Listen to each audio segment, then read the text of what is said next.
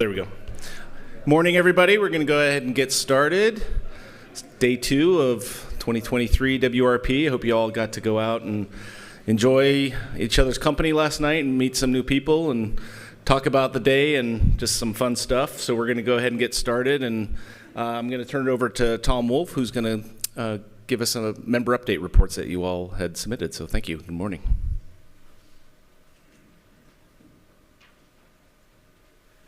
Thank you, everybody. Good morning. So as the vice chair of WRP, I've got one job, and that's to put member updates together. That's really the only role of the vice chair. So you had just one job, and so this is how we put it together. We've discussed member updates for a long time, presenting them at the business meeting. We used to go around and have everybody present their, what's going on in their programs.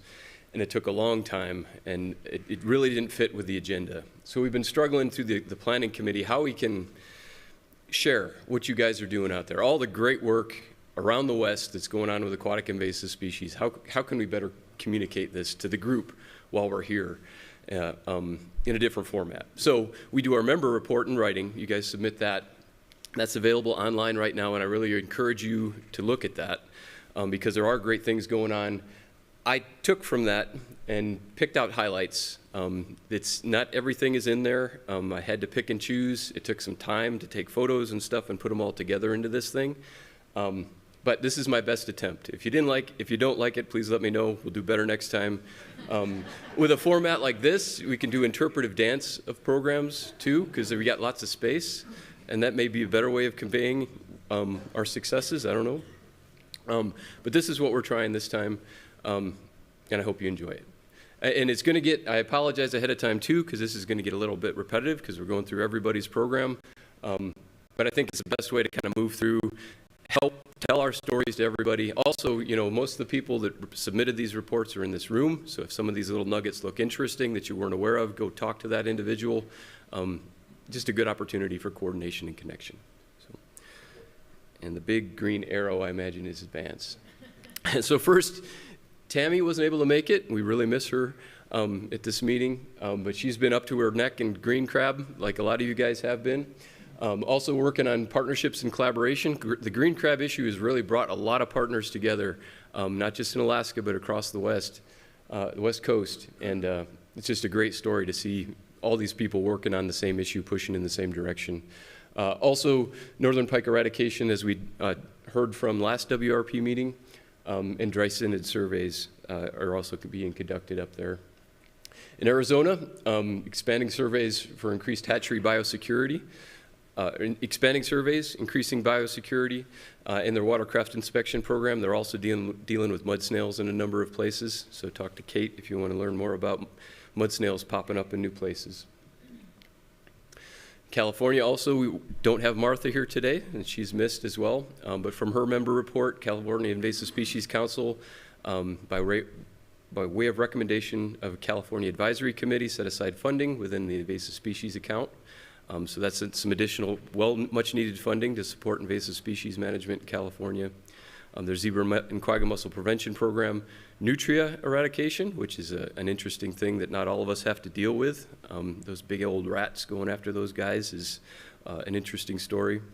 Invasive plant control and chlorpa eradication continues out there.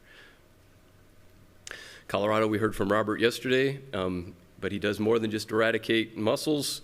He also does a lot of watercraft inspections, transition to roadside inspections, at least as a pilot program for the first time the last couple years. Also eradicating water hyacinth, has a new full-time position and is conducting non-motorized outreach out there. So that guy does everything. So we heard from Nick yesterday too from Idaho. Fortunately for him, he had 5 new full-time staff that came on last year. So he's got additional capacity to help. Inspections, local enforcement. One of the things that Idaho does that's a little bit different than others is they contract with local enforcement to help with compliance at inspection stations, which really helps with local buy-in and also compliance at stations. And he continues to get ongoing legislative funding, which is really important now, and we'll see how the rest of that story plays out in the coming weeks here. In Kansas, I want to give a big shout out to Kansas for conducting their first inspections ever. Vanessa, you're kicking ass down there. You got to crack open that door sometime, and you guys did it, and did it with gusto. Also, working on invasive carp work, a great crayfish research project just completed down there. If you're curious about crayfish issues, talk to Vanessa. And again, continued invasive carp research and survey and removal. Montana Fish, Wildlife, and Parks, that trailer there was funded by Bureau of Reclamation. It's a ballast decon trailer, also an education trailer. So you can actually put water through this thing and go inside and look how ballast tanks work and how water moves into these trailers. In the absence of a boat, it's a tool that seems to work really well to help people's understanding on how ballast systems work and how to decon them. And we can also move it around as an education trailer to different events and that type of thing. And then we also have an AmeriCorps volunteer this year for the second year in a row. I really recommend AmeriCorps volunteers if you have the capacity to get them to help with education and outreach. At my point in my career, I get tired and surly and just have trouble thinking outside of the box sometimes, and the energy that these AmeriCorps volunteer people bring into a program is just incredible. They really add capacity for education and outreach, and I recommend AmeriCorps if you have the capacity to do that. Our inspections also continue, as well as our early detection survey. We have some eradication treatments that are looking really successful on Eurasian water milfoil, and just a shout out to our outstanding staff with Fish, Wildlife, and Parks, my folks, and also our partners around the state, all working on the same issue, pushing in the same direction for invasive species prevention and early detection. In Nebraska, some of the biggest zebra mussels I've ever seen looks like they're coming out of Beaver Lake in Nebraska. Also, Chris found live blue crabs dumped in a lake in Omaha, which is, I've never heard that before, and that's really interesting. Hopefully there's none living, crawling around out there somewhere. It is also invasive carp sampling and herbicide treatment going on in Nebraska. Talk to Chris if you want any more info on that stuff. We heard from Kevin yesterday. Apart from just the monster crayfish they're dealing with out there, watercraft inspection decon, he's working with boat dealers and auction houses to make sure boats are inspected as they're coming through being sold, which is a great step. And then northern pike suppression's going on down there too. In New Mexico, James is still running and keeping those inspections running. Expanding inspections with marinas, working really closely to build partnerships with marinas and other people or other groups down in New Mexico. And he's also finding some Dinosauria down there. You got to keep looking because you never know what you're going to get. And it was kind of fun looking through these member reports because you do see good feedback from things. And we got to keep it light, right? I mean, invasive species can be a dire subject, so lighten up a little bit. We got to find fun when we can. Up in North Dakota, Ben has expended authority to allow for federal dollars, and word of money's finally moving, it sounds like, which is great. So that opens the door for a lot of those central states to increase their capacity moving forward, strengthening partnerships, outreach, and education, continue to conduct inspections, have a number of CD3 stations out there that they maintain and operate, and their early detection sampling, as well as Ben doing their analysis for microscopy. In Omaha, so Elaine really leaned into the member report and sent a ton of pictures. That's a 110-pound bighead carp in the middle there. Really building partnerships with paddlefish guides to help identify and report bighead carp distribution in Oklahoma, which is a great partnership that's working really well, and seeing these, and it's fun to see these things. Everybody likes catching a fish that's 100 pounds, I think. Also mussel early detection survey and working on weeds down there. In Oregon, we heard from Rick yesterday with his crayfish work, so good job taking out those guys. Also, watercraft inspection continues. Still challenges with staffing stations, as we're all kind of experiencing, and an updated ANS plan for Oregon. South Dakota, they've got two new inspection crews, watercraft inspection, continued outreach and education, and then the new mussel detection in Sand Lake Wildlife Refuge. There's Tanner out there swimming with mussels. Wyoming, because of the detection of mussels in South Dakota, Wyoming had initiated several temporary closures to boat ramps to make sure boats were inspected as they launched in several water bodies that were close to the Black Hills. They also have opened several additional stations. They continue with their inspections. 60 mussel-fouled vessels to date so far this year, and they have new hatchery AIS regulations, which are great. Washington Department of Fish and Wildlife, it's also up to their neck in green crabs, going after them. Lots of watercraft inspected as well this year, with 19 transporting mussels. AIS survey and early detection continues. Pike survey and removal continues also in the state of Washington, and they also have a neat education trailer that's really a good resource to talk to the public about invasive species issues.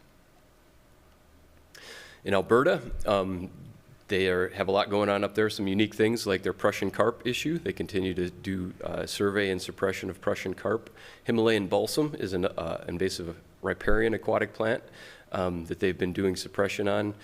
Also promoting their Don't Let It Loose campaign, watercraft inspection and decontamination, early detection monitoring. They're doing great work up there. It's a shame they weren't able to make it down for this meeting too. British Columbia, I don't know if you guys heard in the news of these huge barges they intercepted last year or this year.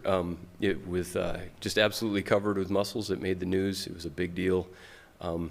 They were able to get after those and decontaminate them. Also, they've updated their mussel economic report and over 20,000 inspections so far this season. And we miss Martina at this meeting as well this year. Hope she can make the next one. California Lands, they initiated pilot scale ballast sampling, have 5 new publications for biofouling and ballast water, and working on updating their enforcement regulations to better get after the ballast water issue. So great work down there.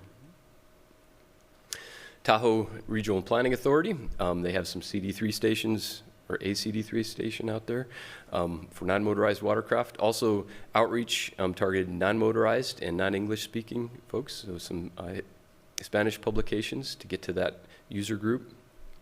And then they continue with weed suppression in the lake as well. ISAN, that fun picture there with Clean Drain Dries, a couple of Montana legislators at an outreach event. We had great attendance. It was a rotunda event in the Capitol, just making them more aware of invasive species issues, not just aquatic, but terrestrial with feral hog issues and that type of thing. ISAN has been great to get that information out to the public, to legislators, and anybody else that'll listen. They do lead the Don't Let It Loose campaign, as well as do Secret Shopper at our inspection stations throughout the West. They host or administer our rapid response exercises that we've had, and have a lot of focused non-motorized outreach. NOAA Fisheries put together this great little publication or postcard to make people more aware of the green crab issue. Really sharp looking and gets the word out there. Park Service, lots going on in Park Service that Park Service is doing on the ground. There's a lot of funding also coming through Park Service for aquatic invasive species prevention and early detection, and also providing grant funds to different groups to promote that invasive species prevention and early detection. Reclamation is also providing a lot of support out there. Notable projects that are nearing completion is an RNA project, an eRNA project for an early detection method for dry-scented mussels, which is really exciting because RNA doesn't last as long. So if you find RNA, you have live mussels is the idea. And also alternative control strategies for dry-scented using carbon dioxide. And Heidi, I need to talk to you about both of those because I'd like more information. Also, reclamation, on top of all the other things they're doing out there, they run samples through their Denver lab and their lab in Boise for early detection sample analysis. Fish and Wildlife Service is also all over the place, doing a lot of different things with aquatic invasive species. Out of DC, they've finally able to get a rapid Response Fund ready to roll for aquatic invasive species, which is awesome. That's a resource we've never had before, and Susan and committee put a lot of work together to get that together into a rapid response fund that's going to be effective and useful for us nationwide. Also planned publishing of the final salamander BSAL rule for salamander disease, providing HACCP trainings throughout the West, early detection monitoring at federal fish hatcheries, awarding some great funds out through some great projects to QZAP, watercraft inspection in the Canadian border, and also coordinating with tribes on a number of AIS issues. USGS is developing the EDRR framework and is intimately involved with that development. Co-produced Dresenid research priorities to support the QZAP 2.0, support development of the national strategy for environmental DNA, and also are supporting green crab management efforts as well as a lot of other things throughout the West. Forest Service, implementation of regional AIS monitoring strategy. They're providing cost share funds to support partner AIS operations throughout the West as well. Bullfrog research, supporting AIS decon with fire operations, conducting eDNA sampling for mud snails, integrating LAMP technology for Dresenid eDNA early detection, which is a really interesting technology, and as well as a lot of other things out there. Look at the report because there's a lot of information in there from Forest Service and Fish and Wildlife Service as well. And that's what I got together. I just want to say thank you. You are the best group of people I could think of to work with. You guys do great things throughout the West. We should be proud of ourselves. Despite adversity and all the challenges we have, we continue to work hard and do a lot of good things out there. And I think more important now than ever, it serves our interest to tell our stories because we do a lot of great things. And telling our story of the successes we've had is really important to continue our work, to get that support, to continue that support. We have good stories to tell. So appreciate all of you.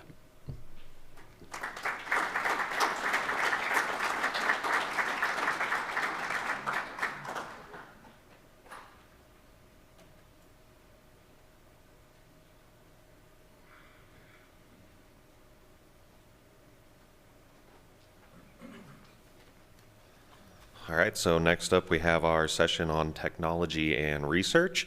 Our first presentation is going to be from Adam Sepulveda. Adam is a research scientist at the USGS Northern Rocky Mountain Science Center in Bozeman, Montana.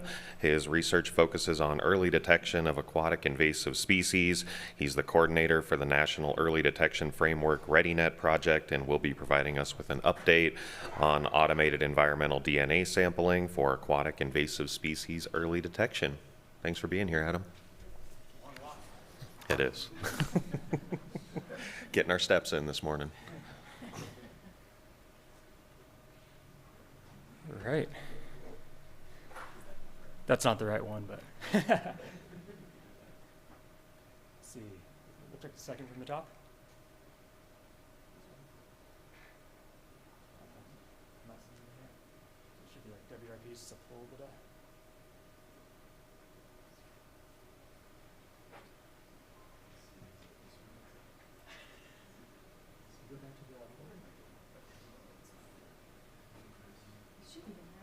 Yeah, no, it's in there. I see it. It's that second one. Number 18. That'll work. Awesome. All right. I think a few months ago I proposed that I would talk a little bit more about our eDNA efforts to standardize methods in a collaborative project with Canada's iTrack program. But after a couple conversations the last few weeks, decided to kind of switch gears a little bit and try to clarify a bit about what we're doing with robots, why robots, what robots actually are, or the types of robots that we are intending to use, just really to make sure that there's clear communication about what this program is about. So I'll step back. I've given the WRP an update on this program, I think at the mid-year meeting. So as a reminder, this ReadyNet program, which stands for the Rapid eDNA Assessment and Deployment Initiative and Network, we're really trying to develop these workflows that are very much focused on standards, so standardized workflows, to help realize the potential of automated sampling for early detection of AIS. And the important thing here is that robots are giving us, or opening the door to try to do so many things that this group has been asking of the feds that are playing with eDNA the last 10 years. So we're using this opportunity, and again, robots are kind of our way in here, to bring coordination and communication initially across the USGS labs, the USGS scientists across the country who are working with eDNA in our efforts to standardize methods, develop protocols to be able to vouch for different labs, so kind of these proficiency testing schemes, calibration schemes. We're developing more coherent, easier to use databases to get results to managers, and trying to kind of open up the hood, make all these processes a lot more transparent. So that's our end goal. We have a lot of different tasks that we're working on. But again, today what I want to talk about is kind of clarification on what we mean by robots and what we mean by robotic networks. Hopefully by the end of this presentation, if you're going to remember one thing, it's that we're really working hard to minimize human error. So much of field sampling process, so much of lab sampling process, there's the chance that humans can do something a little different, veer from the protocol, interject some noise, and it makes it really hard for us to understand the pattern when we're trying to account for human error. So these robotic elements, these robotic workflows are trying to minimize that, which should leave us with better data, more actionable data. Stepping back again to this national EDRR framework that Amy and Sarah discussed yesterday, and I'm guessing Hillary will talk about later. It's this kind of bigger picture framework for how to improve and bolster early detection. The ReadyNet program is really focused on this target analysis to detection area, which is kind of developing the tool set, or the primary tool set to help complement our other ways of early detection. One of the first steps for eDNA, whether it's the program I'm coordinating or it's other aspects, like people have been hearing about this LAMP technology that Tom just talked about, so the portable on-site detection kits. The first step for all of this is communication. We really want to co-develop communication plans with the jurisdictional authority, with stakeholders and partners. It's a critical part. And in fact, what I want to draw your attention to, a bunch of scientists and managers recently came together to actually craft a statement really trying to impress the importance of communication. So this publication came out just a few weeks ago. I think Stephen is going to be pushing this in the Pacific States kind of monthly newsletter, or every 2-week newsletter, as will ANSTF. So you'll see a link in there for this paper. But it's just kind of this international, I think Tom will see Kath Abbott's name on here, statement saying, here's how we need to communicate eDNA, here are some tools and some ways that we can do it more effectively. And the critical part here is, again, working with jurisdictional authorities, stakeholders, and partners, and making sure it's very, very clear who talks to who. So I encourage folks to look at this paper when you get a chance. So let's just step right into these robots. What are they? So what we are playing with, we are developing for the ReadyNet program are auto samplers, not auto analyzers. That means we're using these as kind of glorified ITSCO samplers. They're going out, they are being programmed to collect a water sample. It still requires a technician to go get that sample, bring that sample back to the lab for analysis. So it is just a really seemingly painless way to collect a sample at many times throughout a deployment history. Why they're called robots? Well, really, there's only one of these that's an actual robot here, and that's this kind of fancier sampler in the middle. And it's because it has a robotic arm that picks up the filter, moves it over so it's in line with the water, moves it over so then it's in line with RNA later, which is a preservative, and then moves it over to a carousel of spent filters. That's the reason why they're called robots, because of this teeny robotic arm that moves things around. So really, they're just auto samplers, and the auto samplers by Dartmouth Ocean Technology and Smith & Root, those have no robotic components. So those are purely auto samplers, but these are all doing the same thing, going out collecting water samples. in a relatively painless way. We've been testing Smith & Root sampler, showing up in the right here. We did a recent deployment on the Hudson River where we used the auto samplers to track the Round Goby spread going up north. So that's what these are, just fancy auto samplers, not auto analyzers. There are auto analyzers in the R&D field right now, but one of the reasons why we are not using them is it destroys the entire sample. So we have no ability to repeat analyses to show that we can repeat that detection, because that entire sample is destroyed when it's analyzed in the field. Second, that auto analyzer at this point in time is not scalable. There are these modules that are super fragile, as Barack and others have learned when kind of exploring them. They work very well in the lab. It's really hard to use them in the field. And it's really hard then to scale them up to be used at many different places by many different partners. So that technology is being developed. We don't really have a hand in it. We're kind of staying abreast of it, though. So some of the things that we're looking for with these auto samplers, first and foremost, it has to collect a high quality sample. That means that when we collect that sample and it's stored in that auto sampler robot for anywhere from days to weeks, we have to make sure that the decay has either no or minimal decay rate, so that when we do bring that sample back to the lab for analysis, it is very representative of what was present at the time of the sample. Second, it has to be easy to use. I'm showing a picture here of us a few weeks ago tending one of these robotic samplers in the rain.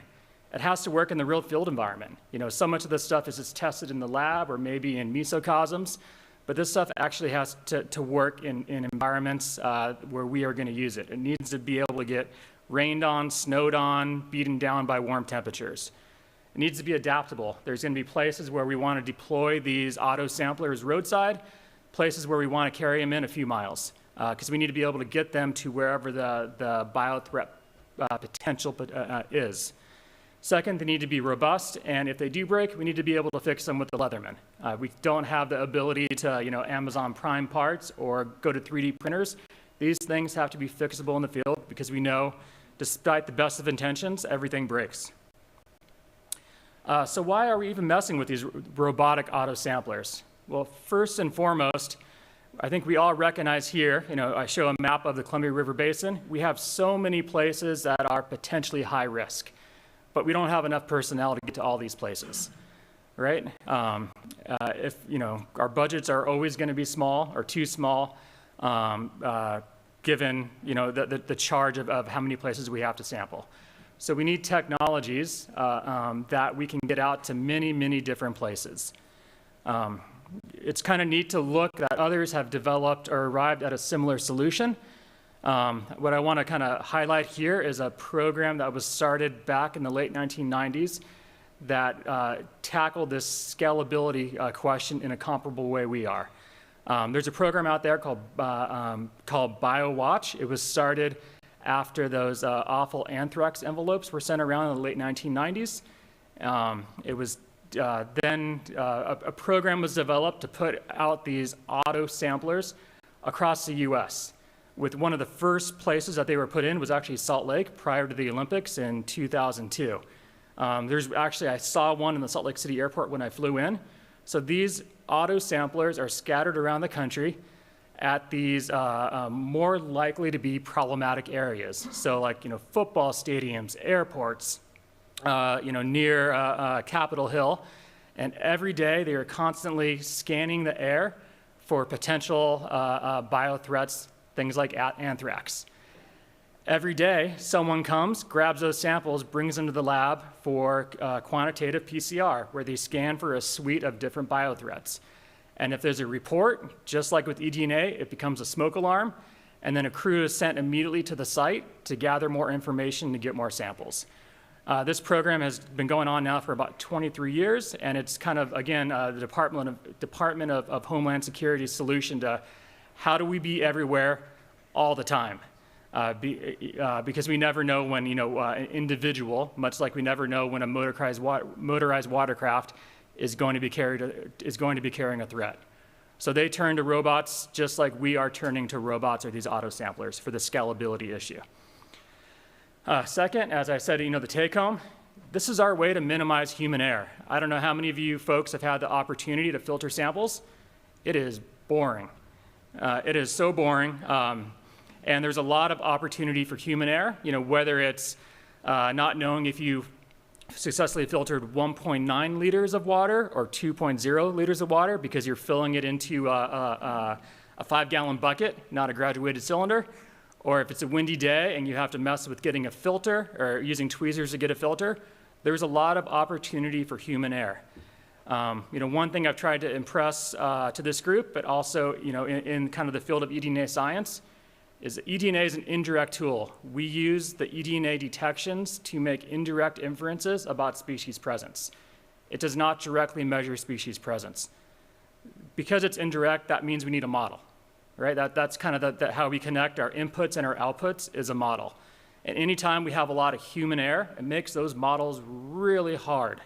And so if we can minimize that human error, if we can standardize these field protocols, so every place is collecting the sample in the same way and we have awesome metadata, then all of a sudden our models become a lot better. They become a lot more actionable for folks like you that are trying to figure out what does it mean. Fourth, this is something folks have been asking for a lot. We want to use multiple lines of evidence. We want to use weight of evidence to try to understand eDNA detections. These auto samplers are perfect for that because they can collect multiple samples over time. And so we can kind of look at this hypothetical figure where we can say, okay, what happens on the orange line where we got one detection, and then for the next 15 samples, it goes to 0, versus we get one detection at time point 6, and then we kind of see this trend where it goes up, it goes down, but the trend is going up. So all of a sudden, we're able to see, hey, the eDNA signal is somewhat omnipresent over time, and the trend of that detection history is increasing over time. And that may help us make a lot more sense about what that eDNA detection may mean, because it gets us out of that danger zone of making management decisions off of snapshot data. So I think that's a really huge element of why these auto samplers could be huge. And then some obvious ones, safety. A lot of times we're challenged to get samples. I mean, we heard Nick talk about for Idaho how they have to start figuring out how to send divers in areas of whitewater downstream of the mussel detections in Idaho. This is a pretty painless way to grab a sample in rougher water or in more difficult conditions. And then importantly, as I said, filtering a sample is easy and really boring. It actually allows us to use all of our schooling and our knowledge in our brains to actually do something that requires a bit more of a human brain than just filtering a sample. So it frees us up to do other things, whether it's describing habitat, measuring large woody debris, things that we can't get from aerial imagery, things that we can't get from auto samplers.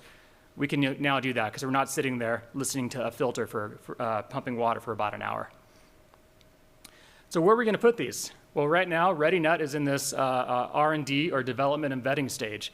So right now, when we are actually out there prototyping these robots, we're focusing on places that are close to home, easy to access, and most importantly, where we know the species is present. If we're going to learn whether or not these auto samplers collect a high-quality sample, we got to be collecting DNA of something that's present. So for the next couple of years, we're very much focused on putting these samplers into less contentious places because we want to know that we're going to get detections. So they are currently in places where we're not going to have any surprises. And they're currently in places where we have partner interest and support to place these. One example, again, is the Hudson River, which has a long-term, multi-year eDNA monitoring program to track round goby. And we put the auto sampler in a place where we knew round goby were already present, but at lower densities. In the future, where do we hope to go in this implementation stage? That's to be determined. It really is on our partners who actually want to use this technology. We're developing it. We're developing the workflows. But ultimately, if it's going to be used, it's got to be folks that actually want it to be used. So we're trying to get it to that place. But we don't have any immediate plans to unveil this network across the country because we really are still in this, does it work? How well does it work? What is its added value? So what do we mean by network? We talk about this ReadyNet. So one of the things we're hoping to do is when and if we have these ready-to-go auto samplers, we want to get them into multiple locations in a watershed. And I'm using that term watershed loosely. It could be a drainage, it could be a basin, but it's some kind of connected body or network of water.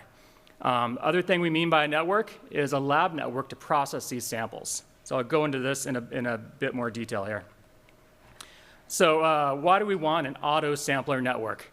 Well, first and foremost, when we get a detection, what we often, after someone says, well, is it alive or dead? And we have to say, well, that's not what our test does.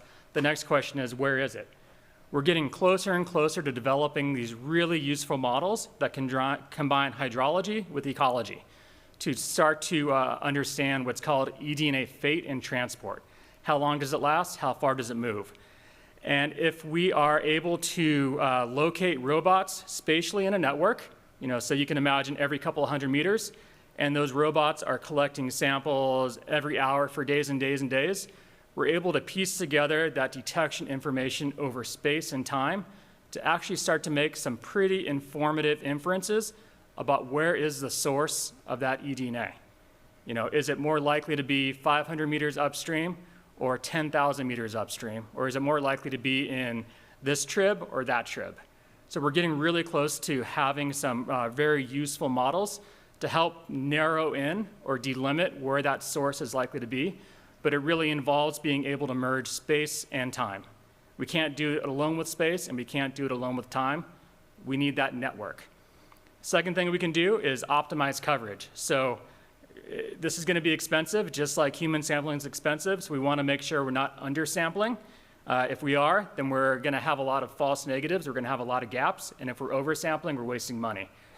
So these models that we're doing are really going to help us optimize our coverage and get information about eDNA production source. So that's what we mean by network, co-locating robots strategically to maximize the information that we can get about eDNA production source. And then lab networks. Everyone wants, or the promise of eDNA is fast turnaround time, information about early, what's there. I think a lot of us have learned that labs quickly get overwhelmed, and oftentimes you submit samples, and it takes weeks to months to get results back. We want to make sure that wherever you submit these auto sampler samples to, we're talking days. One thing my lab strives to do is turn around samples in less than 36 hours. We have a great track record of doing it. And I think we can now do this across the USGS ReadyNet lab network because we are working with 7 other USGS labs. We are doing all of the groundwork to make sure that every lab can reproduce these workflows. Every lab is instituting a level of SOPs and proficiency testing to show not only can they follow the directions one time, but they can follow the directions each and every time to come out with repeatable and reproducible information.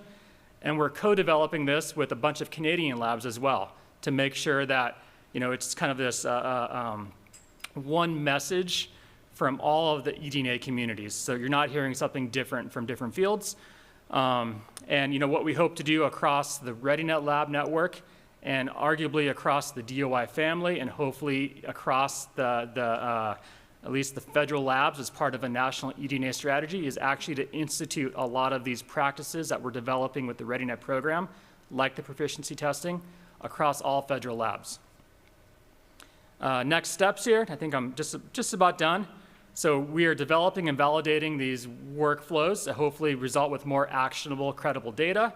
That's where we are now. Our next steps are to start doing some pilots with some funding from National Park Service. We hope to start working with the Greater Yellowstone Network, which is Yellowstone, Grand Teton, and Bighorn Canyon Recreation Area, to start to figure out how the ReadyNet program fits into their early detection programs. What we're really trying to figure out is how do we meet these programs where they are. We have Yellowstone that has a relatively mature, developed early detection program that does everything from plankton tow monitoring and assistance with the SATES to eDNA monitoring. We have Grand Teton, which has a much smaller early detection program because they're limited by personnel, to Bighorn, which has nothing. So how do we figure out how we can take elements of the ReadyNet workflow including robot samplers, or at times not including robot samplers, and use those to bolster these parks' early detection program. And then what the future holds is unknown because so much of the funding we have is for development. None of it is actually for implementation.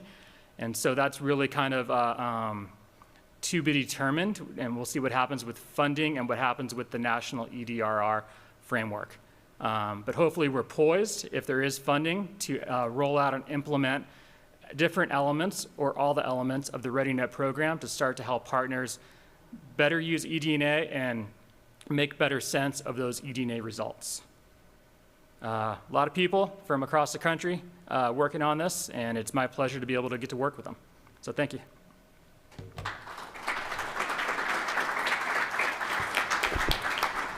Thank you, Adam. We do have time for about one question if anybody has one.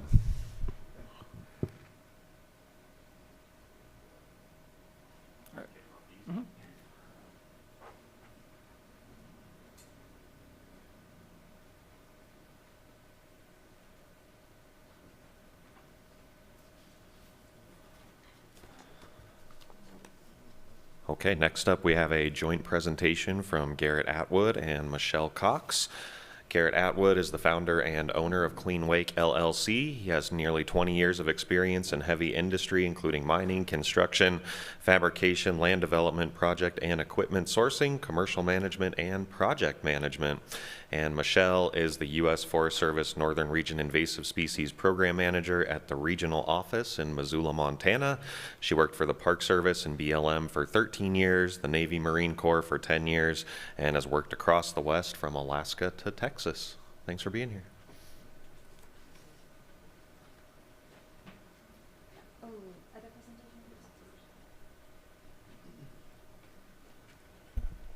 Well, good morning, everyone. I'm going to give a little bit of background, how we got here, and how I met Garrett, and how this whole thing evolved. Garrett's going to talk about the prototype mostly. I first want to say that I should count how many people were emailed, involved in meetings. It was a pretty incredible effort from Garrett's company, or Clean Wake, state agencies, Nate, Tom, our contract officers were unbelievable. You know you have a really good team when your contract officer makes you laugh so hard you're crying. So it was this incredible effort, and I do want to say that we had amazing support from Fire and Aviation Management. They never asked why. They just supported us the entire way. So for the background, there are a few pathways for moving AIS. You've got air ops. You have ground operations. What we really wanted to focus on was the hose and the foot valve for our project. I mean, really, this or just using municipal water is pretty much the only AIS-free, guaranteed AIS-free dipping site. Now, nationally, we have a National Wildfire Coordinating Group, NWCG. It's a federal, local, tribal, county partnership. The mission is to improve coordination, collaboration, communication, to try to make incidents or fire ops as seamless as possible. Now, within the National Wildfire Coordinating Group, there are committees and subcommittees. Under the Equipment Technology Committee, there's the Invasive Species Subcommittee. I bet a lot of you know Cynthia Tate. She was one of the leaders in this. And what they do is they make policies, they provide guidance, they see what needs to be, what education needs to be out there, outreach education materials, and underneath Equipment Technology Committee, what equipment is needed. So what they developed was what we just shorthand called PMS 444. It's the Guide to Preventing Aquatic Invasive Species Transport by Wildland Fire Operations. At the very end of the presentation, I have a whole bunch of links. And so what it does, it talks about, well, why should you care? It divides it into air ops and ground ops because you'd have different options. It goes over best management practice on just avoiding prevention, avoiding moving AIS. And then it talks about the different decontamination methods. At the very end, it has a species profile and it summarizes the research that's been done on decontamination for each of those species. Now, within the National Wildfire Coordinating Group, we have different regions. Now, our region, the northern region, is under the Northern Rockies Coordinating Group. You can see all the partners within that group. And led by Kate Wilson, well, I think it was Cynthia the first time, but Kate was involved, and then this time by Kate Wilson. We took the 60-plus page PMS 444, the national guidance, boiled it down to less than 20 pages. So it's a how-to guide for our operators, for our resource advisors to just take into the field so they don't have to read through everything else. It's really the basics on just preventing the transport of AIS, its decontamination.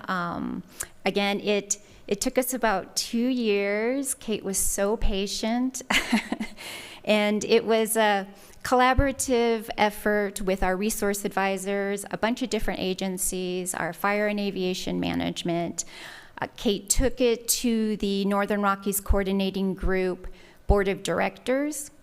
They approved the revision, and they sent out an email. It is mandatory for all partners that belong to the Northern Rockies Coordinating Group that they implement this on an incident. So within both documents, what it does, it gives you have two options, basically. You have chemical decontamination stations. This does not apply to fire ops. It doesn't meet the minimum requirements for corrosion of aluminum, so you can't use it on air ops, any of the chemical options. The most popular would be chlorine and quat. The other option, which is what our helibases uses, would be hot water pressure washers. It's a little limited. We, as much as our fire and aviation management directors, they do encourage all the fire management officers in the forests and grasslands to purchase them. We have one at the regional level that we loan out. They break a lot, and for a pretty decent trailered unit, it's about $12,000. And so even though we have this national guidance, we have our regional guidance, we have all these different options, we still found, I go out to fires, I have a ton of colleagues, I have retired Forest Service people that text me, send me photos, message me, or just plain old call me up and say, hey, this is what's going on here, what do you think? Oh, I have a suggestion for you for this and this and this. Or they'll say, we don't even have a station. Like, we can't get chlorine. We can't get quat. We can't get a hot sea. So we developed this checklist. There's a lot of pre-season recommendations, but also it's just a checklist for the resource advisor, whoever, to go out and be like, okay, I need to order this and this and this, and not have it be a week later saying, oops, I forgot to order that. Now, even with all of this, it was still pretty clear in going out and talking to people, like I said, operators, resource advisors, incident management teams, that this wasn't the best. What we had was all we had, but it wasn't necessarily the best. So I sent out an email, I called folks, I talked at meetings, and I asked, so is there a better AIS decontamination method? We want to improve efficiency and compliance. So what I got back from our fisheries biologist on the Custer Gallatin is this diagram. So Clint and I hope I got his story correct, or I hope I get it correct. He was on a fire, he was washing his hands, it was on this trailered unit, there was hot water, and he was like, well, what if we just soaked the hoses and the foot valves? Can we do that to decontaminate them? So I had remembered a presentation that Nate Owens gave about the dip tanks. So I emailed Nate, he gave me Garrett's information, called up Garrett, said, is this scalable? What do you think? He said, yeah, let's do it. The next step was to find funding. So I do want to thank the Greater Yellowstone Coordinating Committee. They provided funding to design a prototype. So in collaboration with the Missoula County AIS program, we worked with Garrett, again, a big interdisciplinary group. You know, what do we want to see in this? What are the minimum requirements? I mean, we even got to the point where we talked about, well, like if we didn't have to hunch over all the time, it'd be great if there was a rack that we could pull out. And we thought about all the safety issues and safety rails and the hot water. And so we came up with that. Once we had the design, we needed funding to build the prototype. So Fish and Wildlife Service was great enough to give us some funding to do that.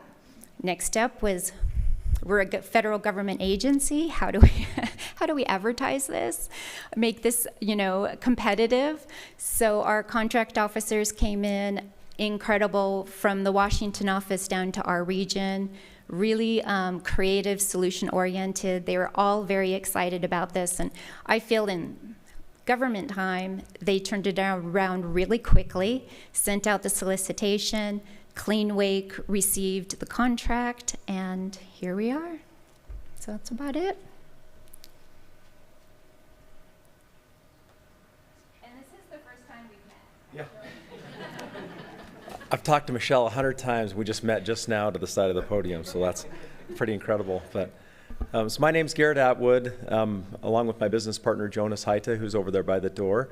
I'm a co-founder of Clean Wake, and so as Michelle mentioned, we got our start. You know, I'm here with all of you who are professionals in the AIS world. I'm a boater, I'm a recreator, and I'm a miner in background. I work in heavy industry, in oil and gas, and so does my business partner.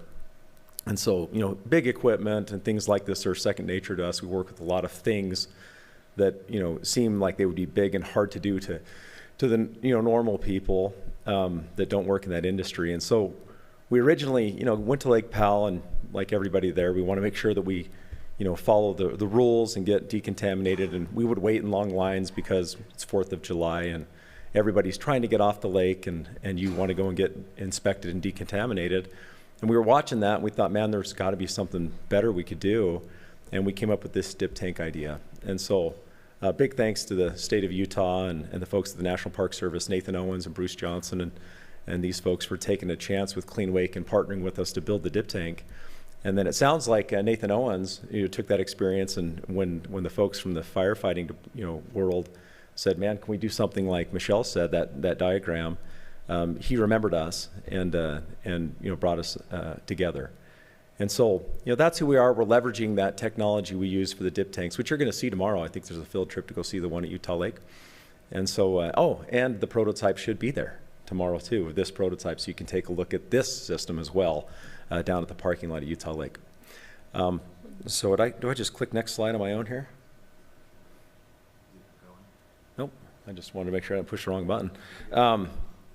So I won't go over this a whole lot, as Michelle just kind of talked through it.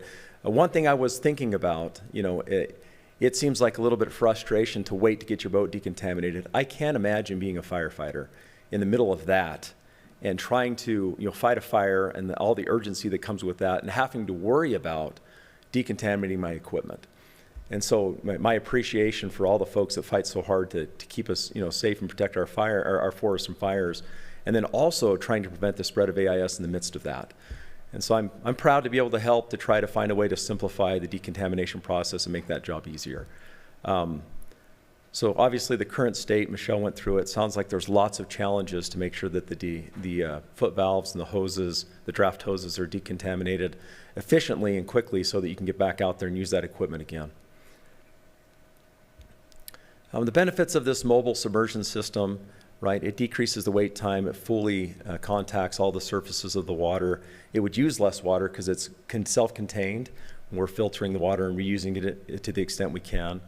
Reduce safety incidents, right? How we operate this unit is very straightforward and simple to understand, and it doesn't require exposure to higher temperature water that's under pressure.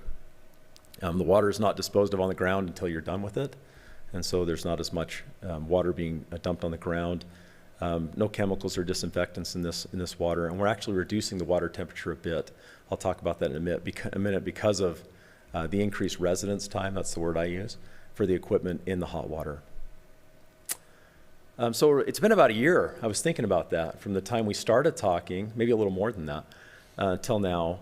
But initially we were approached to help design the system. And so as Michelle mentioned, we met weekly for several months with a big group of people. We had over 10 people on those conference calls every week, and talking through, what about this and what about that, and just conceptually, thinking through issues and how can we make this more user-friendly.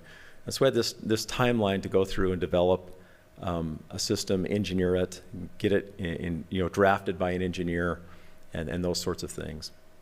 And then, of course, that went through a federal procurement process, and we were fortunate enough to win that contract. So I just threw this up there. I won't go through all this, but this is just a snippet of some of the ideas that got thrown out there. And we would do these kind of cartoony drawings to try and lay things out and talk through the different elements that we were thinking of incorporating into the system. Just so you can have a sense for this. This was a shared document. People could add stuff to it throughout the process, and then we'd talk about it on our phone calls and see if anybody came up with something new or different from the last time we talked. And they always did. We actually were lucky enough to go down to the Utah division here and get the equipment. So I drove down there, picked it up with my truck, and took it to the engineers and the fabricators and the draftsmen that we were working with and said, here's what we're trying to decontaminate. That was really valuable. So I really appreciate the help of the folks who provided that equipment. They said, look, you're going to have this back in time for us to use it. I said, yes, I will. But it was really good to put our hands on it and see how it, how it looks, how it fits. That's a really important part of the design process.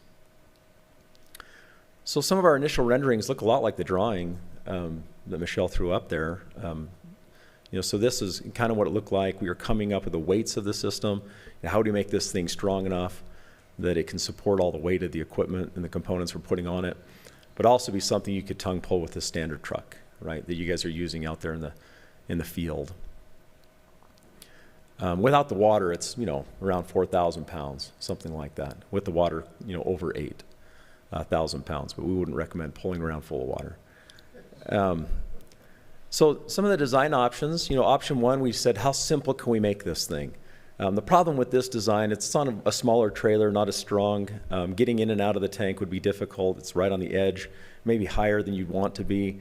There's not a lot of guarding, but maybe this would be the cheapest way to go.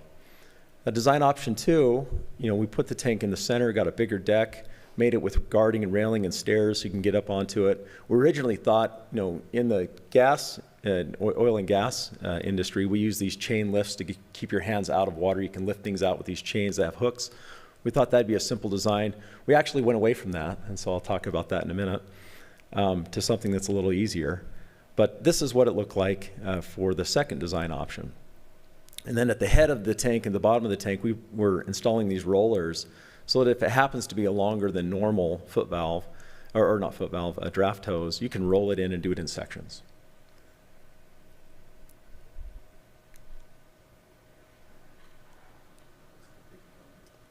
There we go. Then design option three, when we were talking about higher temperatures of water, we thought we don't want to expose anybody to that. And there's a chance they could be burned or scalded if the water's too hot. And so we had this mechanism that actually lifted a basket out of the tank and put it near the ground. And so you could just put things in there and push a button and have it hydraulically retract itself into the tank. Can totally be built. The issue with this system is that they put a lot of moving parts into it, things that could potentially break in the field.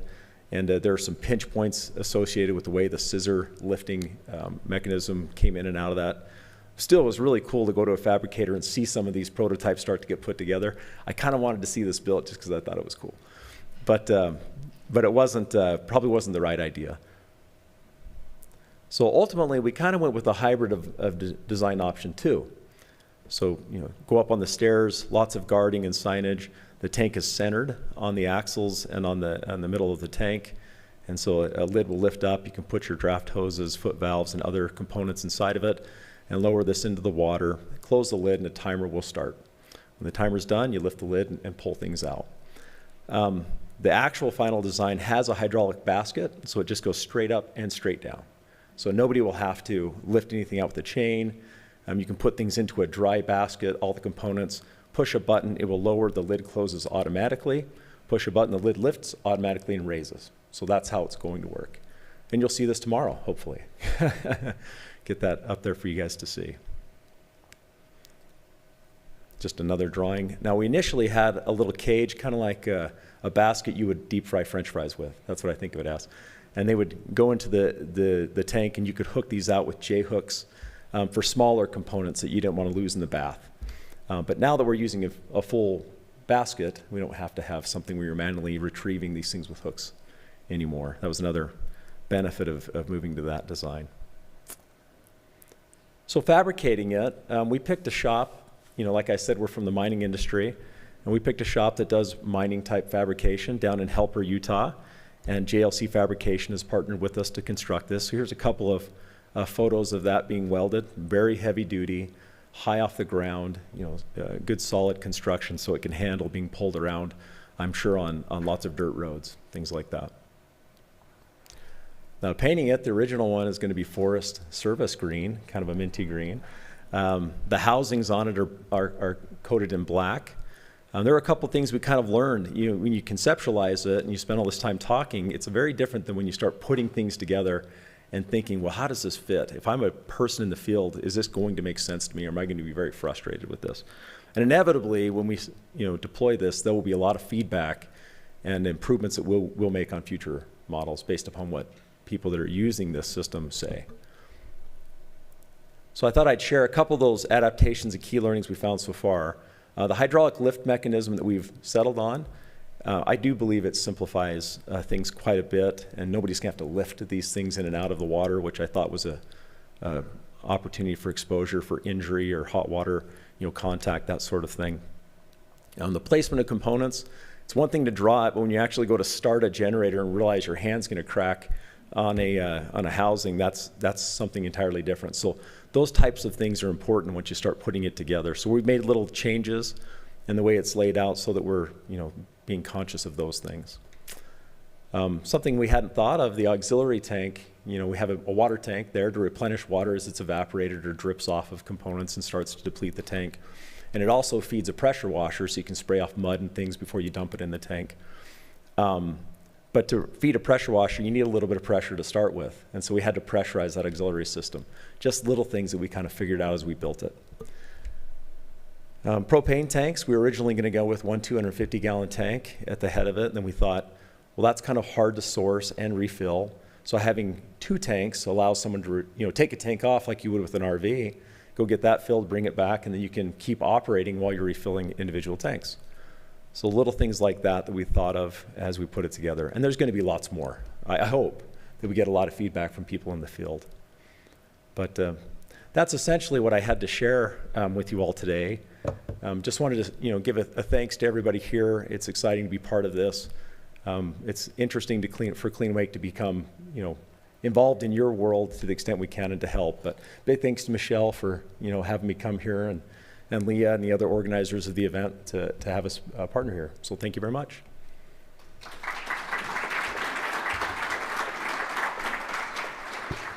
And we do have time for a couple questions if anybody has any.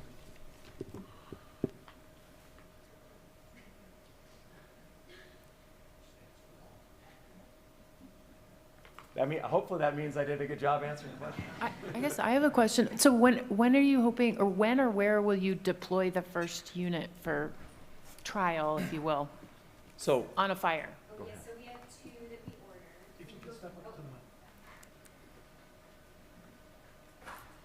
We ordered two. We'll have one in Missoula that will be a loan out for a regional loan out. Clean Wake will conduct some training for our staff, so we make sure that we use it properly, certainly with the safety aspects. And then we're sending one, excuse me, we're sending one to Custer Gallatin, and Custer Gallatin will be able to use it and determine how they want to loan that one out. Garrett, one question. how much are these things can run you? No, it's a good question. So for the first prototype, we're over 80,000 for that one because it required a lot of, custom fabrication. 74. Yeah, that's right. Just for, yeah. Yeah, and then after that, it drops in, 74. sorry, 74. I'm including all the engineering design work we did that was done prior to the fabrication.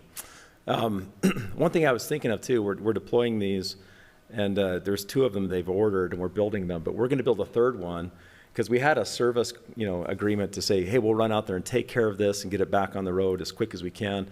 And then we thought, what would be better is just to have a standby unit. And so if one breaks, we'll, bring a new one out and take that one back, get it fixed, like a service exchange type program. Because if I were there, I'd be very frustrated if that were somehow inhibiting my ability to fight a fire. So.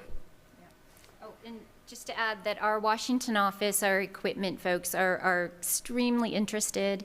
And so after we test these prototypes, they're looking at a national contract, like something you might put on GSA.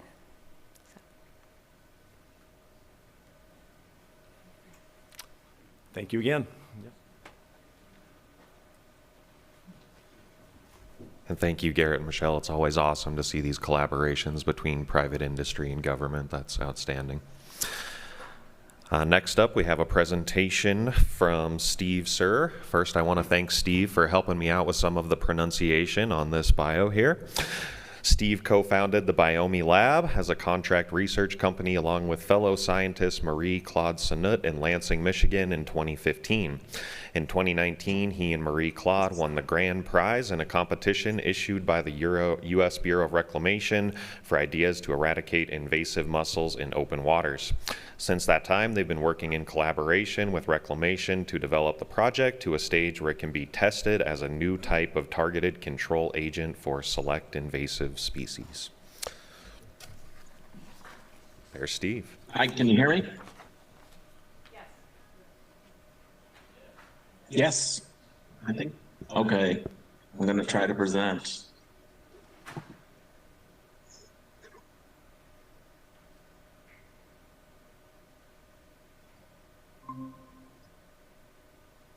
Okay, can you guys now see a screen, a slide in presentation mode? Yes, we can. Okay, awesome. As the introduction said, I'm Steve Sir. I'm at Biomi Lab LLC in Lansing, Michigan. We are working with scientists at Bureau of Reclamation, Sherry Pucciarelli, Jackie Keel, and Yale Passamenic, who we meet with at least once a month and interact with on a regular basis. And we're working to create an anti-Dreissenid agent for biocontrol of quagga and zebra mussels. So this project has its genesis in a challenge that was put together by Reclamation in 2018 that was for innovative solutions to eradicate invasive zebra and quagga mussels from large reservoirs and lakes in a cost-effective and environmentally sound manner. And so, as you can imagine, this is a pretty tall order, and we submitted a solution, and we were selected as the first prize winner. And basically, since that time, we've been working on the project together to make the theory a reality. So, as you can probably imagine, control methods that are chemical or physical basis are not going to work on something that is the scale of Lake Mead or Lake Michigan. It's not practical or affordable. And so we really are pretty much limited to probably some sort of biocontrol solution. That's the most scalable and probably the most cost-effective for sure. There are many different types of biocontrol. One that's been used successfully in the past is to introduce some natural predator. One that's kind of up and coming is to use genetic modification to introduce some sort of germline mutation, such as a daughterless mutation that would eliminate females from the population over a long period of time. But the solution that we came up with was to introduce, or in this case, engineer a pathogen that was going to be specific for our target invasive species. So there is in nature a very rare type of pathogen that is called the disseminated neoplasia. And this is a type of cancer where the cancer cells themselves travel from animal to animal within a species, causing toxicity.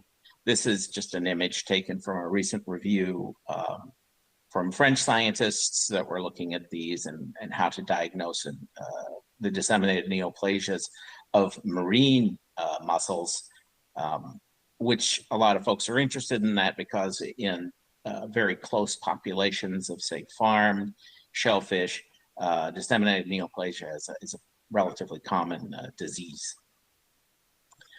So what do marine mussels and clams and dogs and Tasmanian devils all have in common, you ask?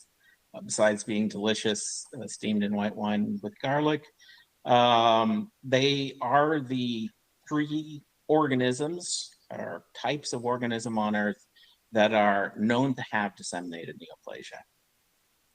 And the first discovered was canine transmissible venereal tumor, which was found in dogs. It is relatively common in a few areas on Earth, I think primarily in South America. What was interesting, so this tumor, this disease has been known for quite some time, I think more than 100 years, but it really didn't get studied very thoroughly until molecular biology techniques came along.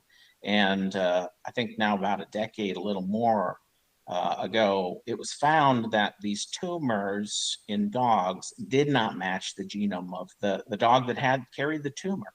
But it was found that the tumors all shared the same genetic identity. So actually, as it turns out, this tumor has been traveling through dog populations for approximately 11,000 years, since about the end of the last ice age. So it was really one of the first cases where this type of a cancer, now known as a disseminated neoplasia, was found. One of the most important ones also these days is devil facial tumor disease, which is a DN of Tasmanian devils. I wanted to show you this because if you see this small blue dot in the upper right corner here of Tasmania in the northeast, this is where it all started, where it was first found to be affecting Tasmanian devils.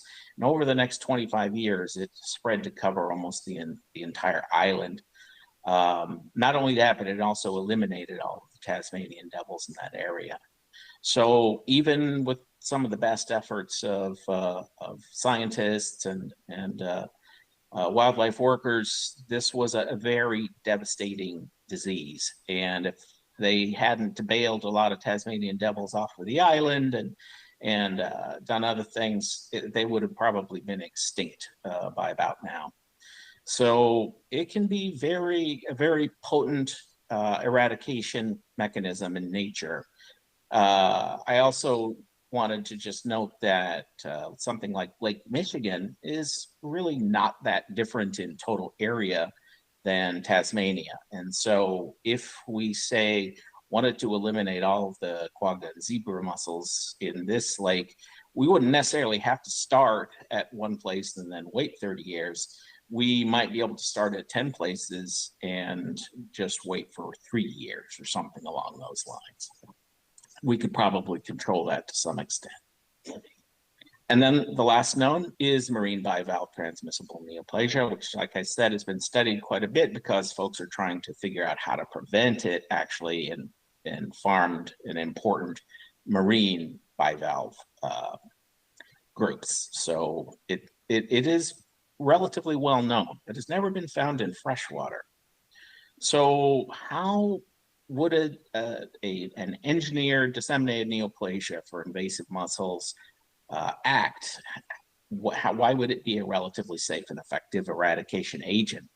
Well, first of all, it really would only target the species, the dry-scented mussel that is the invasive zebra and quagga mussel. Originally we were thinking that we might actually deploy the cells on populations in target waters, but now we suspect probably the better way to go is going to be to put the disseminated neoplasia cells on muscles that are kept in the laboratory, where they can then engraft and begin to form systemic disease within a small population of muscles that we could then validate. And then those muscles would actually be shipped to an agency that was going to deploy them, and then they would essentially use them to seed a population of invasive mussels in their target water, where they would eventually disseminate, infecting all of the animals that are in that all of the invasive mussels that are in that area, and eventually trigger population collapse. So let's always put the bad news forward first. An engineered DN for invasive mussel control, first of all, it's going to require, of course, extensive testing because we need to ascertain how effective it is at targeting the target mussels, but also if there is any toxicity that's seen in native species. So we have to ensure that we are not putting too much burden on already highly pressured native bivalves.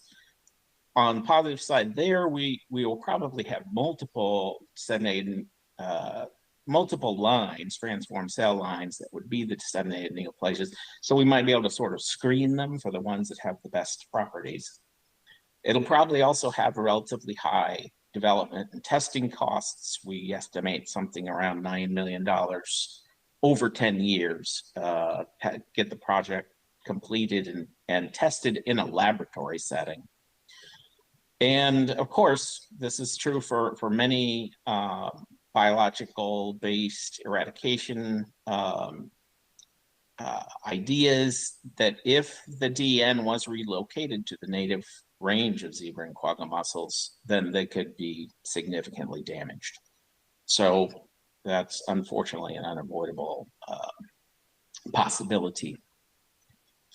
There are advantages, though, to this too. One of them is that it might actually work, because as we've seen, these disseminated neoplasias can be extremely effective in the wild, in a natural habitat such as Tasmania, where you have a limited space and all of the animals within a sort of an enclosed area are at high density. It's generally accepted that it's completely harmless to all plants, animals, and other organisms, with the possible exception of very closely related bivalve species. So this would just have to be empirically tested. It should be scalable to any size water body, from a pond to a Great Lake, and would be also well suited to deployment in open waters, because essentially seed mussels could just be dropped over the side of a boat into an area where there's a high density of mussels such as quagga mussels on the bottom. It would be relatively cost effective because you wouldn't really need special personnel or training for deployment. And also all of the cost is really primarily in the development and maintenance of those lines in a laboratory. This is a point that probably could be argued, but we don't feel that it's really a true GMO because these cells aren't an organism in the classical sense. They don't have any potential for autonomous sexual reproduction or for even life outside of a host mussel. They can probably only live in a laboratory setting in like culture medium for a long period of time, and then out in water, in fresh water, they probably can only really survive outside of a host for minutes or possibly hours. Another good thing about this, as opposed to some chemical methods, etc., is that when the last infected mussel dies, then the disseminated neoplasia dies with it. And so there really won't be any environmental footprint after the agent is deployed. And again, so since there aren't any disseminated neoplasias for freshwater bivalve species, how are we going to make one? Initially, we were hoping to take cells from adult or embryonic quagga mussels or zebra mussels, dissociate those cells in vitro, in a petri dish essentially, use chemical or electrical or other viral infection to move carcinogenic agents or genes, oncogenes essentially, into those cells and then create the disseminated neoplasia. But we've been trying this now for 2 years. We're not having even enough success to build on.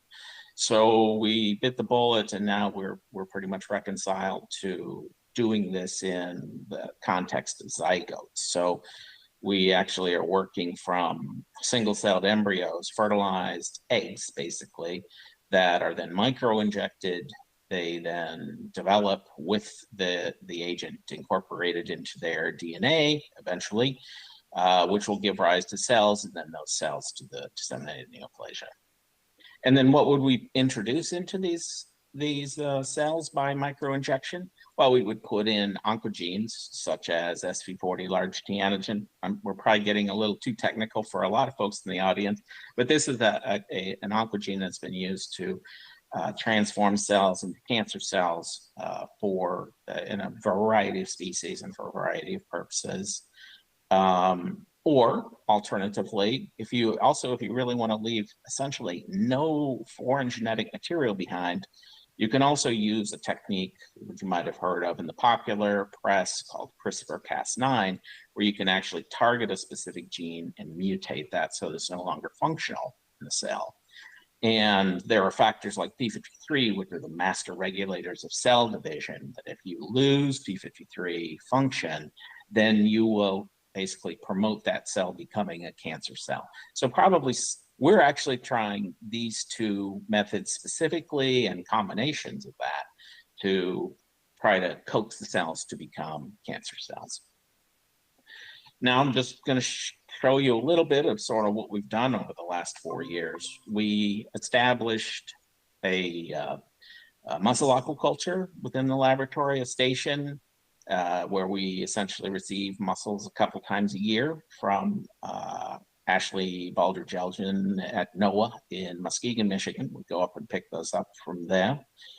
And they drag them up off the bottom of Lake Michigan.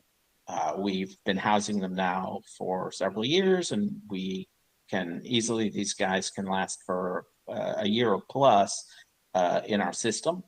They just basically live in aerated, dechlorinated tap water. We feed them daily, even all through COVID.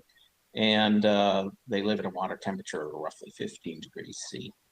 Then they receive natural light.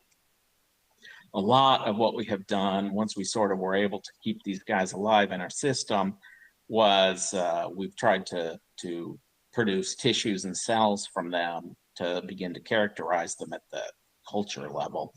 And this is just some interesting pictures of that. I think just showing that you can essentially take out cells and enzymatically dissociate them into individual cells that you can then culture, or you can kind of continually culture them also as intact tissue pieces, like pieces of foot or gill.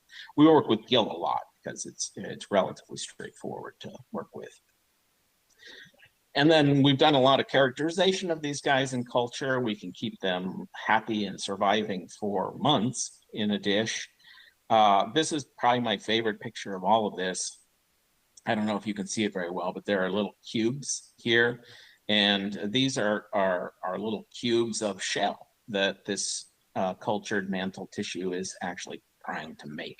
So I don't remember if it's calcium carbonate, but it's something along those lines that the cells are actually trying to create into shell.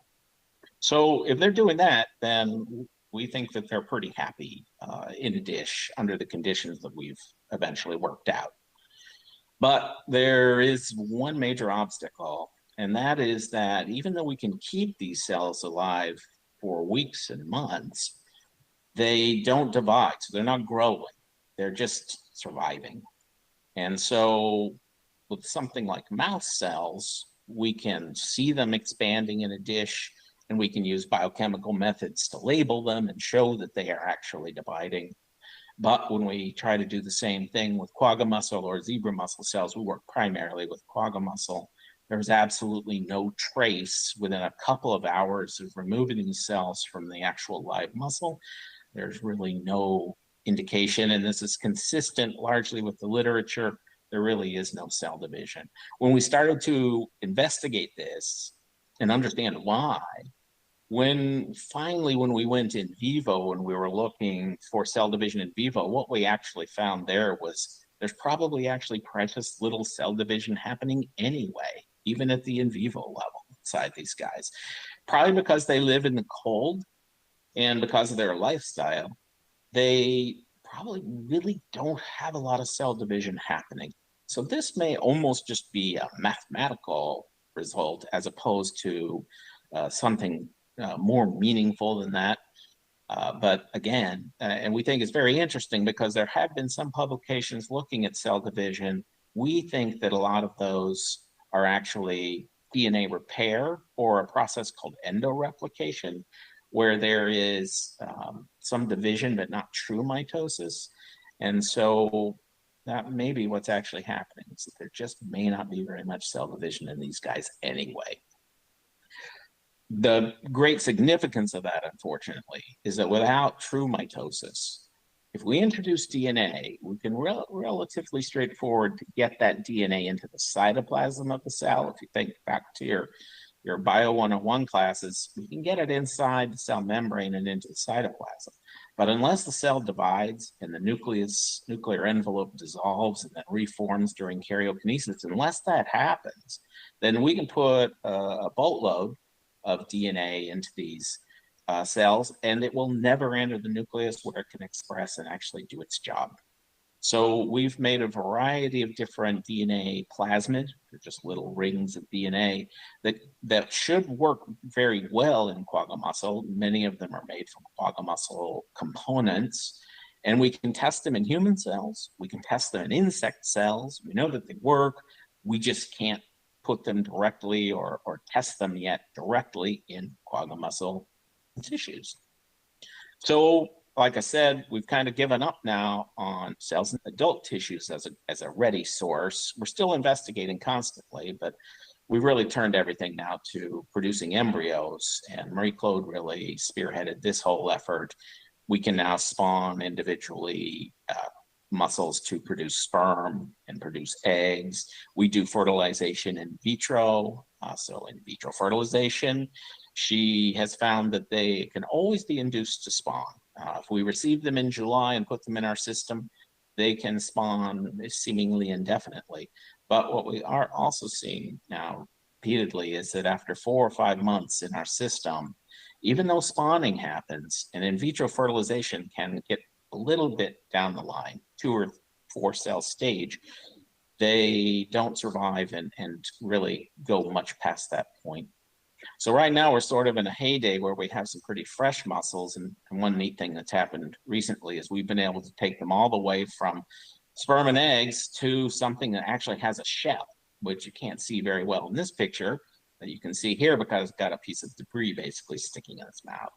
So we can develop these guys pretty far, and so now if we can get the genetic modification process working, then we should be able to generate cells to make our disseminated neoplasia. Also, we know these embryos are dividing because we can literally see it right in front of our eyes over the course of time, but also if we label biochemically, we can definitely see that there are most of the cells that were within that embryo, at least over the first few days, are actually undergoing cell division. So we also, on a shoestring budget, essentially were able to put together a functional microinjection station that we just completed at the end of last year. And then we started generating embryos and injecting them. And I'm pleased to report that last February, just as we were starting to run out of good embryos, we were actually able to get some good examples of microinjected embryos that were expressing an RNA. Not a DNA, but an RNA that encodes a red fluorescent protein called mCherry. And that's what this is a picture of, essentially, under phase contrast microscopy and under fluorescent microscopy here.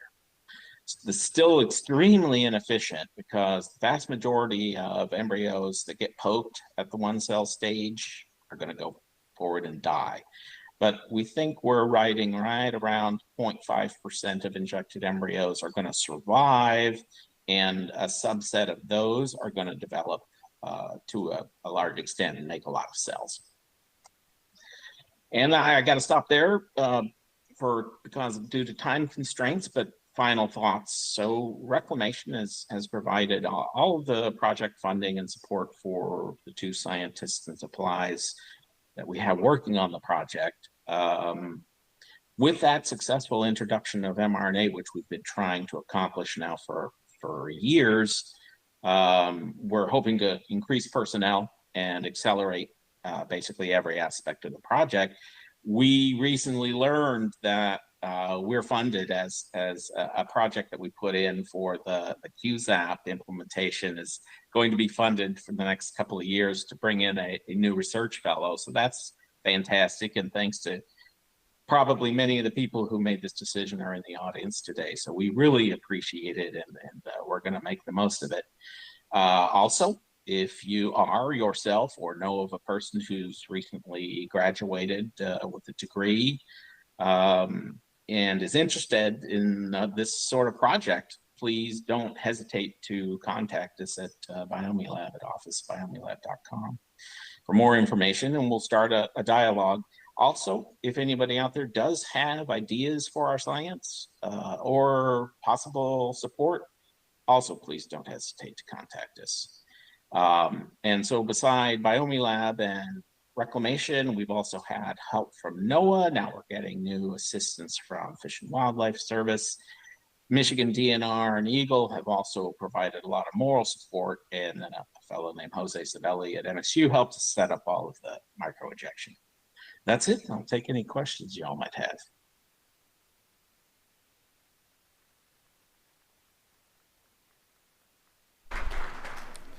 Thank you, Steve. In the interest of Thanks. time, if anybody has any questions for Steve, if you could send those to him via the email he provided, that would be much appreciated.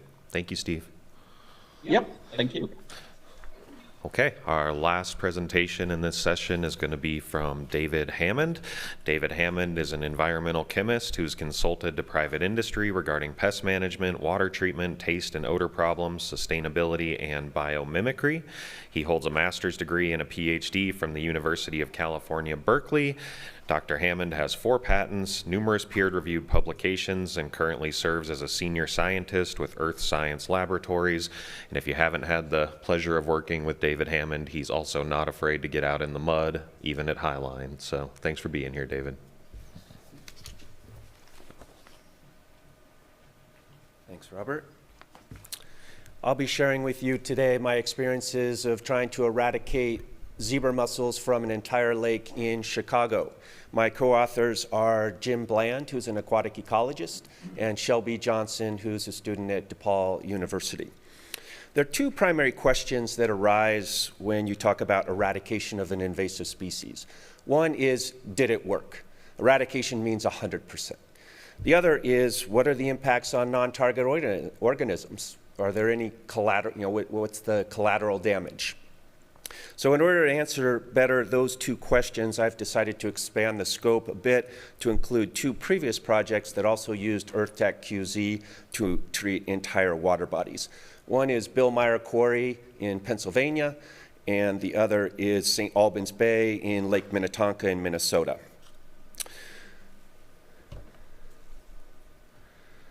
EarthTech QZ is a liquid ionic copper formulation used primarily to protect against biofouling of infrastructure. It's widely used across the U.S., for example, to protect intakes leading to drinking water treatment plants. Some of you may remember an email that circulated in 2019 when mussels got all the way into Austin's Ulrich water treatment plant, causing taste and odor issues that made the front pages of the newspapers and lasted about a week. There was a lot of speculation about what they could or should do. So I just thought, as a point of interest, I'd circle back, let you know that they did decide to use EarthTech QZ to address that problem, and City of Austin currently uses the product in all 3 of their drinking water treatment plants. You'll notice a lot of the, well, we have small water treatment plants, very large ones, short pipelines, and very long pipelines. Longest one shown here is 30 miles, but we're protecting up to 100 miles of branching pipeline by dosing at just one place. We see particularly high levels of adoption of ionic copper in regions where mussels are newly infested, because the managers look at the various options and choose this as the most effective and cost-effective. In contrast, around the Great Lakes regions, those decisions were made 30 years ago when the principal options were chlorine and permanganate, and it's very difficult to get people to switch from those, which incidentally, in my opinion, neither one is legal. Neither is registered with EPA as a molluscicide. In fact, permanganate is not registered as a pesticide at all. So that's a clear FIFRA violation. The dose mortality relationship of mussels exposed to copper is typical in that a high dose will kill them quickly within a few days, whereas a lower dose may take up to several weeks. As someone with a background in integrated pest management and least toxic pest control strategies, I've been particularly interested in the lower range of that curve, looking at just how low can we go and still be effective. And that work is particularly relevant to treatment of lakes, where we're concerned about impacts on non-target organisms. One guidepost in that work has been ecotoxicology data against salmonids. Salmonids are among the fish most sensitive to copper, and this test performed by Aquatic Bioassay and Consulting in California established a no observed effect concentration of 240 parts per billion. Now, granted, in this test, the no observed effect is death, so I'm certain that there are other effects at much lower doses, but we do have several state fish hatcheries around the U.S. using EarthTech QZ to protect against aquatic invasive species directly within these salmonid fish hatcheries. They're dosing on a continuous basis, and they've established generally within the range of 40 to 90 parts per billion as copper to be safely tolerated by the fish. These are usually rainbow trout and brown trout. In 2017, we treated an entire lake in Pennsylvania called Bill Meyer Quarry. It's about 30 acres, very deep lake, more than 100 feet deep. And what was remarkable to me about this project was that we only needed 0.44 milligrams per liter as copper to achieve a complete eradication of quagga mussels from the entire lake. That's less than half of what an EPA label will allow you to apply in a single dose. And in this case, we spread that out over 37 days, further softening the impacts on non-target organisms. And it's been 6 years since this treatment, and plankton tows and eDNA analyses every summer have failed to find any sign of quagga mussels in the lake. So I think this firmly answers the first question of whether it's possible. Yes, it's possible, we've done it, and it's been cost effective. What about the impacts on non-targets? It's interesting for me to remember that at the very time this project was going on, I attended my first WRP in San Diego, and when I shared with one fish and wildlife representative what we were doing with this project, she looked at me in shock and said, "What, you're treating an entire lake with copper? What, you don't care about the fish? You're just going to kill the fish?" And the answer is no. These are low doses, well tolerated by fish. In this project, we lost 10 fish. They were all gizzard shad, which are known to be relatively sensitive to copper. And there's also a possibility that some fish may get trapped in a bay or an area where the concentrations are a little bit higher before the product fully disperses. But what about impacts on invertebrates and zooplankton? The first time we looked, this was a management project, not a study, so the first time we looked at non-target invertebrates and zooplankton was a year later. Now the lake has two basins separated by a shallow area, and those photos on the left are samples taken from the western and the eastern basin. You can see that they're quite different because the eastern basin happened to have more algae, but both were very high concentrations of zooplankton and invertebrates. Is there a way to run that video clip by clicking on the photo? This is an analysis done by a third-party lab, Normando and Associates, his assessment. If you click, yeah, see the arrow? Yep. Unfortunately, no sound. I hoped you would hear him say. This sample is chock full of all sorts of different invertebrates, mostly cladocerans, copepods, ostracods. In any case, the food web was determined to be very much intact. We looked again at 2 years post-treatment and saw similar, even better results actually, primarily cladocerans, followed by copepods and ostracods and phantom midge larvae. We also found diptera, which are flies, rotifers, chironomids, and coleoptera, which are beetles. So our takeaway was that by removing this invasive species that was so aggressively dominating the ecosystem, we actually allowed the other invertebrates to rebound and flourish, and the base of the food web at 1 and 2 years post-treatment was still very much intact. This work, most of it has been written up in a peer-reviewed paper, and I'm happy to provide a copy to anyone interested. The second project I'd like to share is work from USGS and University of Minnesota, a low-dose copper protocol used in Lake Minnetonka to test the potential to suppress veligers and recruitment. There was a control bay called Robinson Bay and a treatment bay, St. Albans Bay, which is 160 acres. The treatment protocol was following my recommendation. They started with 100 parts per billion nominal concentration of copper and followed it with 4 subsequent bump doses, each one calculated to reestablish a minimum of 60 parts per billion for a full treatment period of 10 days. So 60 parts per billion maintained for 10 days. Note that this was not an eradication project. This was just to test suppression of veligers and reproduction. As for the results on the target organisms, it was quite impressive considering the low doses used. The veligers, the light blue bars are the control bay, the dark blue bars are the treated bay, and at 1 day post-treatment and 14 days post-treatment, there's almost no dark bar at all. Veligers reduced to almost 0. Juveniles, zebra mussels reduced even more.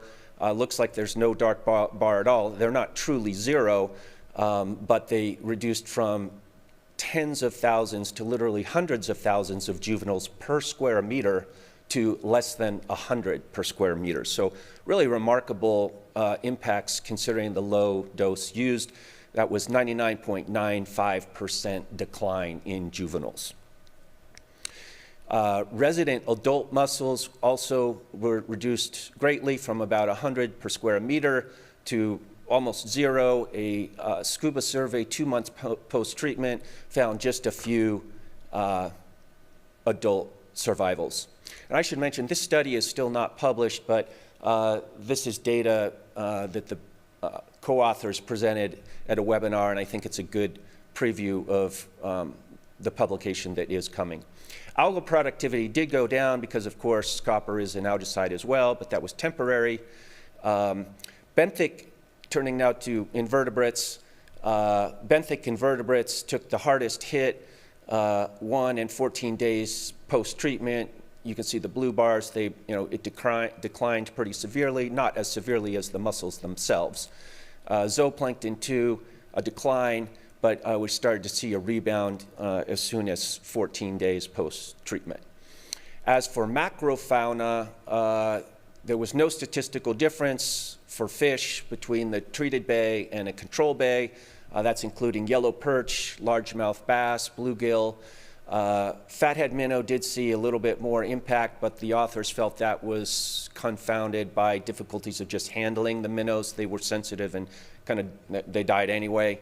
But the most exciting thing to me about this study was the impacts on native mussels. I always had to assume that if we're killing the invasive mussels with low doses of copper, we're probably killing the native ones as well. But in this study, that was not the case. Not a single fat mucket native mussel died from these low-dose treatments that achieved very good control of zebra mussels. So that was very exciting. One reason we hypothesized that this could be the case is just the very high feed rate of zebra mussels. Even in the control bay, the zebra mussels had much higher concentrations of copper accumulated in their tissues than the other organisms, as seen in the light blue bars, and the black bars show that the zebra mussels on the far right had a lot more copper in their tissues than any other organisms because of their high rate of filtration and feeding. So that brings me now to the third and final example I wanted to share with you today, which is a lake in Chicago called Valley Low Lake. It's about 30 acres, quite shallow, 15 feet deep, and I was contracted in 2021 to try to eradicate mussels from the entire lake using this ionic copper EarthTech QZ. The mussels were very well established throughout the lake already and had pretty well wiped out the native mussels, such as this unionid called a giant floater. We found many empty shells of giant floaters that had been completely smothered by zebra mussels. This was prior to any treatment, of course, with copper. The dosing protocol for treatment of this lake budgeted up to 0.84 milligrams per liter as copper, but in the end, I only needed to apply the first dose, 0.24, in order to achieve very high rates of control of the mussels, and I just decided why put more product, more chemical into the lake if we don't need to. At day 3, following that first dose, we had 100% mortality of mussels in cages at the surface, the blue line, and 80% mortality of mussels in cages at the bottom, at the lake bottom. Again, it was a shallow lake, about 15 feet deep. But by day 10, we had 100% mortality of mussels in all cages everywhere. So decided, let's not apply any more product, even though we had it sitting there on shore. We, of course, looked outside the cages as well, scouring the shorelines to try to find any live mussels. We couldn't find any live adult zebra mussels beyond 10 days after treatment, only gaping, empty shells. We also did plankton tows, and the results of the plankton tows showed, for example, the yellow box indicates 2 weeks prior to treatment, there were 436 mussel veligers per liter. So a very high concentration of veligers in this water. The green box is the morning of treatment, so prior to our application of the product, that number had declined by natural circumstances, I guess, to 126 veligers per liter, still a very high concentration. But a week later, 7 days after our treatment, that number had declined to 6 veligers per liter, so a 95% reduction. And at 4 weeks post-treatment, it was 0 veligers per liter, and that 0 result was repeated again 7 weeks after treatment. Let's look at those same numbers in relationship to the other organisms in the lake, invertebrates, that is. The zebra mussels are on the bottom row, and you can see that they greatly outnumber anything else in the lake, completely dominating the ecosystem, 1 or 2 orders of magnitude higher than any other organism in the lake. And by removing the zebra mussels, it allowed, whoops, didn't mean to do that.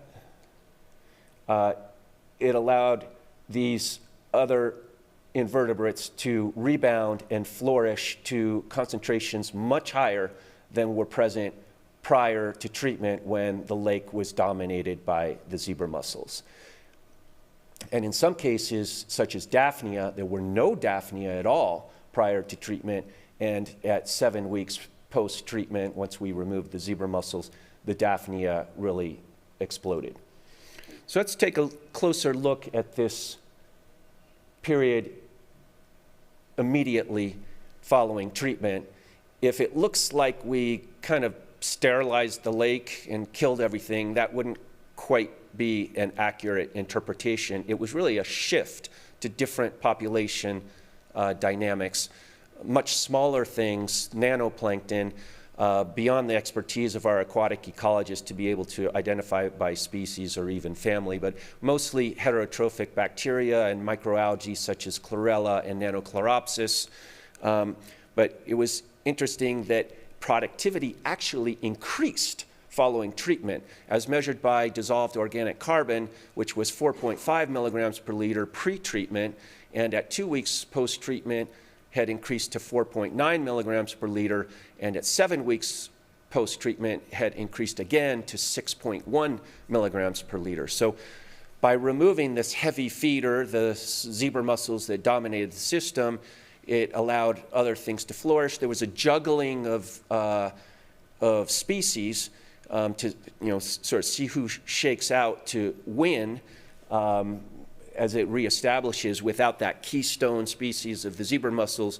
Once they're removed, the other species juggle around to see who's going to win out. But the short-term impacts then led to this shift to smaller nanoplankton, but eventually allowing the rebound of the other species. So productivity is one measure of health in a lake ecosystem. Another is diversity. And one index used to quantify diversity is the Shannon Diversity Index, denoted by H, where H is the higher the H, the higher the diversity. If a ecosystem had no diversity, just one species, then H would be 0. Typical values for H in a healthy ecosystem are about 1.5 to 3.5. There's another index sometimes used to quantify diversity within ecosystems called the effective number of species, or ENS, and that's sometimes described as being better to compare ecosystems that are dissimilar. But in any case, I used both indices to try to quantify the diversity of the ecosystem before and after treatment, and what we found was that the H went from 0.69 prior to 2 weeks prior to treatment to 0.86 the morning of treatment. And then by 7 weeks post-treatment, the H value had increased to almost 2.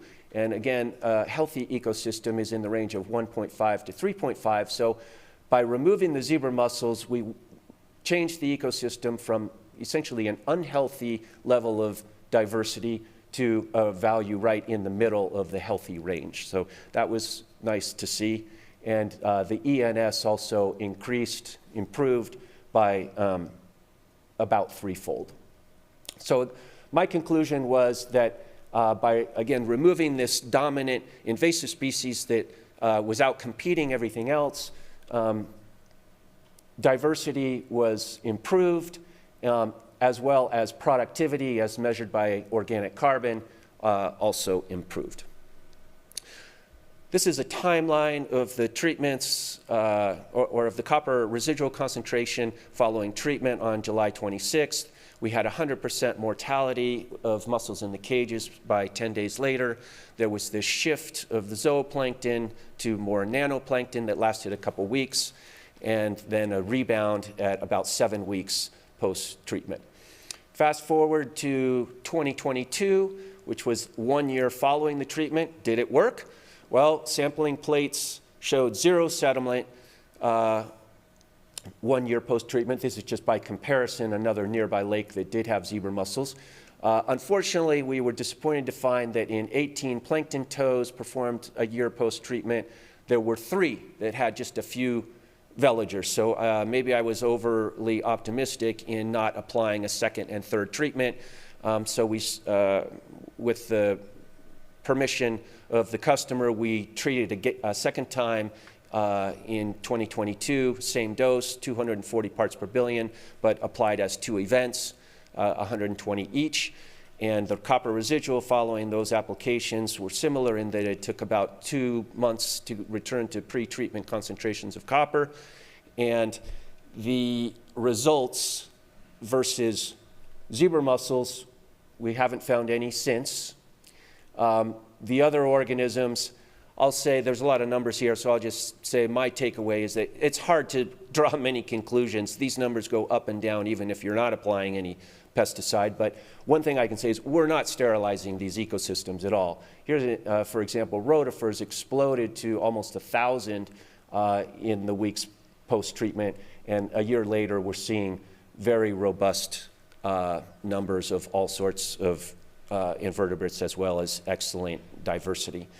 Last 2 slides, almost done. This is the same data, just in a graph. Again, you see things go up and down even without treatment, but after 2 years from our initial treatment, we're seeing very good diversity and productivity. So in summary, this year we tested again and have had negative results for eDNA in what would be the peak of the zebra mussel season. We've had no live veligers found in the plankton tows, so we're therefore cautiously optimistic that we have achieved full eradication of this lake. We'll, of course, have to keep looking. And my conclusion is that there are short-term population shifts among non-target organisms following a low dose of ionic copper, but that eventually you see a rebound of native and beneficial species, and it leads to an increase in species diversity at all levels, all trophic levels. Thanks very much for your attention.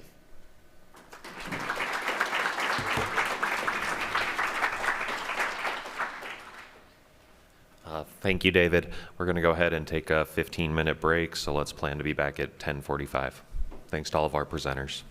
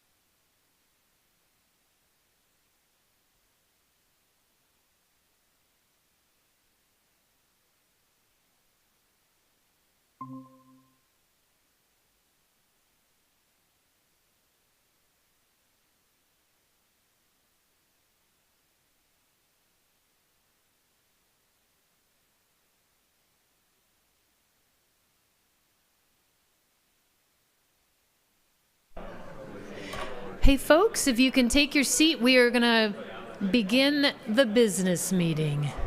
We'll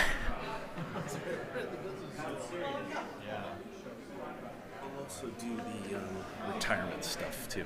Right, and then you were also going to say, But we were going to do.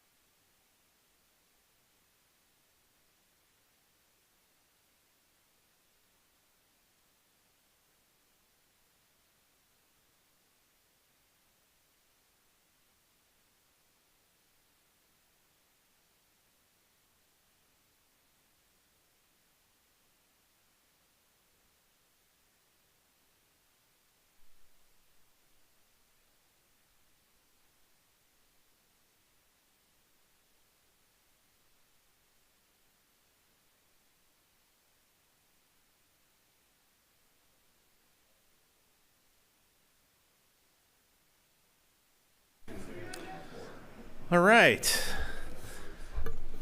We're going to start the business portion of our meeting. Before we kick off to the committee reports, I just wanted to recognize our executive committee. Tom Wolf from Montana Fish, Wildlife Parks also serves as our vice chair. John Wolschlager from National Park Service. Is he still out chatting? Oh, no, he's right there, taking pictures. Thank you. He's also our WRP historian. Martha Volkov, who can't be here, is from CDFW, California Department of Fish and Wildlife. The czar, Stephen Phillips from Pacific States Marine Fisheries Commission. Robert Walters from Colorado Parks and Wildlife. Blaine Parker from Columbia River Intertribal Fish Commission. Brock Shamai from Region 2 U.S. Fish and Wildlife Service. And Chris Steffen from Kansas Department of Wildlife and Parks. So thank you all for your service.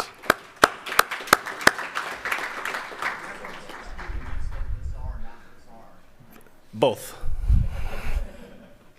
And we'll have some new members potentially on our executive committee. We'll be going through the election results here momentarily. And then I also wanted to recognize some people that are moving on to a better part of their careers, the non-work part. So if you can pull that up, please.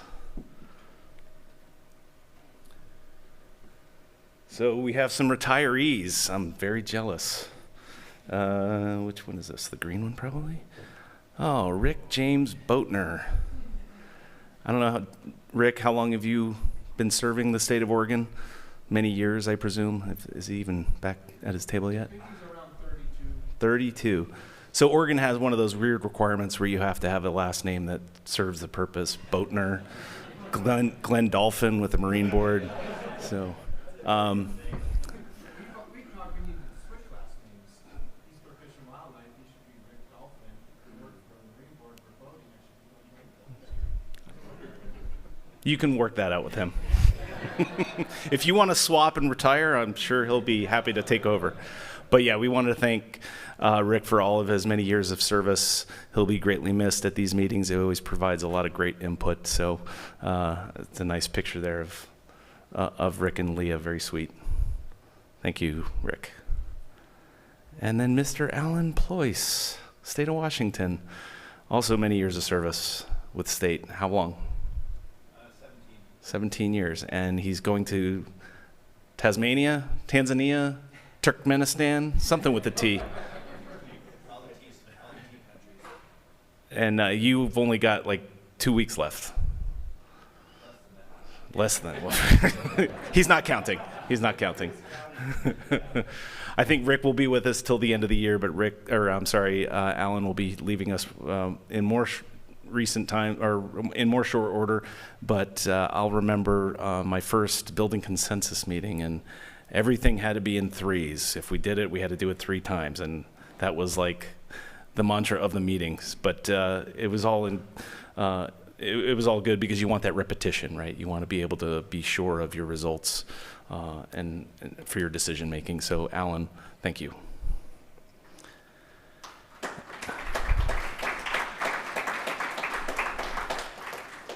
And who's this? Kwagadi. Where is she? Yay!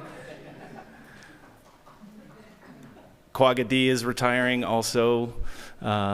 She's done a lot. Well, she's probably touched all of our programs with training for how many years? 10, 12? There you go. So thank you so much, Dee. All of the knowledge and passion that you've provided to all of our staffs and inspectors throughout the years. We wouldn't be here without your support and service. Having all those great inspectors out in the field doing very diligent work. So Dee, thank you very much. Can you spin around? Okay. Thank you, all 3 of you. I appreciate your time here, and you will certainly be missed. We are now going to move into our committee updates, and I think most people can just do them from their chair, if that's okay. And so we'll start with the Coastal Committee update. Oh, sorry, Chris.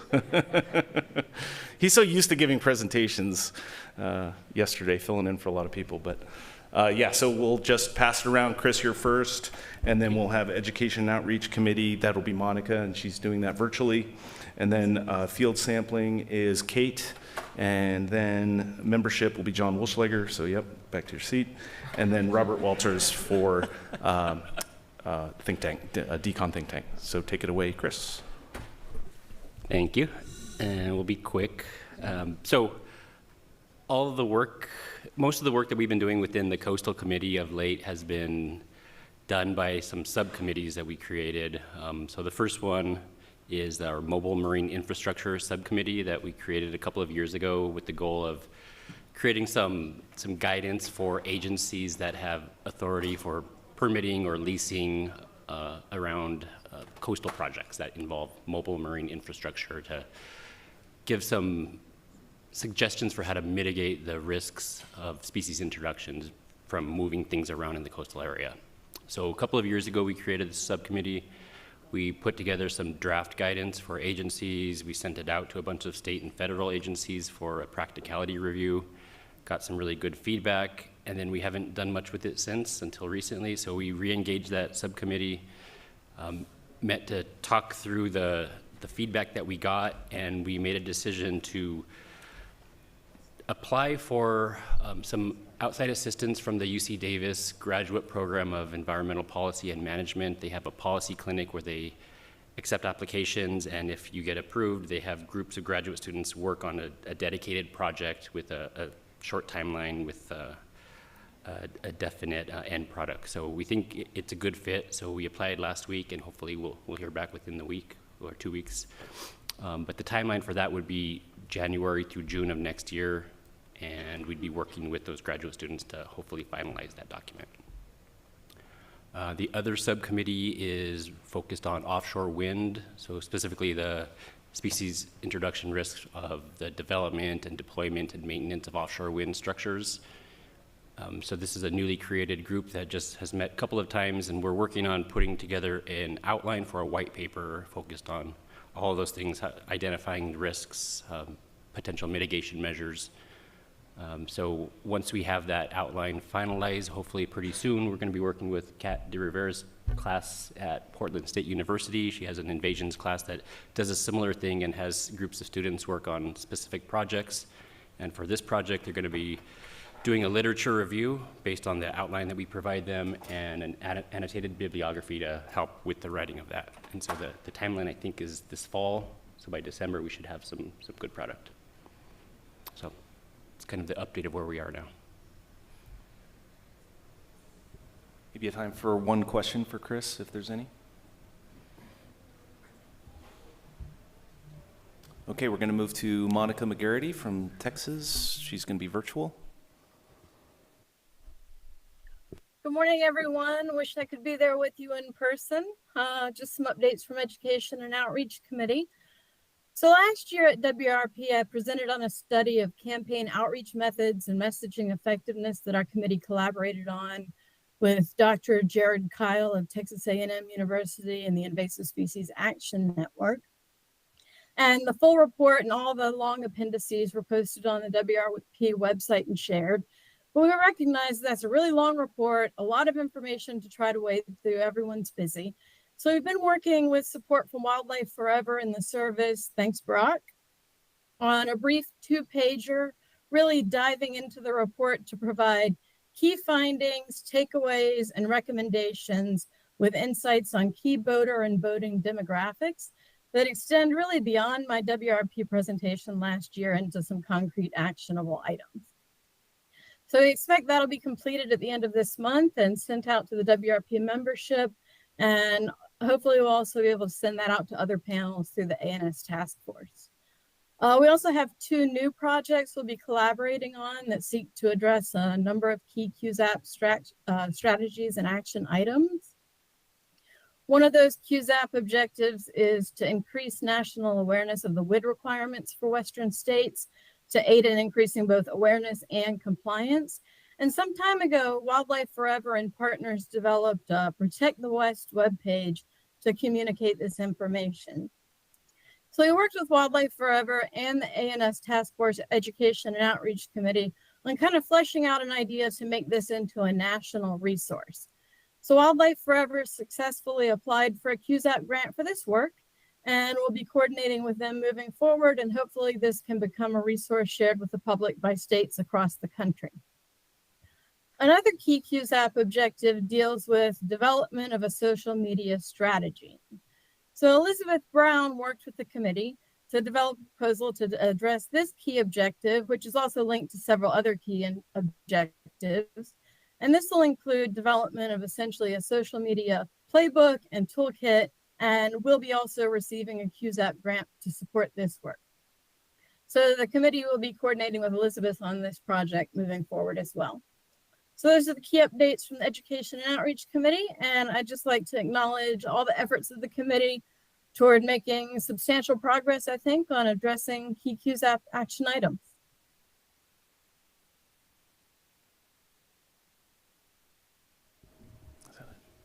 Any questions for Monica? Thank you, Monica. Sorry you couldn't be here. See you next year. Hopefully. Okay, Kate, field sampling, please. Good morning.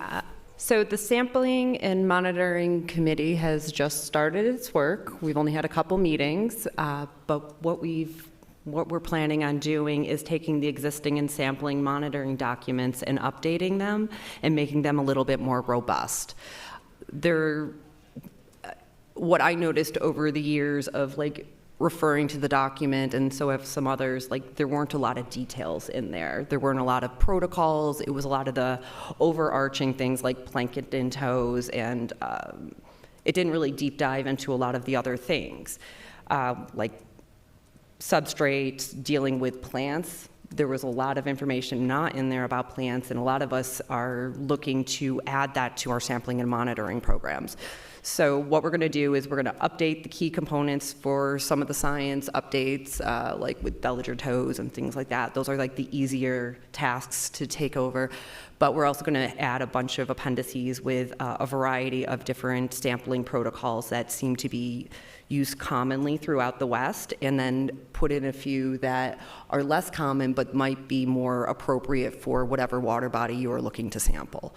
So we're going to do that. We're going to add plants. We're going to add some more sampling methods for New Zealand mud snails, which are a little bit more tricky at lower densities. So you might have to have a more robust sampling protocol versus just flipping rocks. So, and add that plant component, because that is something I feel that is and the committee feels like is missing from a lot of our programs just due to us typically being in fisheries branches, which is overlooked a lot. So we are looking for more participation and input. If you would like to participate, please get in touch with me, and we'll invite you to our monthly meeting. We expect this to probably take a little over a year to get a final product, but this is a doable, and we're hoping to have a very useful product that we can refer to for many years. Thanks, Kate. Any questions? All right, John, membership? Let's see, never get, okay, there we go. Yeah, so the Membership and Communications Committee met probably only about 3 times last year. We didn't really have a designated task, but we wound up spending quite a bit of time talking about how we could do better outreach to tribes and generate more tribal interest and participation. Thanks to Kelly Stockton, to Dennis, to Elizabeth Brown, to Tammy Davis for being on the committee, and to Blaine Parker as our sort of sole tribal organization member for advising us on some of that stuff.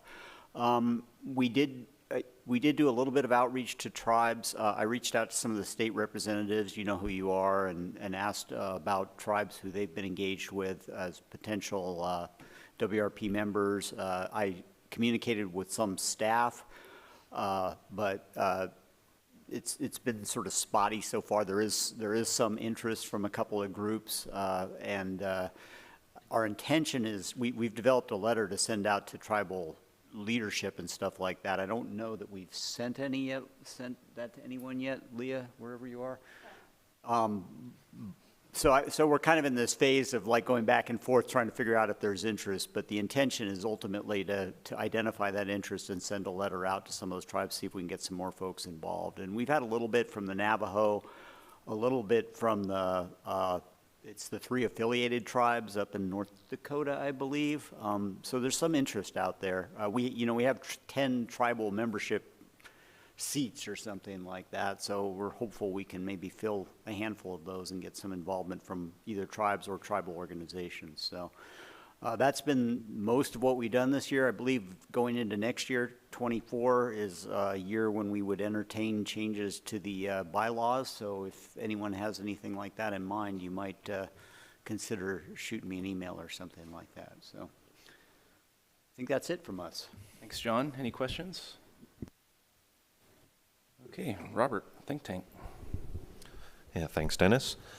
I think most are aware that for the last several years, the DECON or WID think tank has been working to review and revise all the existing inspection and decontamination protocols that are being implemented across the West.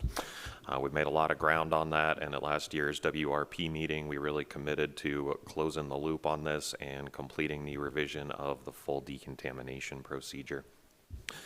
Last winter, we met 6 times to try to work through this procedure. Certainly not a small lift. Really, the goal there was to make sure that that procedure was in alignment with what's actually happening on the ground, is in alignment with what's out there in UMPS, and also encompass the latest and greatest technologies that we're seeing out there in regards to boats on the ground.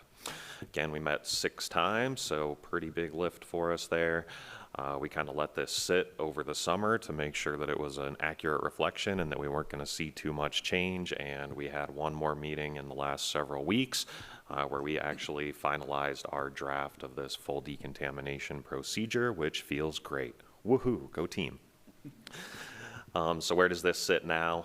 That's really in the hands of the executive committee to review and hopefully approve that decontamination procedure as the regional standard. And assuming we can get over that hurdle, then we will continue to move forward just as we did with the inspection procedures to get this reviewed by the other regional panels and hopefully push for adoption by the ANS task force as a best management practice for how to decontaminate boats, not just in the West, but all across the U.S. So that's really the achievements of the think tank here in the last year, and thanks to all of our committee members for the dedication to getting that across the finish line. Thanks, Robert. Any questions? All All right, thank you all for your updates, and if there is any interest in joining any of the committees, please reach out to those chairs. We could always use the help to facilitate those working groups, so thank you all. Before we turn it over to Leah for the budget, I just wanted to, introduce her, Leah Elwell. Do you all know her, I presume? She's been our coordinator for that's 12 years. Yeah, look at that. My math is good. But she, up until soon, has worked for Invasive Species Action Network, who is our contractor, with Leah serving as the WRP coordinator, and I think we would all agree she's done more than an amazing job. And so she is now moving on to her own business, Conservation Collaborations. And so the executive committee has decided to maintain our financial contract with ISAN. They will be our fiscal agent, so to speak, where they'll still be accounting all of not all, the one grant we get for supporting the WRP through the Fish and Wildlife Service. But we will maintain Leah as our coordinator through a separate contract. So Leah will not be going anywhere. Thank you.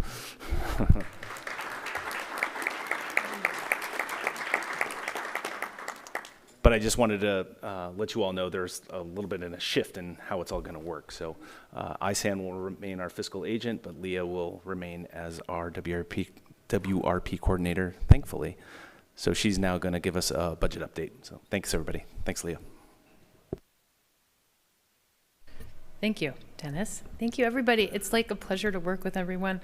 Can't imagine not doing this. So I'm going to briefly go over a bit of the money aspects. And I've had some good questions too, like how are we paying for all of this? Because of course this is significant.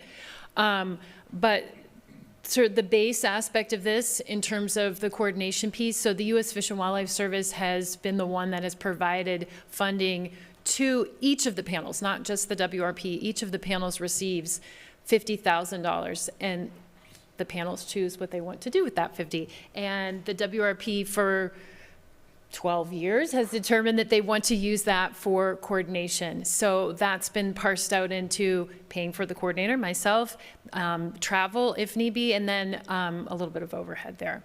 So as you heard from Dennis, this has been historically with Invasive Species Action Network for the last 12 years. And importantly too, ISAN has been able to be that nonprofit fiscal sponsor. So ISAN can accept sponsorship checks and help pay the bill for this event here is kind of, the mechanics of how that works. So that $50,000 is spent annually, and that contract is always managed by the Fish and Wildlife Service.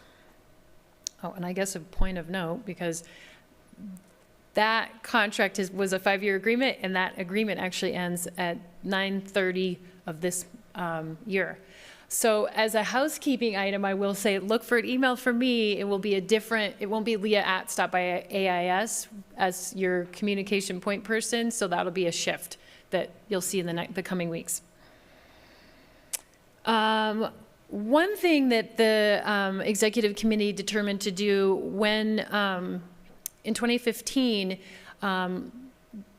luckily, I guess, or gracefully, there was some additional funds that were left over from sponsorships that were pulled in for the annual meeting.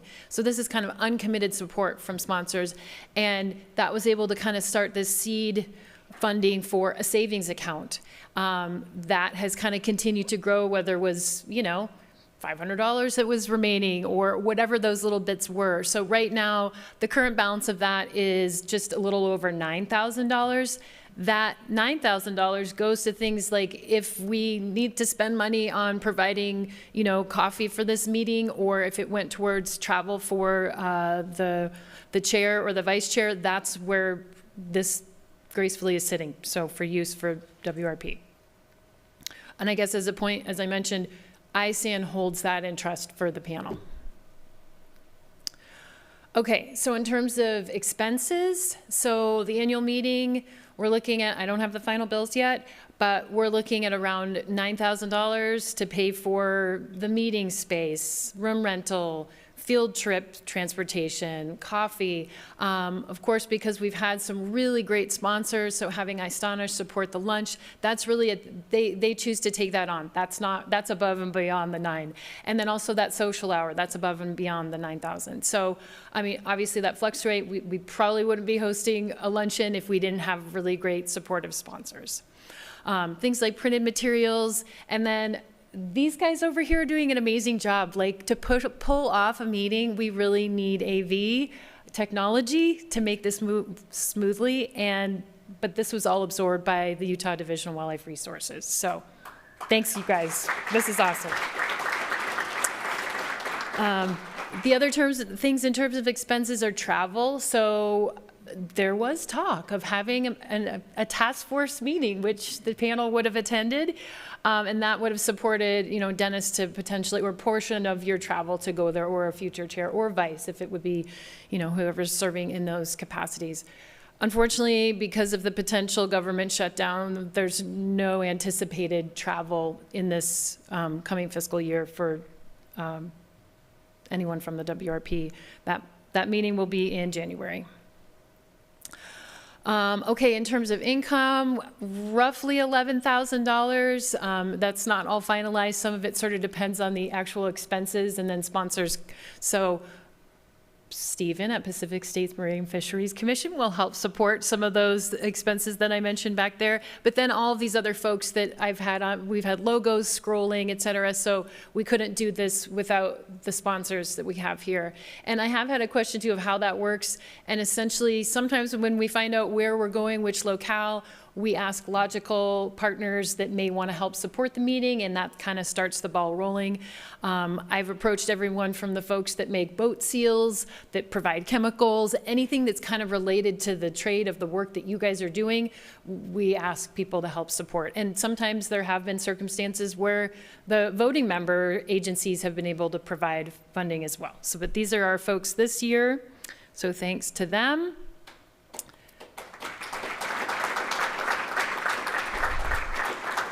And then, of course, the in-kind. So this is just something that, absorbed. I already mentioned the AV team here, but Utah Division of Wildlife Resources as being the host, their time in helping to put together the agenda, think about logistics, think about the field trip. They don't get compensated for doing that. They're just doing this in-kind to help us pull off a fantastic meeting. So thank you, Utah.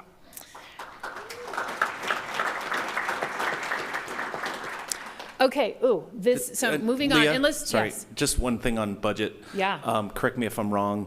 Last year, we would not have been able to meet in person had we not had the generous donations of our sponsors ahead of the meeting, because we didn't have the funds to pull it off. Right, So there can be a timing thing of securing a contract and all those things. So a big thanks to all of our sponsors that continue to provide support, because without them, this stuff wouldn't happen. So thank you. Well, and I guess one quick thing of clarification, and those of you that have been around for many years probably know this, but because of the way that the WRP was formed, we are technically under the umbrella of the Federal Aquatic Nuisance Species Task Force, formed by an act of legislation. This group can't ask for a registration fee. We're limited in those capacities, which is why we lean on sponsors to help support this big group of folks at a meeting. Okay, election for executive committee. So let me see if I did that properly. Okay, so these are 2-year terms. So essentially all the folks that are in this U shape here are voting members of the WRP. So the 19 Western states, the federal agencies, and other, important folks around the West that are working on invasives. So these folks here that I've listed, so Dennis, Tom, John, and Robert, they are in the, the midst of their 2022 to 2024 term. And then voting members just selected 5 new entities, because there are a total of 9. So your new incoming 2-year folks are, here we go, are Josh Leonard, Blaine Parker, Stephen Phillips, Vanessa Salazar, and then Barak Shamai. So thank you guys all for your service on the executive committee. And by the way, if you've never served on the XCOM, this group meets every single month for at a minimum of 2 hours. So Lots of talking all the time. So, okay, I think that's all I need to say there. Oh, I know, this is a terrible slide with so many lines on it and really small. But really, for those that are really far away, this is useless, isn't it? So, but I was just trying to show sort of the history of who had served as chair and vice chair over the years. It kind of tends to ebb and flow with multiple years of the same people serving as vice and chair, and then it kind of moves on, which is, I guess, a good thing. Show some continuity and show folks the ropes. So Dennis and Tom have been serving in alternating vice and chair capacities here for the last several years. So at the first meeting of the new executive committee, the executive committee shall select their new chair and vice chair. So stay tuned. We will let you guys know who that is. So they'll meet in sometime next month. Okay, next, the annual meeting. Lots of people are already asking me, where are we going to meet in 2024? So in Alaska, Kansas graciously said, we really want to host an upcoming meeting. Chris Steffen, who, was serving on EXO. Anyway, and I think, Vanessa, you maybe piped up. But that has kind of shifted over the last year, and I think Kansas has more of an interest in, can we host perhaps in 2025 and maybe combine with the Mississippi River Basin panel, which would actually be really stellar. We would even have a more giant U shape maybe. So I believe that's the current thought process is 2025 Kansas would like to host. Location yet TBD in the state. So it's a bit of a wild card. Where shall we go in 2024? Lots of folks have come up to me too and said, well, what about this place and what about that place? So here is your moment, voting members of the WRP. Who wants to host or who wants to suggest where we should go for 2024? Thoughts?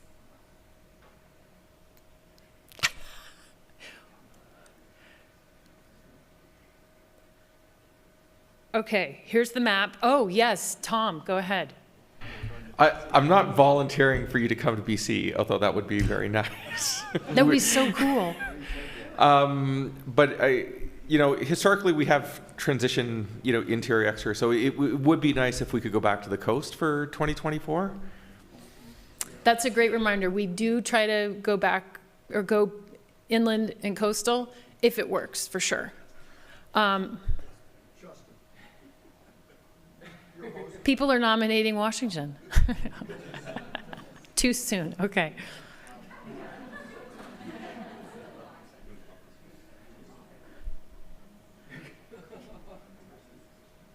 Yeah, we've had there's certain places the group's gone back to quite a few times. Salt Lake, as I think it was, maybe it was Jay that Shirley mentioned yesterday, 3 times in Salt Lake City. Vegas was in 2001. Hawaii is a great idea, but no one can go there. There has been limitations on getting travel approval. Who feels like they could get travel approval to go to Hawaii easily? I'm seeing a third of the room, maybe? Okay. Is that an idealistic approval or hopeful approval? Yeah, right. Well, we would need Hawaii, an entity, whether it was our voting member or a gracious, yeah.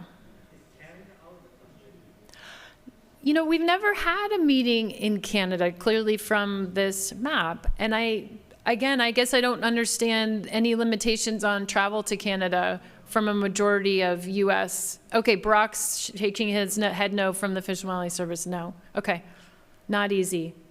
Yeah. Okay, use microphones if you have something to say, please. I want to hear it. Texas, they're on the coast. Texas is in the coast if we go to the right place. Washington seconds that.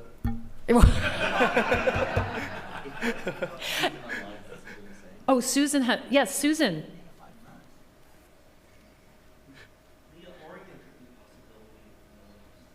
Susan, are you there? Mute button, got it. No, I just wanted to weigh in real quick if you can hear me on the Canadian meeting possibility. Yes.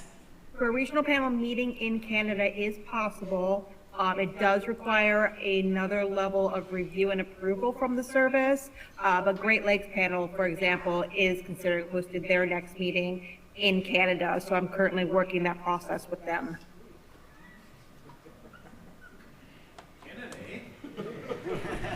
So I will say I can certainly go back and talk to Martina and Nicole, who have been active in the past.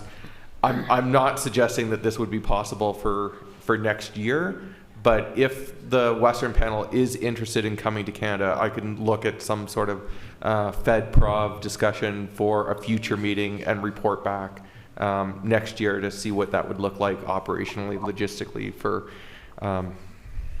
our side anyways. Okay. Thank you, Tom. Yes, Brooke. How about Monterey Bay? I would love Monterey Bay. That sounds really nice. Right, and Martha had mentioned that maybe California, but yeah, I'm not sure if she's on, if she's able to be participating virtually. Because she had suggested 2025 for California when right. There was the assumption of Kansas in 24. It would be hard for California to pull it off, is my understanding, but we can reach back out to her to see what it might take. A few of us have offered to help in any capacity, but there's still lots of approvals that have to happen for something like this. So we can reach back out to her. Well, okay, so what's the best path moving forward? We need a location. I mean, because no one wants to have a virtual meeting next year, right? Okay, how about this? Who would like to serve on the annual meeting planning team with me? Tom? Okay, who wants to write this down? Because I don't have a piece of paper. Okay, so Tom Wood, Chris, John, Heidi, Sam, and Michelle Cox over there. Okay, great. And depending on who hosts, obviously that person is going to be on the team with us. I just want to say that there's a possibility for us to host in Oregon, probably in a coastal location like Astoria, perhaps. Okay, okay. Astoria? Yeah, but Sam, how would we get people from the Portland airport to Astoria, which is a couple hours? And venue for, yeah, anyways. Or Portland, I would recommend as a no. He's recommending It's not as a no. physically safe Yeah. for people to walk the streets in the city of Portland right now.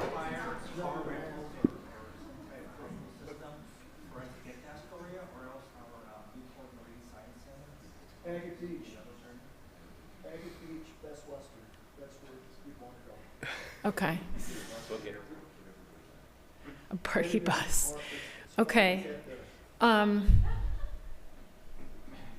Well, you'll be hearing from me. I guess we'll do a little list and I'll do some phone calls and things and talk with people about what's possible. We may, if we need to do a formal vote on this, we will, right? I mean, we're exploring options. There's nothing, I don't think, to vote on because we need people to offer. Okay. And we don't have that yet necessarily. Tom. In 2019. Okay, so something else before I think this is the last thing. I want to be mindful of time here. Okay, historically speaking, to have the business meeting, the group sits in a really large U shape as we are placed in this room today. I would like to propose for a future meeting that we perhaps change our configuration so it doesn't feel as clunky. I just was wondering how people felt about the room setup, if staying with the U-shape facilitated discussion, or we just want to, how people viewed this setup that are not scrunched in the back. We'll start with the voting people of how you feel about sitting like this, if you would be willing to explore other versions. Yeah, I think that's fine. This one's just awfully big. Yeah. Compared to years past, but. Okay. Yeah, I don't know what the right configuration is. If you could do it in a circle, you would have another tier across here, but I don't know if that would be that much better or not. But yeah, this makes us feel like we're miles apart. So we're willing to explore other configurations for a business meeting. Yeah. Is that okay? I'm seeing nods. Okay, yes. Great. Thank you for your support and considering that. make a motion that we start these meetings at 10 a.m. and not 8:30 in the morning? Don't I have that power as chair? Where's my gavel? I don't know. We'll consider that. The planning team will consider that. Okay. I think we have, the only other, I think there's one more item and then Stephen has the mic, right? If someone check me. So recommendations, I believe, is the other bullet item. This is, Well, let's make right? a list of potential places to explore for next year. Yes. So do we have Okay. Oregon, Oregon was one. California, Yes. Montana, Texas, And Texas? Anybody else? Idaho. Oh.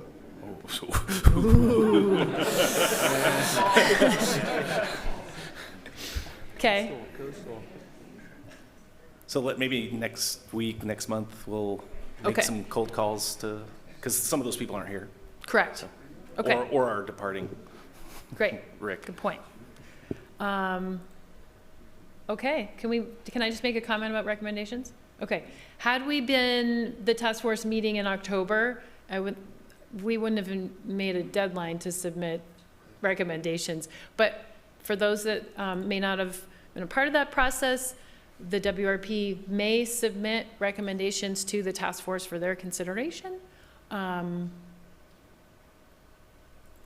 said. So we'll probably be doing that through the coming months, but the committees may bring forward things to the executive committee to review, and other members can bring potential recommendations to the executive committee as well. And we typically poll the working groups as well for the potential committees. recommendations. Yep. Sorry. And just something to keep in mind, of course, it's something that can be actionable by the federal agencies that, serve on the federal task force. Leah? So, yes, Tom. Sorry. So just with respect to timelines then, it's not abnormal, right? Like this meeting is always mid-September and task force always meets October. They don't always meet in October. Historically, they met the first part of November, so it was possible to get recommendations to them. But since Okay. the pandemic, it's been a little bit fluctuating in terms of when the task force has met. And Susan would probably say, who's listening, that, it's been bouncing around. And I think she's hoping to get the task force back on. It used to be May and November. So I think she's hoping to drive that boat back there. We are desperately trying, but the cards have been against us this year. Yeah. So. And I think historically we've met as WRP anywhere in the August to October timeframe. Correct. Yep. So usually we have enough time to get in fall recommendations to the task force without a problem. So, okay. Keeping on track here. Stephen, is that correct? Someone remind me, I don't have the agenda up here. Yep. Steve's up next. Okay, any other comments or questions from, I guess, any of these business items? Tammy? So I guess I'm not clear on what the timeline is. I'm going to go back to Tom's. So we don't have a timeline for recommendations, or? Was Susan, you being on the line and the task force meeting potentially being in January of 2024, when would you like recommendations submitted to you? You're unmuted, or muted. Sorry, we can't hear you. Susan? CNS. Susan, are you there?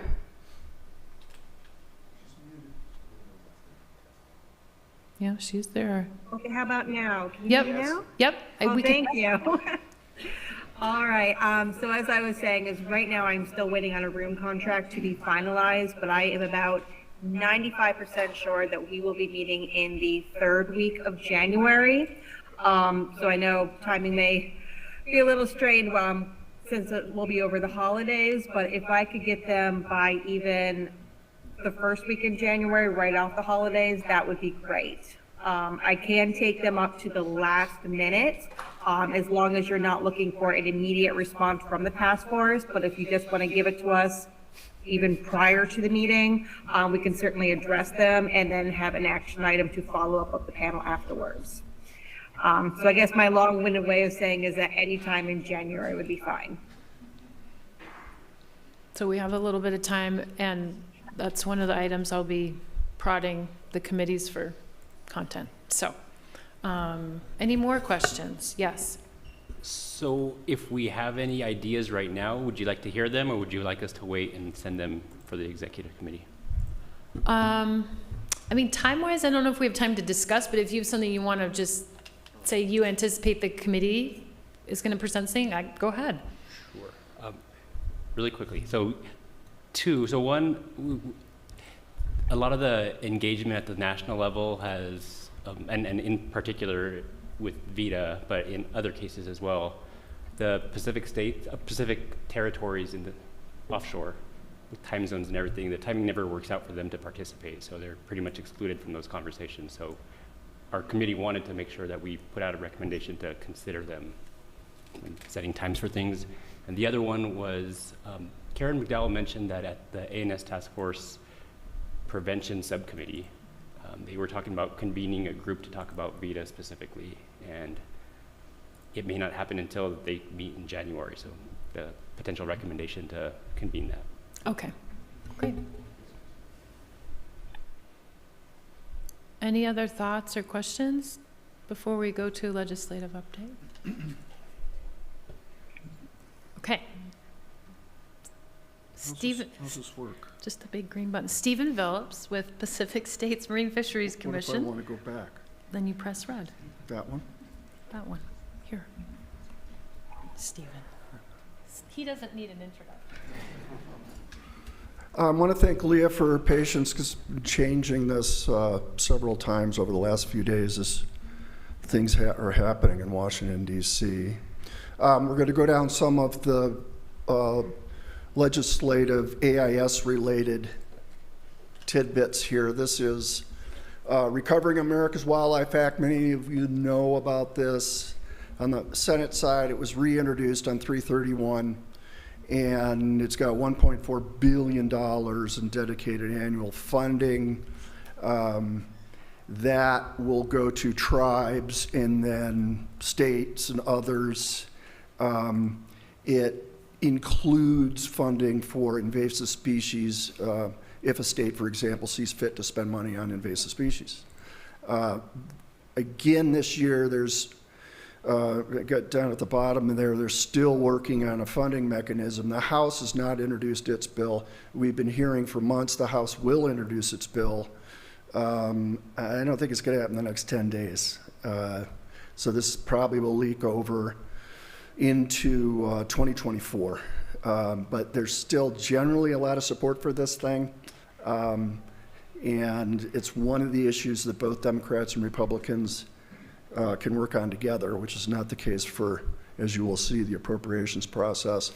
We've talked about this, Christiani did, and I think Alan Ployce talked about the Frank Lobiondo Authorization Act amendments. This one, again, we want to be able to, the states want to be able to access federal data. Really, this should be done at the administrative level. We shouldn't have to go through legislation to do this, but it is what it is. So, and then again, this may be added on to the Coast Guard bill. It was added onto the Coast Guard bill last time, but then some folks decided they didn't like it, and it was kicked out. So we'll try again. This should not be hard. America's Outdoor Act of 2023, this is another reintroduced bill from the same senators, Manchin and Barrasso. This one will set up a cost share with BOR for watercraft inspection and decontamination. It also has this language of the secretaries may inspect and decontaminate vessels entering or leaving federal land or water. As many of you know, since the days of the infestation at Lake Mead, we have been requesting the word shall, or the word shall replace may. if your boat is contaminated and you are leaving Lake Mead, it needs to be decontaminated. And that's something that we're going to say till I croak. Some more on the Manchin-Barrasso bill. It's for reclamation states. That includes all the West. It's a 75-25 cost share, which is good. 75 federal, 25% cost share. The one thing that this actually slipped through from the last time is there's this limitation where if there's not an inspector, the boats can still, and this is something that happens in Colorado and other places, where they have agreements with the Forest Service. This would not allow the state of Colorado to stop them from going into and accessing a federal checkpoint. So that's something that is of concern.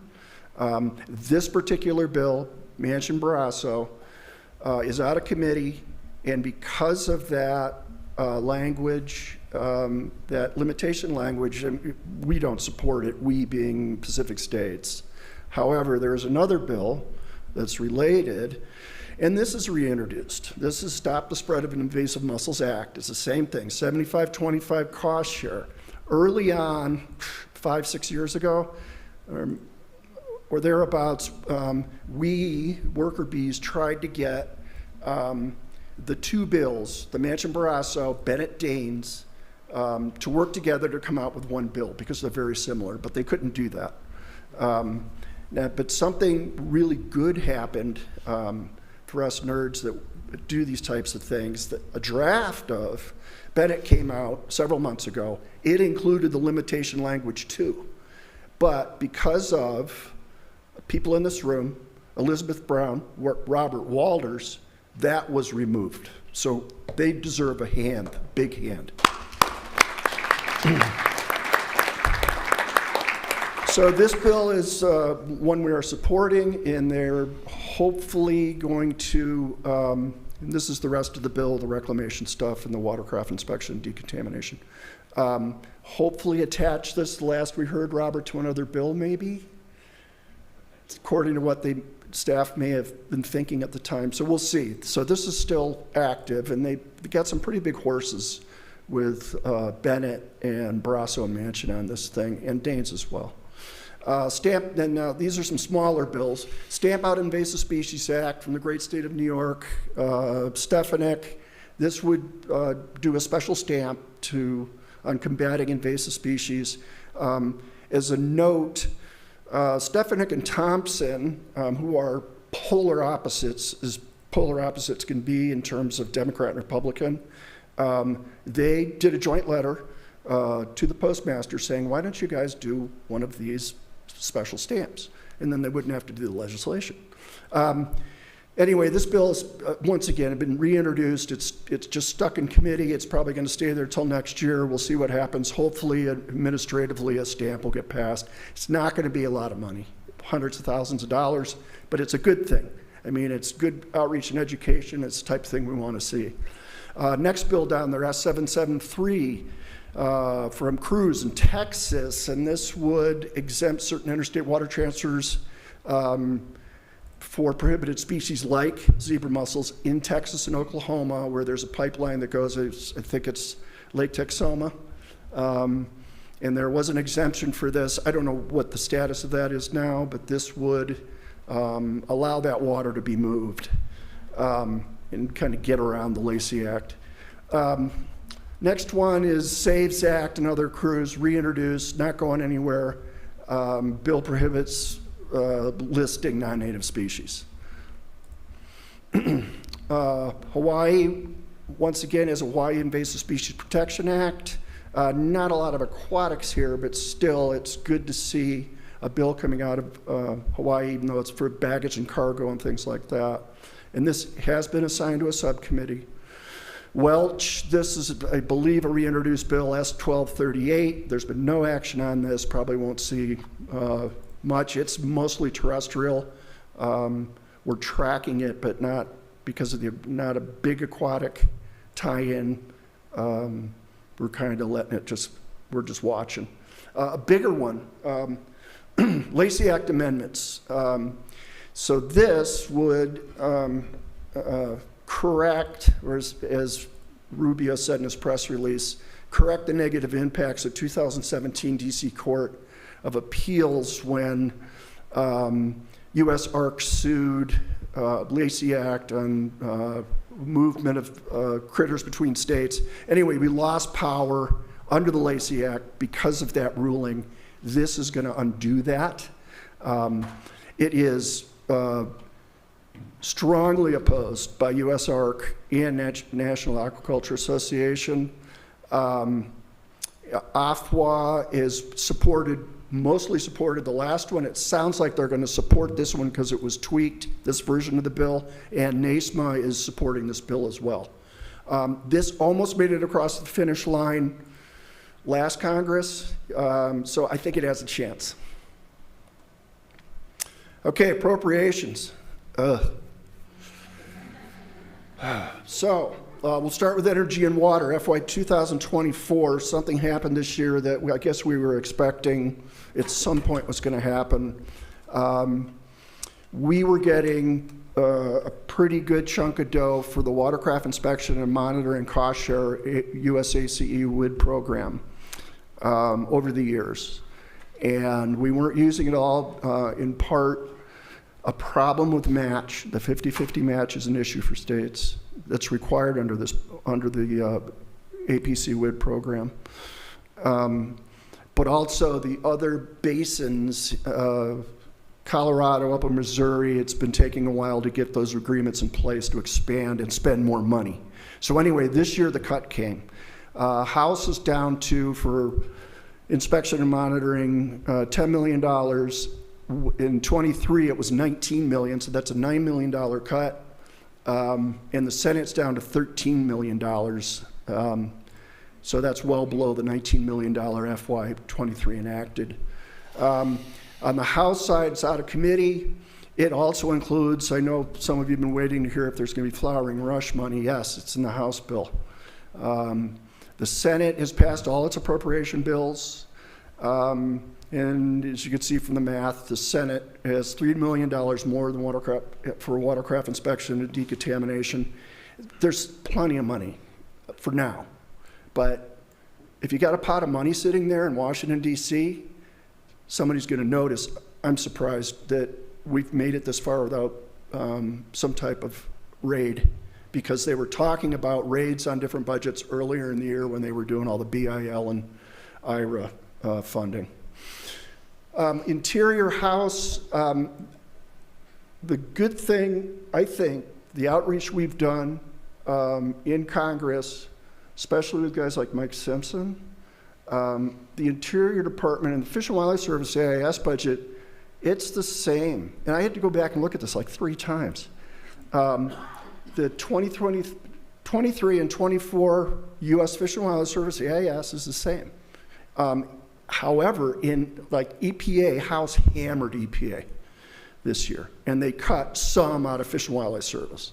The Senate is providing pretty much appropriations across the board, a lot more funding than the House has. House much more fiscally conservative, you probably know that.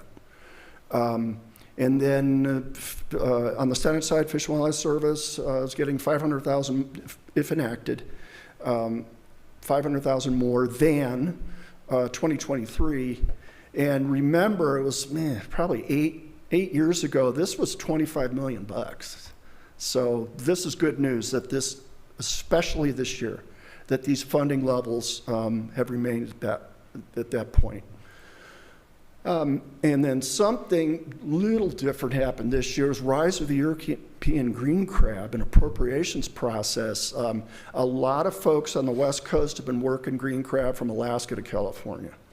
And the National Marine Fisheries Service has language report language in their bill on European green crab for $2 million coming out of NOAA, but it's under the Habitat Conservation Restoration Program. And then the Metacatla Indians, Indian community, $1 million in an earmark. NOAA Special Projects is earmark. from Senator Murkowski. So, and then even more, Fish and Wildlife Service in the Interior Appropriations Report language talks about the importance of green crab impacts to tribal recreational commercial fishing, Dungeness crab, Puget's Hunt Chinook. Then also provides $300,000 for the National Wildlife Refuges. And then it's mentioned again under Operation of Indian Programs, BIA. So this was a big jump this year. And there's quite a few people to thank for this, especially out of Washington. Megan West, Alan Ployce, and Justin Bush on a lot of that green crab. And then there's something more coming. There's draft language out there for, it's going to be in a bill that has NOAA Office of Invasive Species. And this is, again, these three folks got this put together. It will be introduced. It doesn't mean it's going to be necessarily passed, but they're putting it in a place I think it has a good chance to be passed. So I would think in the next several years we'll see this, something we've been requesting for a long time, NOAA Office of Invasive Species, set up once again in Silver Spring. Other things we're going to be working on, wind power has caught the attention of the fishing industry, you may have noticed, on the east and the west coast, not only for potentially blocking historic fishing grounds, but also the surveys to determine stock size are also going to be impacted. The fishermen have believe that they've been left out of the process. On the East Coast right now, they're having financial difficulty in getting some of these projects up with, the pretty near shore drilled into the continental shelf. What they want to do in the West Coast is they want to have floating 40, 50 miles offshore. So that's a concern. So we're watching wind, and we've also started talking about what's going to happen to all that new structure out there in invasive species. And we've been talking to the Marine Committee about this as well. So we're going to keep an eye on that. Maybe if we can find some funding, do a study on what's going to happen when we get these structures and they're moving in and out, up and down the coast. Is it a threat? Other thing that we've been working on, I've got a meeting with Senator Merkley's staff later this week, try to change the word APC WID from 50-50 to 75-25. This would allow us to access all the federal funds that are available for watercraft inspection, decontamination, flowering rush, and for Idaho, rapid response. So we'll see how that goes. We are also, and Susan might talk about this, Pasco, about the ANSTF Legislative Report Working Group to identify gaps in federal oversight or federal regulation on AIS, and we're on that group and we're watching that really closely. If you are interested in seeing these bills, you can go to westernais.org. Under legislation and regulations, you'll see the AIS legislative tracker. Wrong button. There's our website, AIS newsletter. That's Robin Draheim. If you don't get the newsletter, send me an email and you'll be added. Comes out every 2 weeks. Next one's out Monday. And I want to say special thanks to Alan Ployce, Rick Boatner, and Quagga D. You will be greatly missed. Thank you.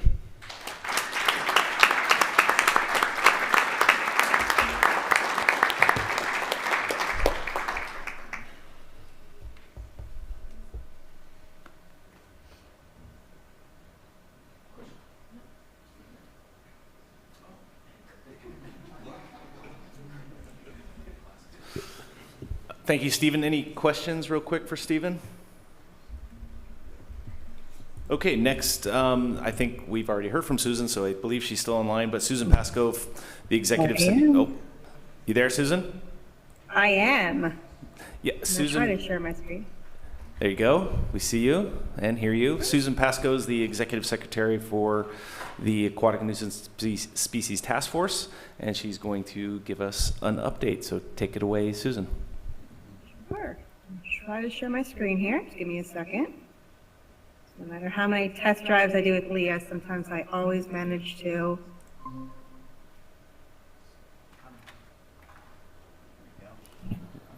We see your screen. It's in edit mode. There we go. Okay, how's that? We're still seeing the edit mode, not the view presentation mode. Okay, hang on. How's that? Same. It danced around a little bit, but it stayed the same. Really? Actually, let me try this again.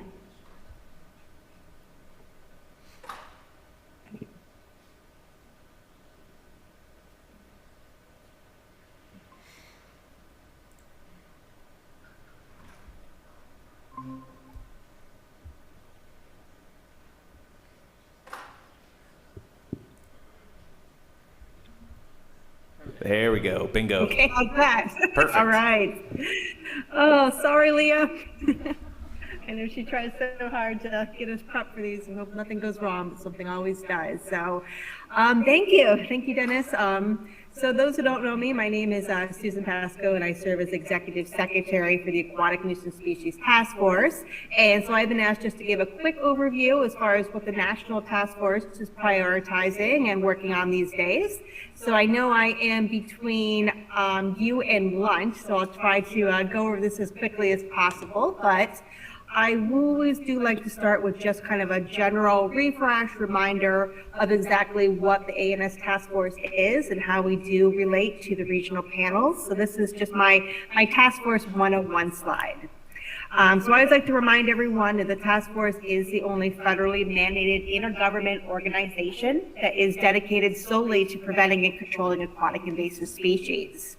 It was established by Congress with the passage of the Non-Invasive Aquatic Nuisance Prevention and Control Act of 1990, reauthorized in 1996 with the National Invasive Species Act. And under that act, it does give the task force the responsibility to develop and implement a program for waters of the United States, to prevent the introduction and dispersal of aquatic invasive species, to monitor and control such species, and to disseminate related information. Next slide, I'm going to show our structure, but just to let you know, we are composed of 13 federal members, 13 ex officio members, 6 regional panels, and right now we do have several subcommittees and work groups. I also do like to remind everyone that we also are chartered under FACA. We are a federal advisory committee. And what that does mean is we have a lot of extra responsibilities as far as making sure that the task force remains open to the public, and that includes making sure that all our products and all our recommendations are in a publicly accessible database. And as promised, here is our snapshot of what the components of the task force are. Again, 13 federal members. The task force is co-chaired by the Fish and Wildlife Service as well as NOAA, but pretty much any federal agency that either has an interest or a responsibility for aquatic invasive species has been invited to become a member. We also have a variety of ex officio members. According to the act that founded the task force, our ex officios are limited to governmental entities. So we do have within that specification, we do have regional organizations such as Lake Tahoe Planning Agency, as well as Great Lakes Commission.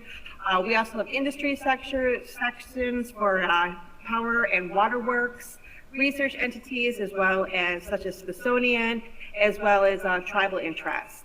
And they all come together greatly to really give us a great perspective of viewpoints that strengthen the effectiveness of the task force.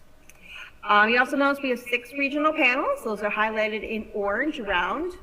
They very much are our working arms, and they also do have a number of responsibilities that are specified within the act as far as providing that sense of regional coordination and providing recommendations to the task force. And in a little bit, I'll go into a bit of work on our subcommittees. We currently have 5 standing subcommittees that align with our strategic plan. And we also do have ad hoc committees and work groups that come together to work on very specific projects and then disband once that project is over. Task Force does meet twice a year. Our last meeting was held in July virtually. And this is just a snapshot of what was covered during that meeting. Full agenda as well as the minutes are available on the task force website, but this just gives you an idea of the breadth of issues that we do cover during those meetings. Typically, we do have a number of updates from our other invasive species groups, such as the USGS NAS database. Wes Daniel always does a great job of giving us a sense of the new occurrences that have occurred the prior year. We also hear from the National Invasive Species Council as far as what they're planning so that we can look for coordination opportunities. And also we've been hearing quite a bit from the AIS Commission as we hear about their report that was recently released so that we get them to consider some of the recommendations that they made that are pertinent to the task force. From there, we do have a number of presentations that are tied to either something that is ongoing within our subcommittees or has been identified as emerging issues that our members would like to know more about.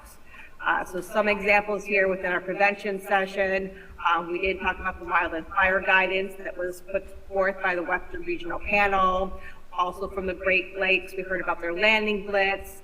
Heard about the the Organisms and Trade Project, as well as some other data drive tools. Early detection, rapid response, our focus there has been very much on implementing the national framework and how the task force can assist with that rollout. We also had a number of species-specific presentations, such as European green crab. I know that management plan was presented to you yesterday. And there's also been a northern snakehead plan that was recently released that focuses on the Chesapeake Bay region. And from outreach, they chose to focus on their storytelling, which is done through podcasts. All of our meetings always end in a number of decisional items and action items, so I'll go over those very quickly. The first one here is one that Stephen just mentioned, which is the formation of a legislative report work group. This comes out of a reauthorization of the Coast Guard Act that came out in December of last year.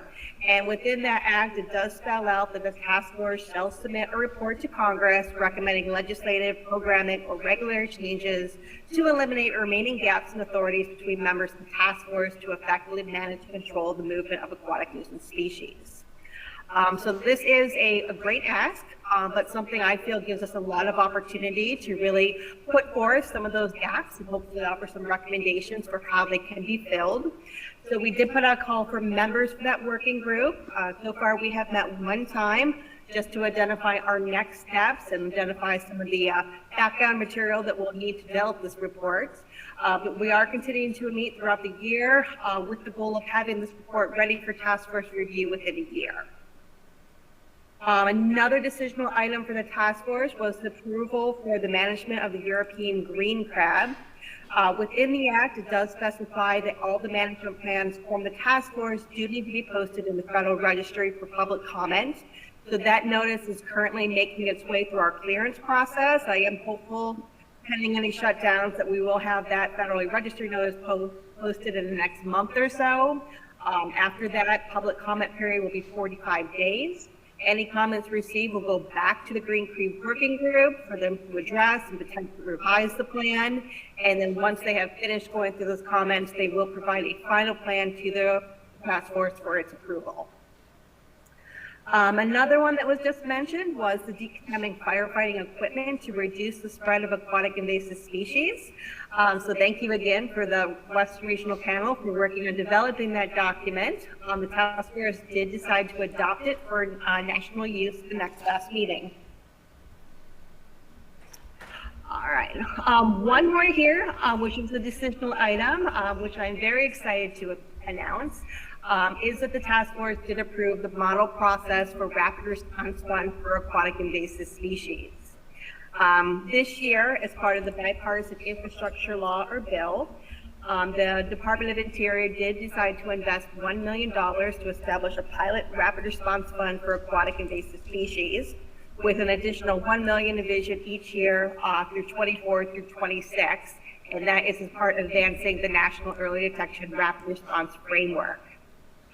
So the task force last year did put together a working group to develop a model process to basically identify how such a fund would operate. Who would be eligible, what sorts of activities would it cover, how would we move that fund to where they needed to go. So that was the process that was adopted by the task force last meeting. And since that time, we have moved forward with developing the notice of funding opportunity. That funding opportunity was posted both in Grant Solutions as well as grants.gov on August 17th. It is currently open and will be closing on October 18th of this year. I know I have given presentations about the fund before, so I don't want to go too much detail, but just as a reminder that Rapid Response Fund is envisioned to be used to respond to new introductions to the United States, as well as any range expansions for existing populations, as long as that existing population is found in an area where it has not been previously detected. The fund is open to federal and state agencies, territory agencies, inter-state organizations, and federally recognized Indian tribal governments and Native American organizations. And as far as the activities that can be included in those proposals, they are those that are directly associated with the planning, delineation, or deployment of response measures that target a species in a defined location. So I do have the QR code up there. If you scan that, hopefully these slides will be shared with you. If not, feel free to ask me for the link. That will take you to a web page that explains the fund in a bit more detail. It also has a link to the funding opportunity and also a list of frequently asked questions about the fund. Okay, moving on. Again, just a quick snapshot of our strategic plan goals. The task force does have an ambitious strategic plan that has 6 goals. And underneath each one of those goals, we do have a number of strategies and action items, and that's when our subcommittees come into play as they develop annual work plans to help move those forward. And in the time remaining, I'm just going to go over very quickly as far as what our subcommittees are currently working on. So starting with our prevention subcommittee, they have recently been working on developing a gap analysis for invasive species pathways to determine where prevention measures may be lacking. So Zoe Henderson, who is a master's student of the University of Florida, has been working with the U.S. Geological Survey on this project. She recently finished the report, and we're also hoping that report is also going to have a lot of great information for us to feed into that legislative report that I mentioned earlier. Also, the Prevention Committee has identified seaplanes as a potential vector for invasive species, and so they were able to secure funding to develop a project that looks at that pathway and potentially options to mitigate it. So very happy to announce that that award was finally made to Creative Resource Strategies, and they're looking to begin that project this fall. So we're very excited to see what they come up with.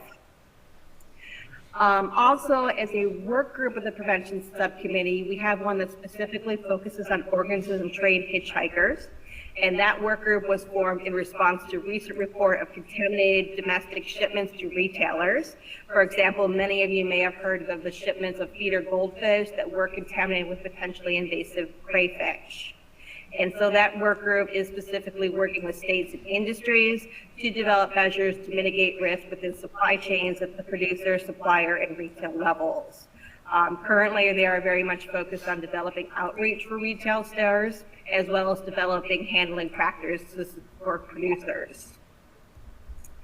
And I already mentioned that they continue to work on the guidelines for wildland fire, already adopted, but now they're looking at for how we can disseminate that information to federal agencies as well as the other regional panels. Okay. Moving on to our Early Detection Rapid Response Subcommittee. Again, a primary focus with them has been really on helping the implementation of the National Early Detection Rapid Response Framework. And so they continue to assist the USGS with conducting horizon scanning and developing watch lists in connection with that framework. We are also looking to modernize and enhance the experts database. This was a tool that was developed for the task force very early on, back in the 1990s when Google wasn't even around yet. So as you can imagine, this is a tool that we think could definitely use some modernization and bringing up to current technology and needs. So we are currently looking to expand that. So instead of just searching for an expert by state, you'll be able to search for experts by their area of management specialties, such as permits or outreach or early detection, rapid response, but also by their location and their taxonomic expertise as well. And we also are looking to expand that not just to aquatic, but also including terrestrial experts. So that survey is almost about ready. So we're hoping to get that out here this fall and start populating the experts database as it becomes modernized. This subcommittee is also working on a rapid response template so that we can have anyone who doesn't have a current rapid response fund has the tools and the checklist that they need to develop a comprehensive plan. And I already talked about the rapid response fund, so I'm going to go ahead and move to our control subcommittee. So through the task force, we have approved 10 species-specific control plans. Many of those have become quite dated, and so this subcommittee did an audit to basically look at which ones were in need of a refresh. So 4 of the plans were identified with that need. Currently working on 2 of them. One just crossed that finish line was the Green Crab Management Plan, and up next is the New Zealand Mud Snail Plan. And in addition to working on those revisions, the subcommittee is also looking to develop some guidance as far as identifying what other species are out there that could use a comprehensive management plan and what would that plan look like. Moving next to our outreach subcommittee, they continue to work alongside partners to help implement the 2 national campaigns, the Stop Aquatic Hitchhikers, as well as the Habitatitude campaign. Last year, they did do an assessment that looked at these 2 campaigns in addition to others such as Clean Drain Dry Initiative and Play Clean Go, looking to see if they were being effective, looking to see if they're actually encouraging that preventative behavior change that we desperately need. So that assessment has been completed. And so currently the subcommittee, very similar to what Monica talked about with the Western Regional Paneling Committee is doing, we're looking at the findings and looking at how to interpret those and developing a media toolkit as well as an action plan for short and long-term priorities for the future of these campaigns. And in addition to that, the subcommittee has recently started a community of practice, which is a bit different from the subcommittee, in which it just really opens up to anyone who's interested in outreach and creating that opportunity for them to network, to share information. And so that subcommittee has been meeting, the community of practice has been meeting about every other month right now. And currently they are looking at developing an evaluation to see how the community practice is going and if there's anything they can improve upon. And last but not least, we have our research subcommittee. Research subcommittee did get their approved national priorities research list approved by the task force in November 2021. So since that time, they've been working on communicating those priorities to anyone who is doing research, but also developing a tracking mechanism to evaluate the progress of these priorities. So they are working on a survey to develop and get that information on the progress. And they hope to send that out along with the survey that will be used to populate the experts database, noting that those 2 surveys will be targeting pretty much the same group of folks. And along with developing that ability to track the progress, they'll also be using that survey to basically get input on the national priorities list as far as what has progressed enough that it can be removed, and also to identify emerging or new issues that should be added to the next revision of the national priorities list. Okay, so a lot of information very quickly, I know. So here's my contact information if you'd like any more information about any of the projects I just explained, or if you would like to be a part of them. Our committees are open membership, so just let me know if you would like to join a meeting and see what it's all about.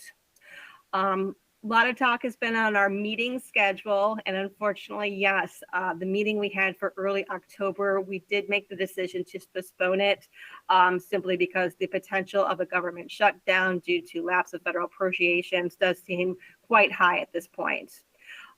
So looking at the availability of our members and our chairs, it did seem like the next available time to hold the meeting is going to be January. So expect a note on that very soon. And from there, I do very much hope that we will be able to return to our November schedule. So right now we're looking at a May meeting that we hosted again by our Northeast panel to replace the one in October that was postponed. And then hopefully having the next one after that in November, somewhere in DC, but probably not quite in DC, given that the election is about that time as well. So with that, I think I'll turn it back over to you, Dennis, and you can release everyone for lunch if there's any questions. Thank you, Susan. Yeah, in interest of time, I think if you have any questions, please reach out to her directly. But Susan, I just wanted to thank you on behalf of WRP, all the great work you're doing with the task force under your tenure, with the strategic plan update and all of the working groups where a lot of our recommendations are being worked on, and then certainly with the new Rapid Response Fund. So I really want to thank you for all the work and progress the task force has made. Thank you. And so we're going to go to lunch, but we do need to ask you to come back at 1:30. We do have some time certain folks calling in virtually, so go ahead, replenish your bellies, and be back at 1:30, please.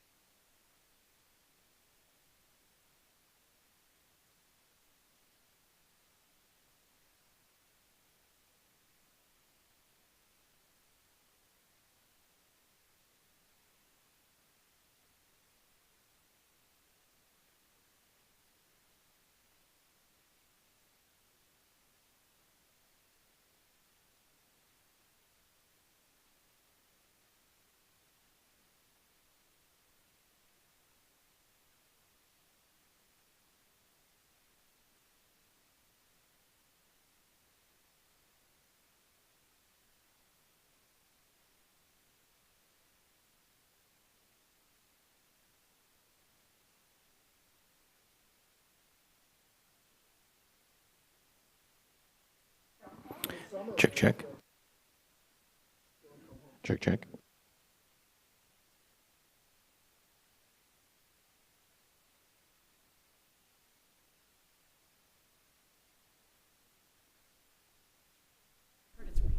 It is. Yep. Check, check. Check, check.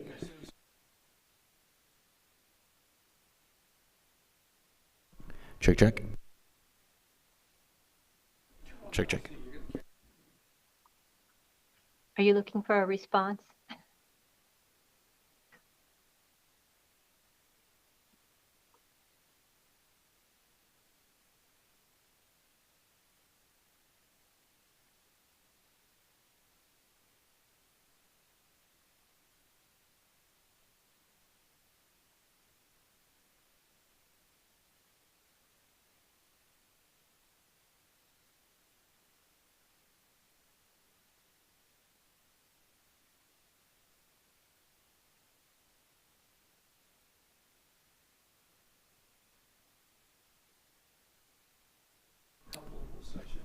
Whoops. Oh no.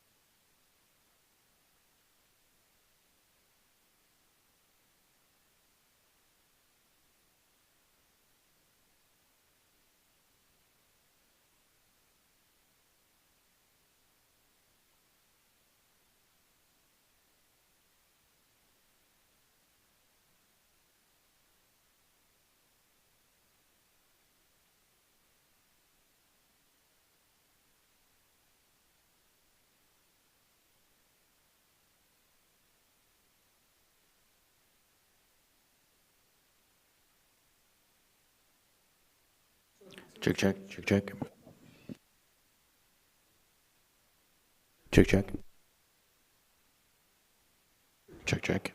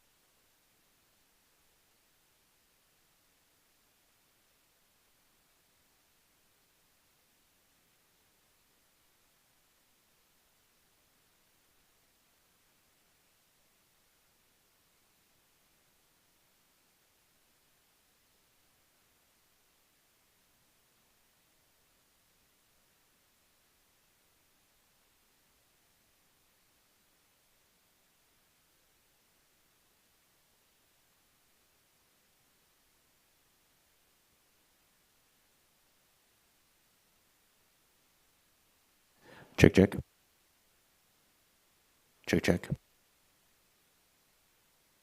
Check, check. Check, check. Mic check.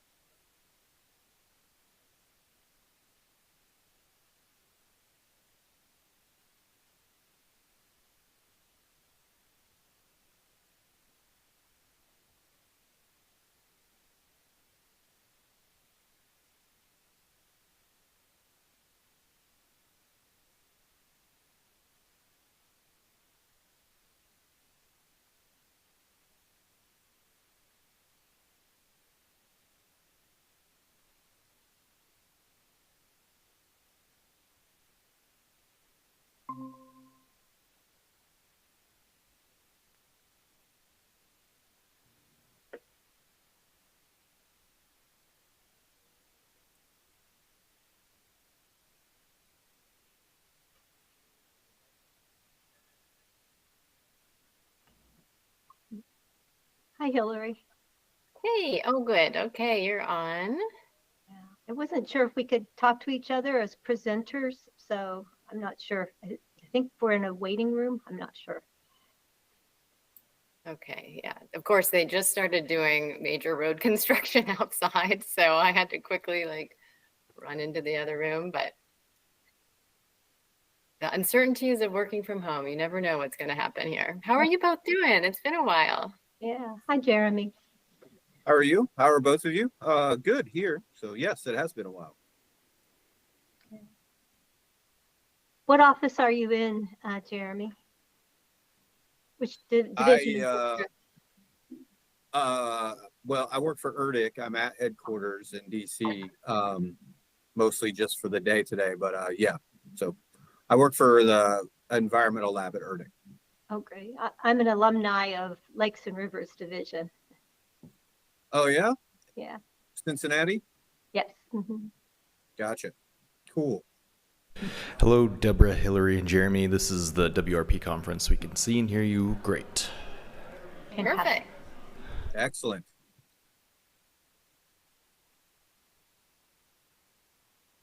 Yeah, and I want to just say the video and audio has been terrific. So I really appreciate the virtual option. I've enjoyed listening in. So kudos to the audio team there. Thank you very much.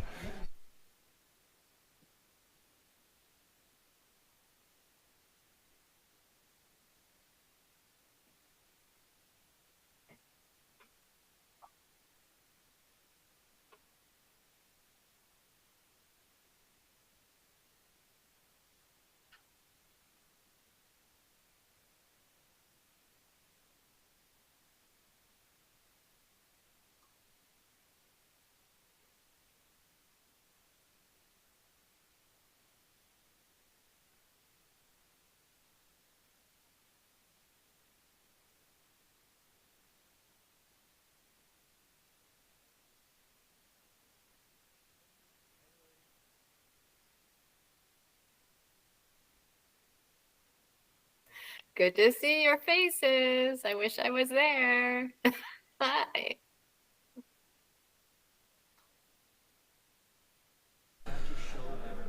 Steven, I missed your update. I always learn so much from you, but I had another meeting I couldn't get away from.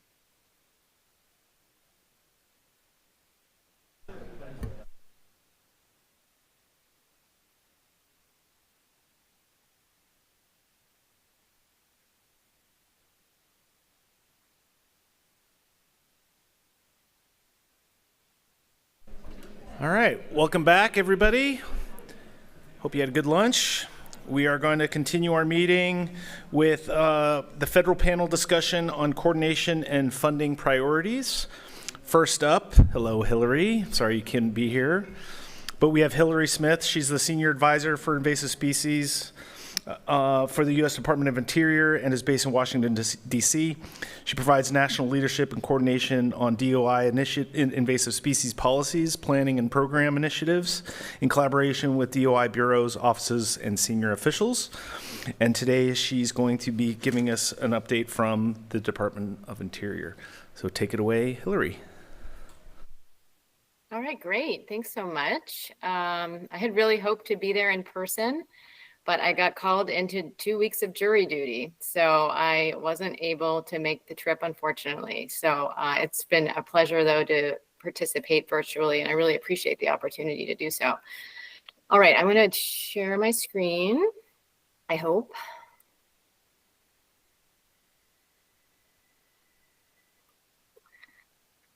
Okay, let's see. Are you seeing my presentation?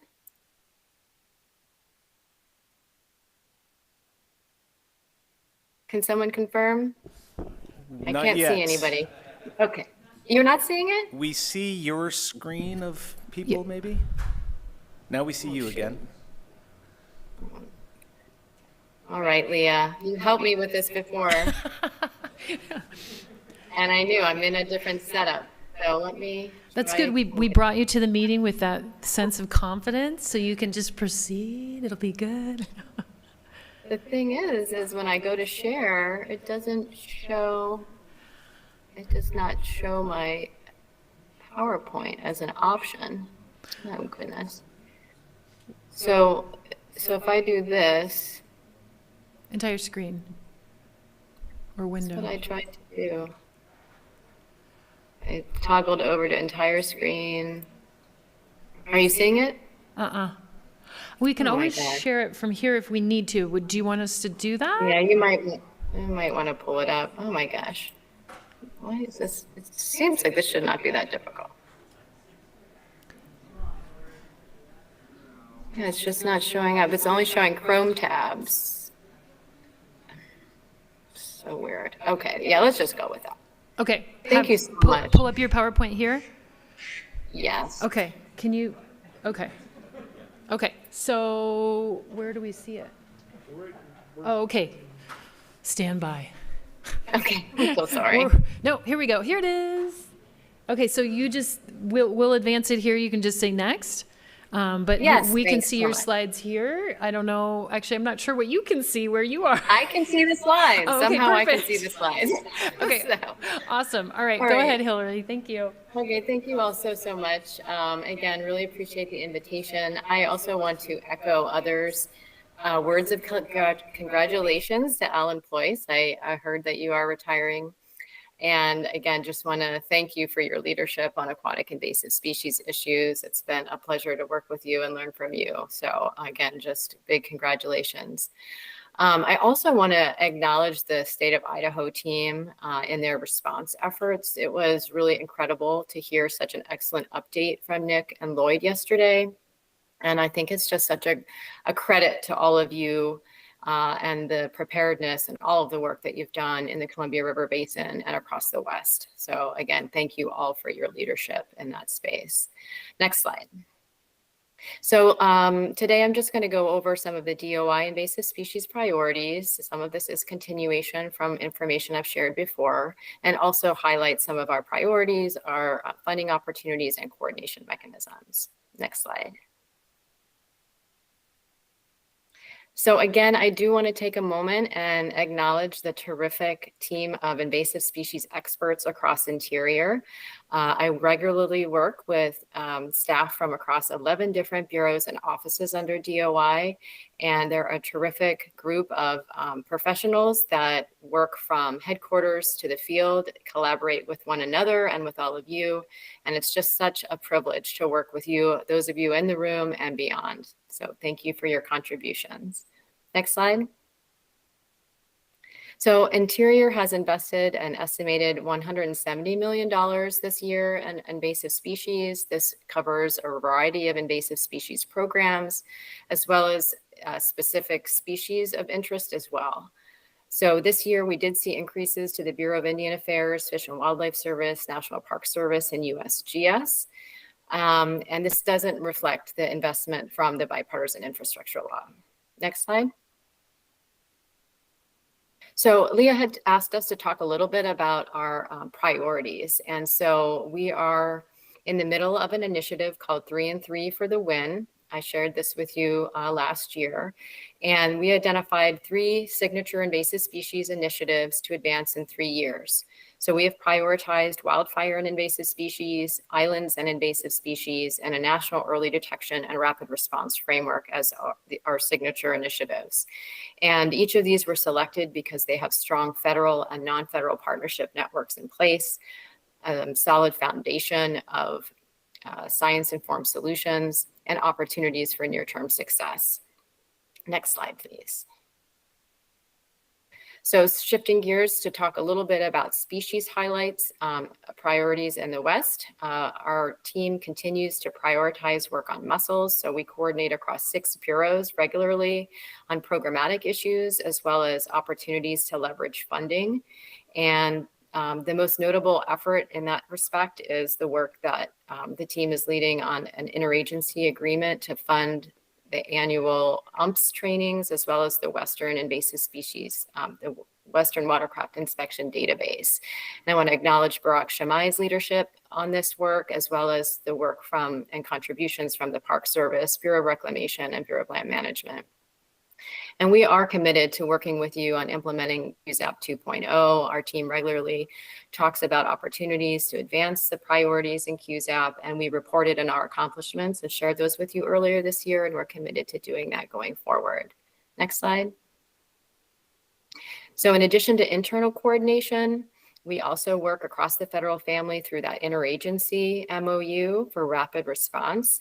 And that is with our 6 bureaus as well as the Army Corps and Forest Service. So earlier this year, we shared with you a set of federal contacts and resources that are available in the event of a muscle response. A number of our team members are participating in the ANSTF EDRR subcommittee to develop a rapid response template. And then we're also exploring the feasibility of developing equipment caches as well. Next. And yesterday we heard a lot about the work underway to address European green crab. Our Bureau of Indian Affairs, USGS, and Fish and Wildlife Service are actively involved in those cooperative management area efforts, both in Washington and in the state of Alaska. And then you also heard yesterday from Teresa about the work on the National Management Plan for European green crab. Next slide.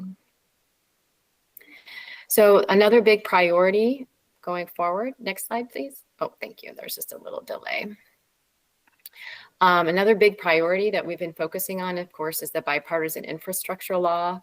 This is a slide focused on the ecosystem restoration program in particular, and that provided over $900 million to Interior to invest in ecosystem restoration. There are a number of different activities in this section, and the one that I'm involved in is the Activity 6, invasive species investments for prevention, detection, and eradication. Next slide. So as part of the bipartisan infrastructure law and the substantial amount of investments that are available, Interior wanted to move forward in a strategic way. And so they developed a DOI restoration and resilience framework. So this too is an indication of our priorities under this administration. And this applies actually not only to the bipartisan infrastructure law, but to other investments, including the Inflation Reduction Act and other appropriations and funding that is available. So you can see here the 7 different goals that have been identified. Next, please. And then there are keystone initiatives that have been identified within the goals. And these keystone initiatives are those that are intended to dedicate more attention and resources to advance a collective set of actions. Next, please. And so we were really thrilled that there were also some national cross-cutting initiatives that were identified, and one of those is the National Early Detection and Rapid Response Framework. Next slide. So we've already heard a bit about this today and yesterday as well with some of our presenters. And I know this has been a topic of that we've presented in the past as well. But essentially, the National EDR Framework is a collective set of strategic actions to focus investment and capacity on the right species at the right time in the right place. And we really saw this as an opportunity using bipartisan infrastructure law dollars to leverage, hopefully, what will become transformational work to advance both capabilities and capacity to move forward the EDRR framework and to have it benefit not only our DOI managers, but all of us that are working on invasive species issues. Next slide. So we set forward a set of projects and underway in 2022. Sorry, the slides are smaller on my screen. And so this involved a number of projects you already heard about from Wes in terms of prioritization and high horizon scanning, work that you heard from Adam about some of our molecular investments, and then work that we heard about yesterday from the Siren team about information management and sharing. Next slide. And so going forward, we're focusing more on the capacity issue for on-the-ground surveillance and rapid response. Next slide. And so we are thrilled that we were able to support the Rapid Response Fund for Aquatic Invasive Species under the National EDR framework with using bipartisan infrastructure law dollars. And maybe you heard about this from Susan recently, and then I know, Tom, you presented it too as part of the Fish and Wildlife Service update earlier this morning. So again, we're really excited about this first ever national pot of funding for AIS rapid response. Next. And so we have a lot of moving pieces and parts with the framework. We realize that there is a partner engagement coordinator, Kaylin Clements. And I do want to acknowledge the outreach that Tom and the whiskey coordinators did with us and some of the project leads to voice some interest and also concern about some of the work going forward, just to ensure that we're moving forward in tandem with our state and tribal, territorial, other partners. And so I really appreciated that engagement, and we hope that you'll continue to be involved and that we will foster those communications and coordination going forward. Next slide. So in addition to the EDRR framework investments, this table just shows some of our other investments for other projects under bill. That includes tribes and territories, Bureau place-based priorities, and investment in Hawaiian forest bird conservation to hopefully prevent the imminent extinction of Hawaiian forest birds due to the spread of avian malaria from invasive mosquitoes.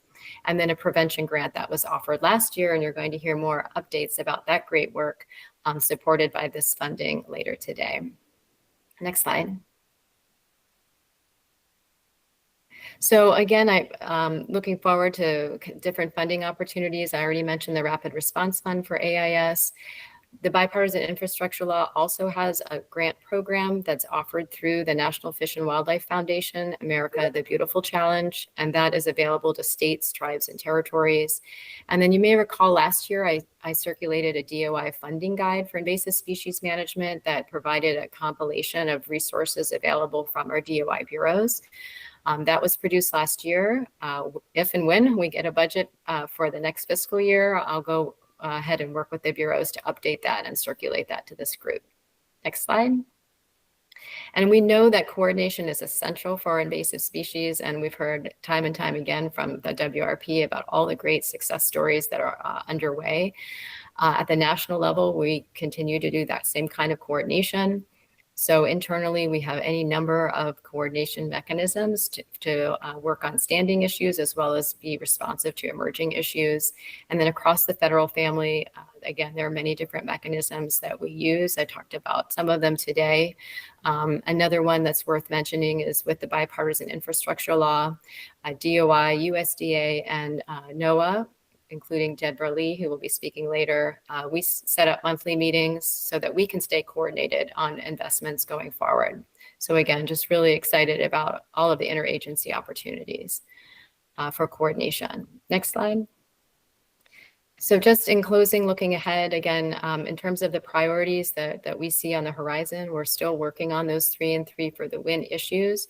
And we are committed to working in a concerted way on working to identify coordination mechanisms, both federal and non-federal, for the national EDR framework, and welcome your input on suggestions on how to do that in an effective way so that we can meet all of our needs for EDRR. And then certainly continuing to focus on the Bipartisan Infrastructure Law and the next phase of planning for projects, and then continuing to work on our emerging specific species issues as well. So again, really appreciate the invitation, and I so wish I could be there with you in person. Turn it over to the next speaker. Thanks, Hillary. We are going to hold off on questions, if that's okay, Hillary, if you can stay on to the end of the session until all of the speakers have concluded. So next up, we have Jeremy Crossland. He has worked for the Army Corps for 23 years, primarily working in invasive species management in Florida, and then coming to work in natural resources policy in Washington, D.C. Today, he manages APC watercraft inspection decontamination program, among other efforts to manage invasive species. When he's not trying to kill weeds, he's looking for a fishing trip with his 7-year-old. So Jeremy, please take it away. All right, thanks, Dennis. I did not do any slides. I figured you guys have probably seen enough slides in the last 2 days, and I'm sure if Hillary had challenges, I would have had more to get them up on the screen. But so from the Corps' perspective, the Aquatic Plant Control Program and the watercraft inspection and decontamination stuff, which is where we cost share on inspection stations and monitoring in the Western states. I would say that the budget looks stable, assuming we get a budget at some point in the near future. But FY24 looks to be stable and similar to years past. From the watercraft inspection, decontamination program, monitoring, and research. And then within the aquatic plant control program, something that does not directly affect WRP, but was new in FY23, we received direction, $6 million in direction to work on hydrilla in the Connecticut River. And I only bring it up just because it's an interesting challenge. Yeah, we've started an effort to try to figure out how that hydrilla fits in with Monoecious and Dioecious hydrilla, how to conduct submerged aquatic plant treatments in a highly tidal, high flow system. So it's going to be an interesting effort, and we'll probably share more in the future, because while you don't have hydrilla, some of the techniques that we have developed to manage flowering rush in the West are being used to manage or look at how we can manage this hydrilla, and we hopefully will develop some new techniques that may be able to new techniques from the hydrilla that can be used in Western weed problems also. From the core perspective, in FY22, we estimated that we spent about $230 million on invasive species issues, and we're projecting to be closer to 300 for FY23. Our operations and maintenance program, which is, all core function from locks and navigation, there's a lot of negative impacts from invasive species, and a lot of money comes out of those operations to help manage weeds and prevent lost time for navigation, such as like locks filled with water hyacinths, and then in hydropower, quagga zebra mussels in the Missouri River, hydrilla in the southeast causing issues with cooling in both types of systems. Those are just a couple examples. But yeah, we see internally, we see increased expenditures almost every year, and we see increased recognition of invasive species as a challenge for sort of non-traditional things, right? Again, like pointing to hydropower and navigation. If you talk to our folks, more and more they recognize that invasive species is part of the problem. And honestly, when I started 20 years ago, they were laughing at us when we told them that, a weed was going to cause problems with hydropower, or a weed could shut down navigation in Oklahoma. So we're making good progress internally with understanding, but we're also facing new and more challenges every year and spending more money. So it's probably the same story every place, but the recognition feels like progress. And with that, in 22, we updated our internal invasive species policy to try to help address some of these new challenges. Again, like in construction projects, right? We have lots of engineers that never thought they'd be dealing with weeds when they're building a building for the military. And today, that's something we're dealing with, whether it's decontamination of equipment or it is just weeds getting into the construction site and being a cost of doing business in the future. So again, those are just highlights of like things that are going on in the core, to things that we are dealing with in the core. With that, and I've talked about it in the past, both officially with WRP, and then Damien sits on it and Jonas participates. We have internal to the core to try to address these issues as our invasive species leadership team. And that's how we try to set priorities each year for what we're going to address with invasive species issues in the core. And this theme of newly recognizing invasives as an issue outside of the natural resource community, we're really looking at how we can update some of our internal policies and regulations to better address invasive species in the NAV, hydropower, or flood risk management worlds, and how we can better support them. And we just, in the same light, the invasive species leadership team has a program management plan, which we set out. We just updated in 2022, and it sets out 5 years of priorities for the core and how we're going to address invasive species. It's high level stuff, right? We're going to continue to do better internal and external outreach and education, that kind of stuff. So I think weeds are on the horizon for the Corps in a lot of ways. And with the Western states, the inspection station program, again, it's funding wise stable. I'm sure Jonas and others, or you guys have talked there. We finally got the letter reports done, which is what you probably care about more than anything. And we are working diligently to get new cost share agreements in place. And I think we officially have 3 new ones. I don't know that they're all the way signed. Jonas can tell you that for a fact. But anyway, it's good progress in the Western U.S. stuff. And we continue to work on the Arkansas letter report and hopefully find a solution, maybe not the right word, but we got stuff to work on to get the Russian River agreement in place. So I think that is it, Dennis, and I can hang out until the question period.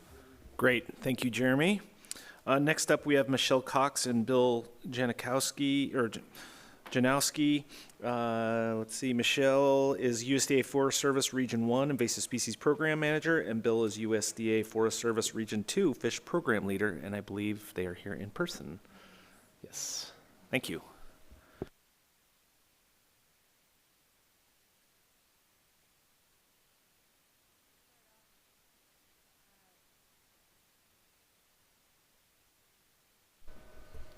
Here we go.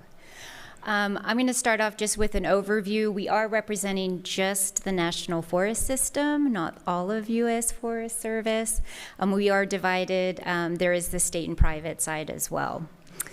To start off, we're 10 regions, about 154 national forests. For the invasive species coordinators, not every region has an invasive species program manager. So like in Region 2, they have someone for weeds, they have Bill for aquatic invasive species. A lot of the regions are set up that way. But we do have monthly meetings where we collaborate, where we talk about what our direction is. Our national priorities are early detection, rapid response. So we talk a lot about that. Also about funding, how everyone's implementing updates. But we also collaborate on between regions as well. For example, Region 4, Dave Cottle, he's going to come up and train us on the LAMP eDNA along with the USGS researcher, Steve Spears. I'm going to talk about the bipartisan infrastructure law, but we combined forces with Region 6, and we have a project that crosses the region, and it's eDNA sampling. So to the, one other thing is that we are guided by our Forest Service Manual 2900, and it's specific to the National Forest System side. So for the bipartisan infrastructure law, we received $100 million. It's broken down into 5 years, so we get about $20 million a year. And by we, I mean Forest Service. The National Forest System in FY22 received about $2.2 million of the $20 million. In 23, we got about 7, and then for 24, we get about 7.7. And so we're, looking forward to fiscal year 25 and 26.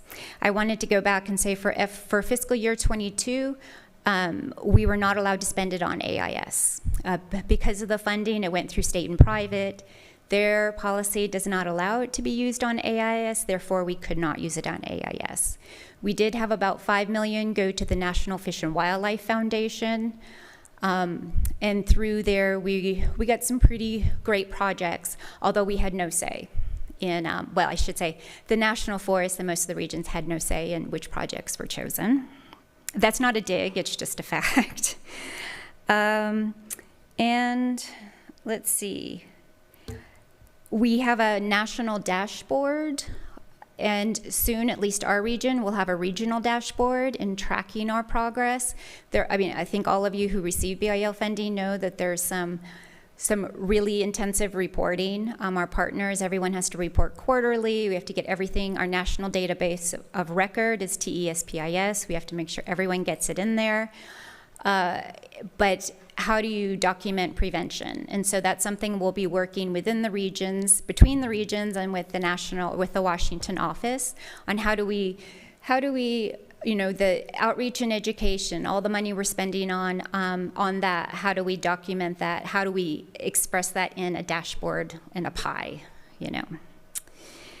And I think that's it for me. I mean, I guess the one other thing is that you heard Chuck discuss Wild Spotter. That is a Washington office initiative. Every single national forest is on there. Every forest can customize their list, at least within Region 1. Our Western Forest, in order to support fish and wildlife and parks, we added bullfrogs and snapping turtles, and then I made the executive decision to add feral pigs to everyone's. So it's something that we're excited to get out there, learn how to engage the public, work with our partners, and start getting some records. So I'm going to focus a little different, more on the regional stuff, but I do want to comment, up until this past 2 years with the bill funding, we never had ANS funding, at least regionally, to be used for the forest units.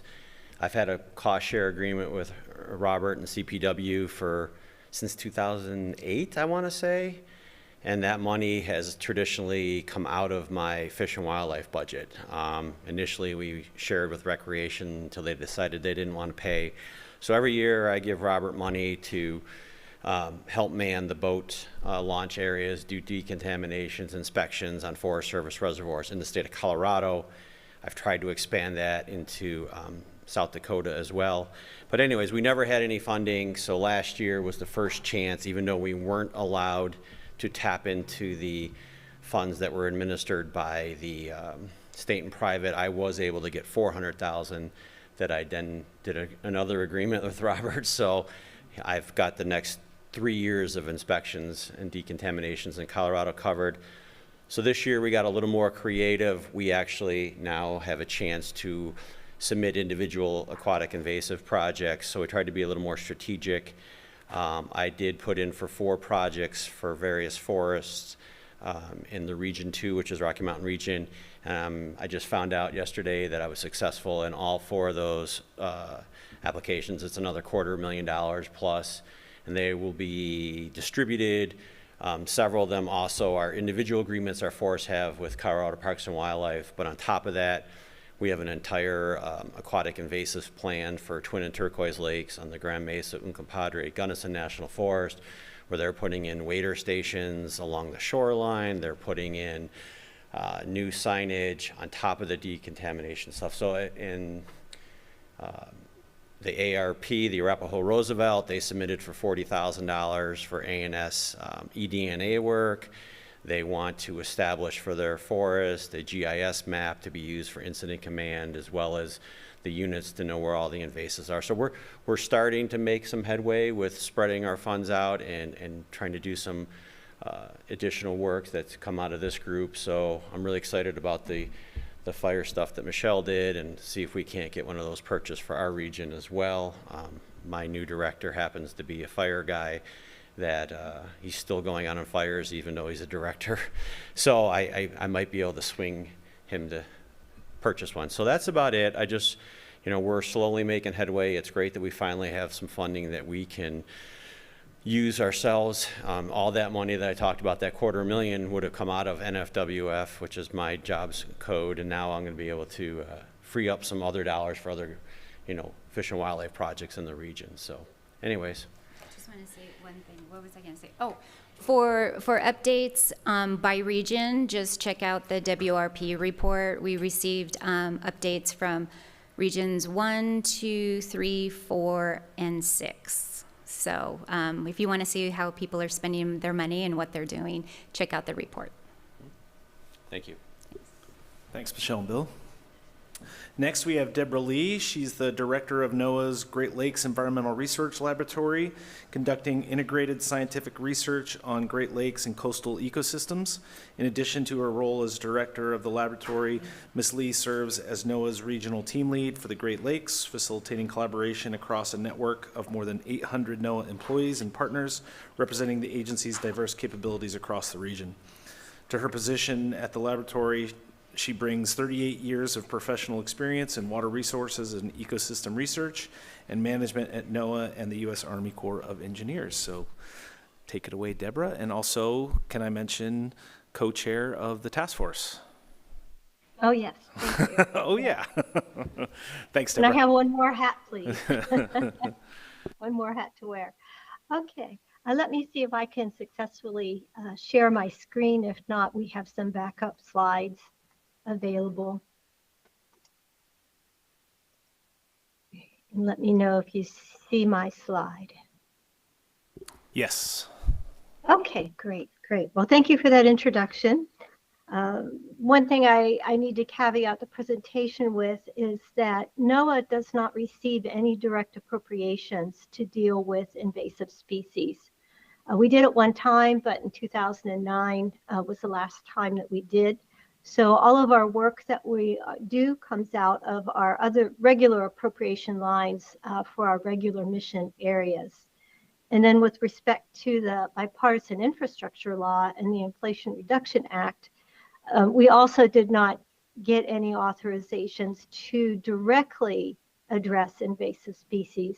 However, a lot of our work that we're doing under those notice of funding opportunities collaterally address invasive species. So I'll tell you a little bit more about that. Okay, so just a little bit about NOAA. For those of you who might not be really intimately familiar with us, our mission focuses on science, service, and stewardship, particularly aimed at understanding and predicting changes in the climate, weather, the oceans, and coasts, and then also to share our knowledge and information with others through outreach and education, and then also to conserve and manage our coastal and marine ecosystems and resources. So to achieve our mission, NOAA is guided by a strategic plan, which is continually revised and updated to address current and emerging priorities.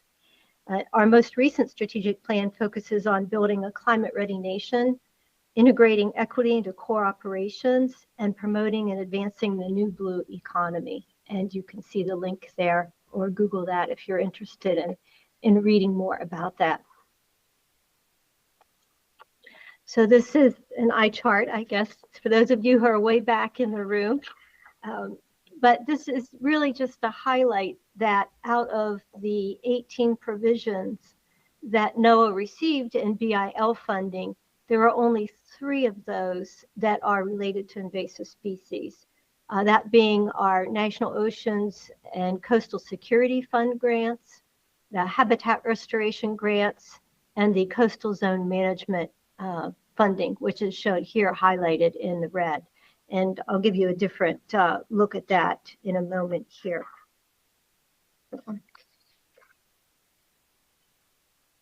So here's another way that we've organized our provisions into climate and data services, climate ready coasts, and then fisheries and protected resources. And so you can see out of the climate ready coast BIL appropriations where provision 1, 2, and 9 fall within that. So, and I'll point out that these funds have been made available through competitive grants, which are at various stages of review and award selection. The FY23 funds have already been awarded, and several invasive species projects were selected for funding through those awards. And now many of the FY24 funds are currently open. The notice of funding opportunities are currently open through various opportunities posted on grants.gov. And those can be also viewed on NOAA's BIL and IRA websites, which I'll provide a link to at the end of the presentation. So as part of the annual process, ANSTF does the NISC, the National Invasive Species Council, does a cross-cut budget. And this is NOAA's contribution to that cross-cut budget.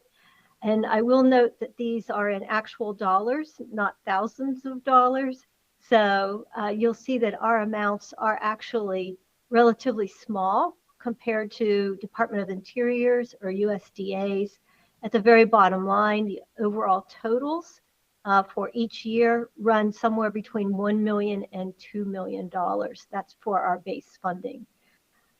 And then extracting out the BIL and IRA projects that we could attribute to addressing invasive species. those are running between about $1 and $2 million. So again, we're looking at two orders of magnitude smaller than what we're seeing appropriated to DOI. And I guess I would also point out that you can see that most of our funding goes into either research, primarily at my laboratory, which focuses on invasive species in the Great Lakes, or National Sea Grant, which does a lot of outreach, education, and addressing invasive species in local areas. And then also with respect to habitat is the other, habitat conservation.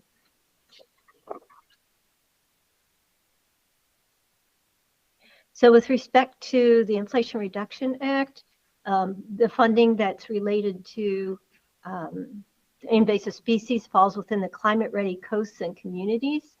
And there again were provisions called climate ready coasts, climate ready fisheries, and tribal priorities that can be used that have a relationship to invasive species. And here are the totals in those different provisions. For climate ready coasts, there was 1.44 billion, climate ready fisheries, 349 million, and tribal priorities, 390 million. So there's quite a lot in there. And those are broken down into different components as well, including looking at climate resilience regional challenges, climate resilience accelerators, non-competitive funding and technical assistance, and then Pacific remote islands as well. And then focusing on dynamically managed fishery systems, and then opportunities for tribes. And again, there's more information shown at the link below. But in terms of the active BIL and IRA notice of funding opportunities, so these are two that are currently available.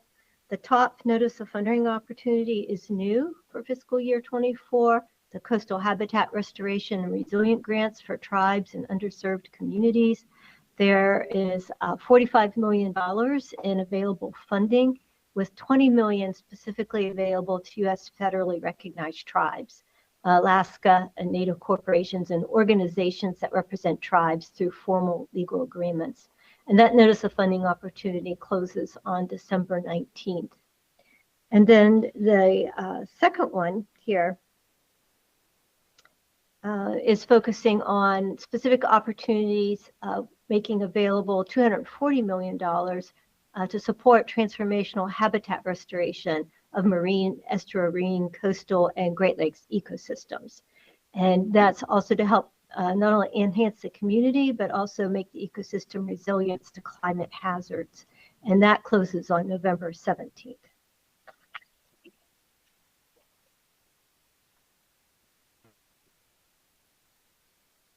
So for additional resources about our programs and our community outreach, you can visit www.noaa.gov/infrastructure-law, and also noaa.gov/inflation-reduction-act to get more detailed information on our programs.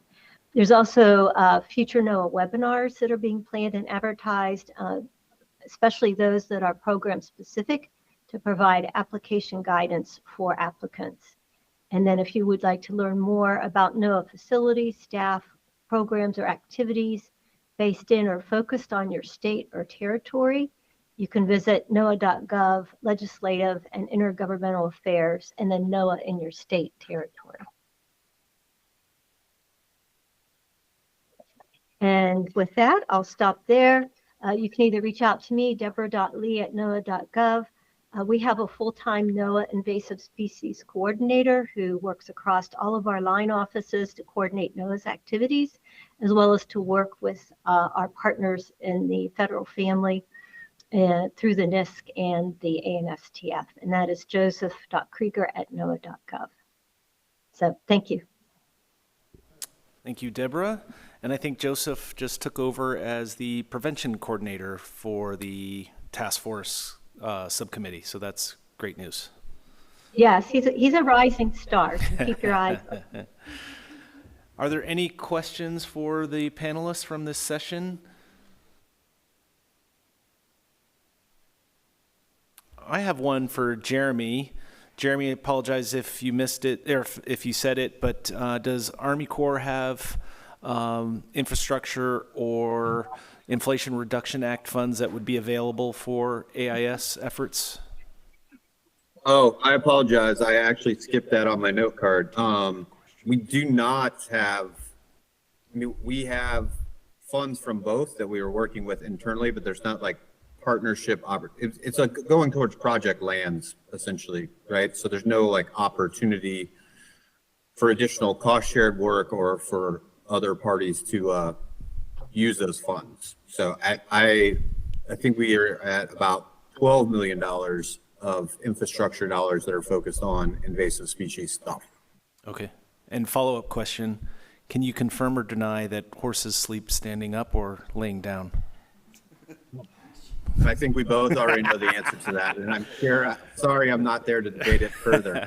That's an inside joke. When I first met Jeremy, he schooled me on various things. Tammy with Alaska has a question. Thanks everyone for your presentations. Deborah Lee, I have a question. You mentioned that under the Climate Ready Coasts funding category, there were different types of projects on invasive species. Can you give us any idea of what those projects were?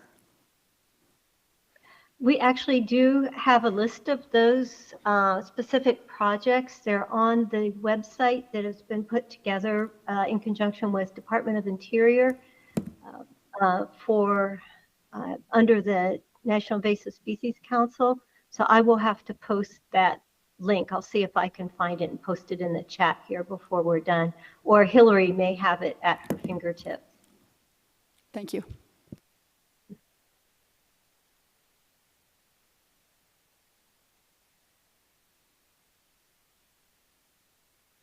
Any other questions?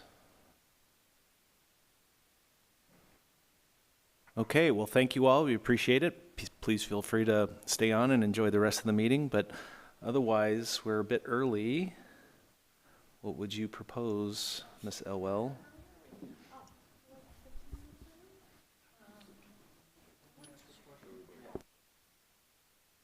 Yes, thank you all to our panelists.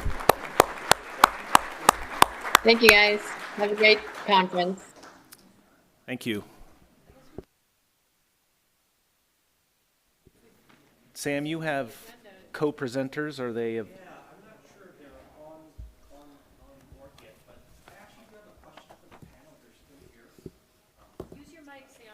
Okay, yeah, I actually do have questions for the panel. Is that what would be your criteria for success to keep these lines of funding viable in the upcoming years as funding gets tighter and tighter? What, if you had to advise the panel, what would that be? What would some of those nuggets be? We're asking ourselves the exact same question, Sam. I don't know that we have good answers, honestly. I mean, we have heard from Congress that we should not be looking at these as the new baseline, these additions through bill and IRA, et cetera. So I think probably the same question or the same response that we often give when asked about federal agency funding is we have to empower our partners to be our advocates. And that came up yesterday in the conversation. And again, Stephen and the crew in the Pacific Marine States has been very successful for getting resources. And you as an entity across the West, Tom, you mentioned it earlier that there are tremendous success stories. I think it will require us to demonstrate those successes and tell those stories. We can do our part internally as well, but having that come from our partners, from you advocating to your state representatives or in Congress, and governor's offices, quite frankly, is one of the important tools that we have. I think internally as federal agencies with the investments we're making, it's important for us to demonstrate success too and the return on investment. So that will be critical for these resources with bipartisan infrastructure law, Inflation Reduction Act, that we're telling the story, showing the successes, and hopefully that will, help to leverage additional support. But as you know, we're all going into a really tough budget cycle. And so right now we're in a base appropriation. So we're hoping to hold the line as much as possible. I don't know what kind of increases. Jeremy already dropped off the line. It sounded like the Army Corps might be in pretty good shape. I don't know that Interior can say the same for the 24 budget. So it's an important question. It's foremost in our minds. And I think we'll all need to work through our own respective channels. I don't know, I'll turn it over to Debbie for her to weigh in as well. Yeah, it's a particularly difficult challenge for NOAA since we do not have an appropriated funding line dedicated just to invasive species. I do know that in the FY24 Senate mark, there is a mark of $1.5 million for national marine fisheries that would go specifically for addressing AIS. But again, that's only in the Senate mark, not in the House mark. And so we have to wait and see where that may go as they do reconciliation and come up with final funding bills. But it's really helpful if states and tribes continue to advocate for that type of funding, because that is what our appropriators need to hear, that there's a need for it out there, specific to our agency missions. Yeah, and I'd add that, both to Deborah and Hillary's points about engaging your elected delegations, we hope to resume our meetings in DC, Stephen, Elizabeth, and I, and hopefully others, to engage with our legislators during National Invasive Species Awareness Week, where we can share those success stories, share the need, and kind of raise the awareness on the need for continued funding. Stephen, you have a question? Yeah, follow up on what Deborah was saying with the FY 2024 appropriations and the discussion we had earlier on legislative matters. Green crab is coming more into congressional language, and we've got a couple of things going on. We've got multiple agencies being funded, both NOAA and Fish and Wildlife Service and BIA. We also have a National Green Crab Management Plan. So what I think, and then the National Wildlife Refuges are also, if the FY24 goes through with all that language, wildlife refuges would get funded as well. But what we're on the West Coast still struggling with is bringing all this under one tent. So we're looking forward to seeing some clarity on appropriations, and I hope in 10 days you guys are still at your office. And then, getting some organization around the multiple agencies, perhaps through ANSTF and a subcommittee on how we tackle this problem. Those of us around the ocean this year noticed the warm water on the West Coast that's going to ramp up this fall. Green crab are just having a party, and they're going to Alaska to party. So we will be talking about this further.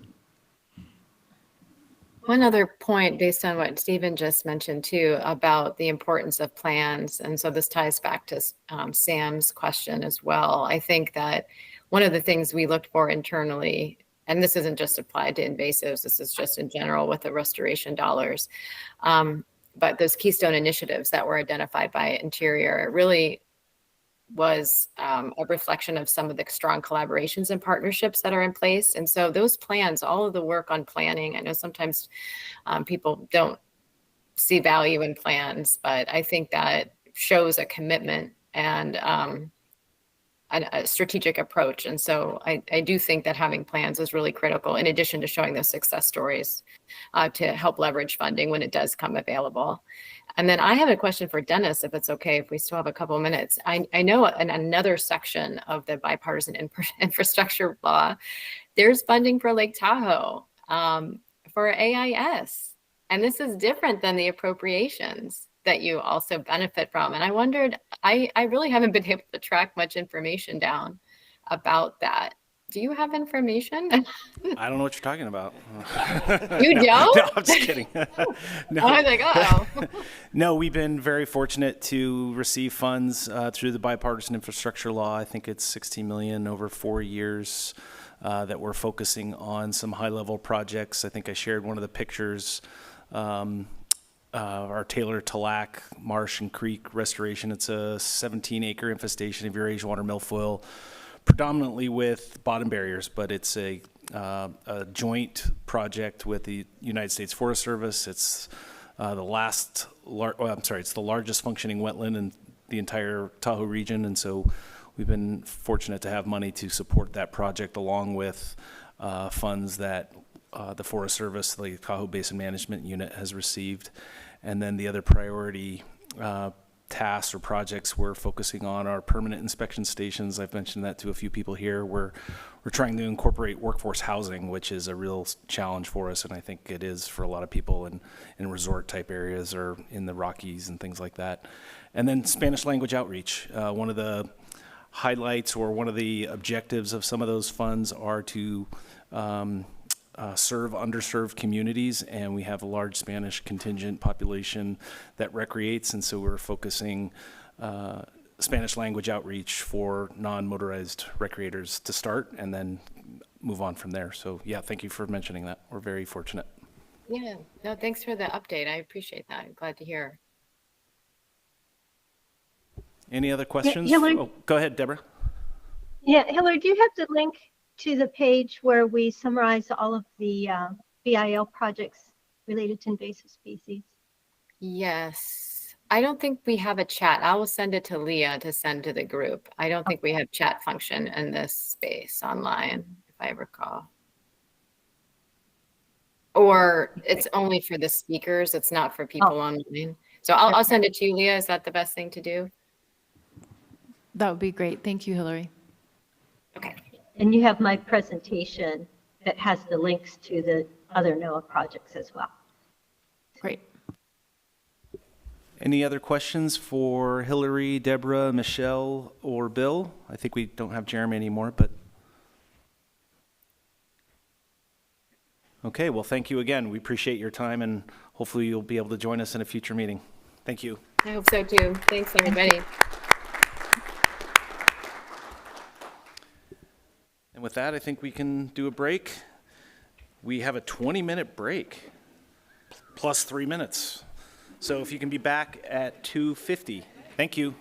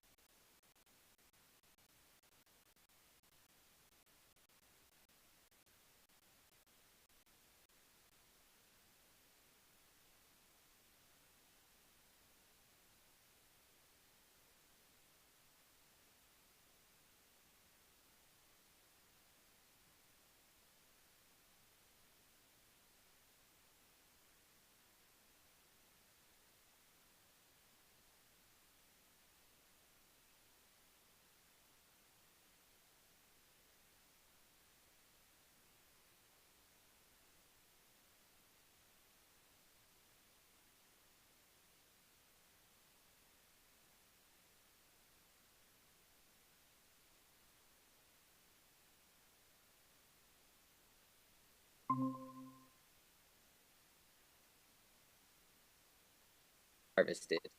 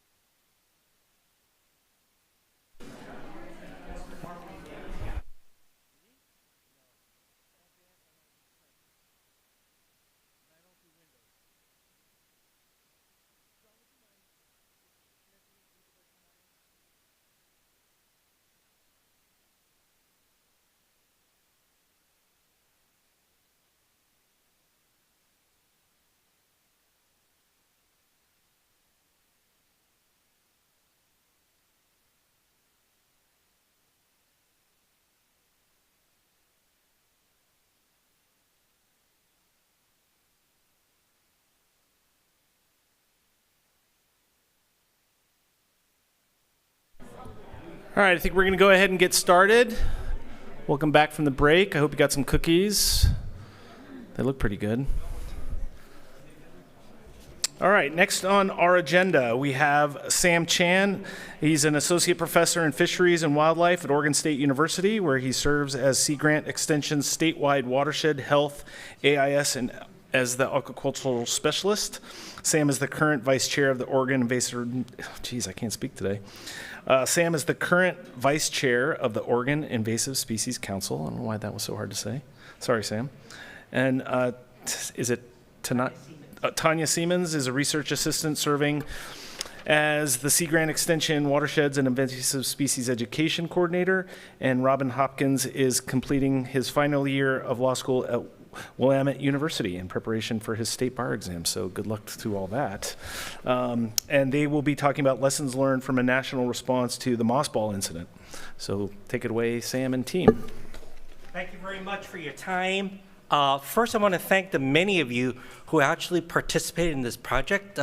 I won't name who you are, but thanks for the hour and plus that you've given to my team, our students, and Tanya during this project. So the results we're going to be sharing, these are preliminary results, are actually from what we've learned through you and your thoughts.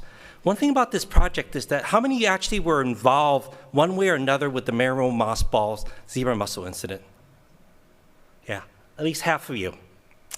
And so this is one of those situations where the project designed because this was where these decorative algae mossballs, known as Marrow mossballs, were imported in from the Ukraine.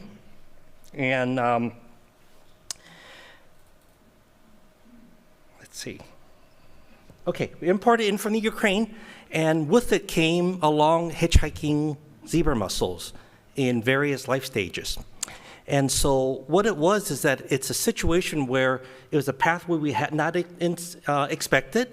It was also a pathway that involved two different life forms, right? One's a plant, an algae, and the other one is a mussel, an invertebrate. And so therefore, when you think about the roles and responsibilities, you've got different agencies addressing the different organisms, and you also have a whole different set of consumers who use these organisms. So the project itself, let me actually go back one, actually is an interdisciplinary team. You notice that we have a lot of lawyers in this project. We have Stephanie Showalter. We also have 2 law students. We also have 2 policy professors and a policy student. And then we have ologists like myself and Tanya Siemens, and a veterinarian who actually deals, he's the Sea Grant only ornamental veterinarian, so he deals with all the wet pets that you probably have encountered with. So we developed this interdisciplinary team to really address how we can actually learn from this incident of the Marrow mossballs and the zebra mussels. And so we assembled this team, which actually has a strong a set of legal minds, mainly because we've learned through time and experience that students, lawyers and students who are trained in law actually are not just very logical, but they're generalists. They take problems and they ask us hard questions, and they also help us think about timelines, events, and outcomes. So as you see what we'll present, we're always going to have a timeline that shows a series of events, and with those timelines, we're going to show who the players were, who the actors were, what they were involved in.